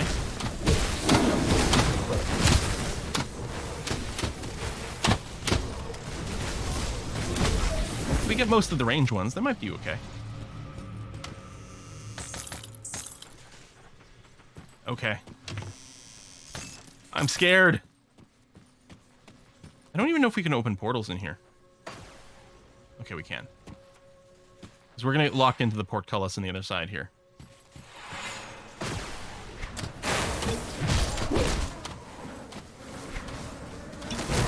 Bring some random consumables. Okay, that's not anyone here. I'm happy we fought them now. I think we are going to be engaging an actual boss here. I can't remember if there's a conversation first. I think the answer is no. Yep, here he comes!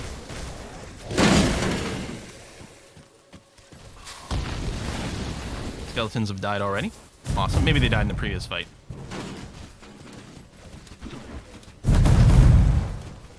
Okay, alright. Skellies. Resummon. Minions are taking some damage, that's for sure.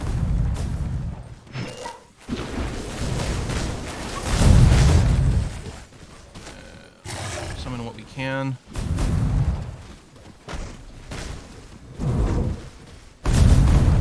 Skeletons are... They're still okay right now. Okay, he's halfway down. Oh yeah, I think we're gonna be alright. I've died to this guy so many times, although probably the ultimate difficulty one, rather than here on normal/veteran.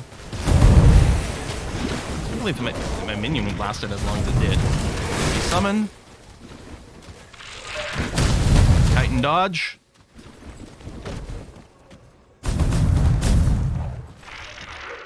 So close to dead. I'd ask my minions to focus fire on him, but I'm just focused on me not dying right now. Yeah, I think our resistance are good. Our base health is good. I do have. I feel like I have a lot of health for my level. Woo! Okay. We did it. If he does poison Aether, my Aether wasn't perfect. That 42 is pretty low. So this guy is stuck in the wall.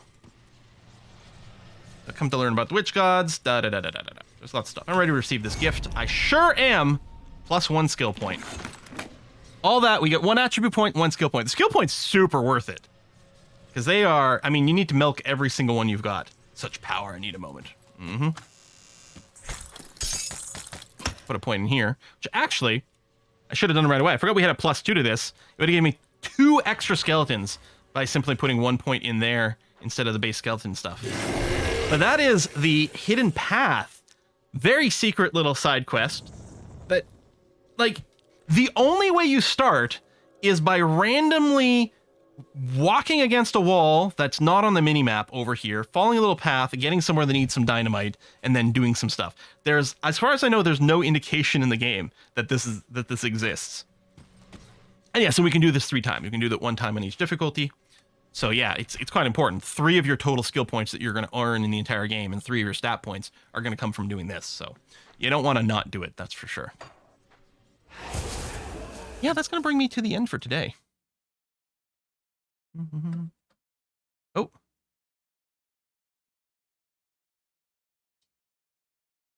And just now, well, as of 9 minutes ago, I got a message from A Kiss for Luck. Join. No, it might be too late. I think I got to stop, unfortunately. My voice is dead. Unless we can just make her talk. Hold that. No, I think I got to stop. That was a nice little bonus 4-hour stream today. We got a lot done. We finished Act 3 and Act 4 and did the secret side content, and we are ready to begin the Ashes of Malmuth side quest, or expansion content over here, which is quite big. It carries through a big forest and swamp over here, Gloomwald, Ogdenbald, and then finally gets us up over here into Malmuth, which is very involved, actually. A lot of stuff the map is, yeah, is hidden. Tomorrow I think we're busy all day, so I don't think there's going to be a bonus one. Yeah, sorry, because for like, it did sound like a lot of fun, but I'm worried that, like, unless I force mute myself, which is never going to happen, I think it's too much for my voice. So I think I'm going to wrap it up here. Saturday, I believe the plan, I think we're going to do some Diablo 4 focused stuff. Since it's only available for that weekend, I think we're going to stream some Diablo 4 on Saturday. And then next week is probably going to return to our regularly, dinner time soon. Regularly scheduled content. So thanks a lot, everyone. I'm going to see you guys on Saturday. Bye-bye.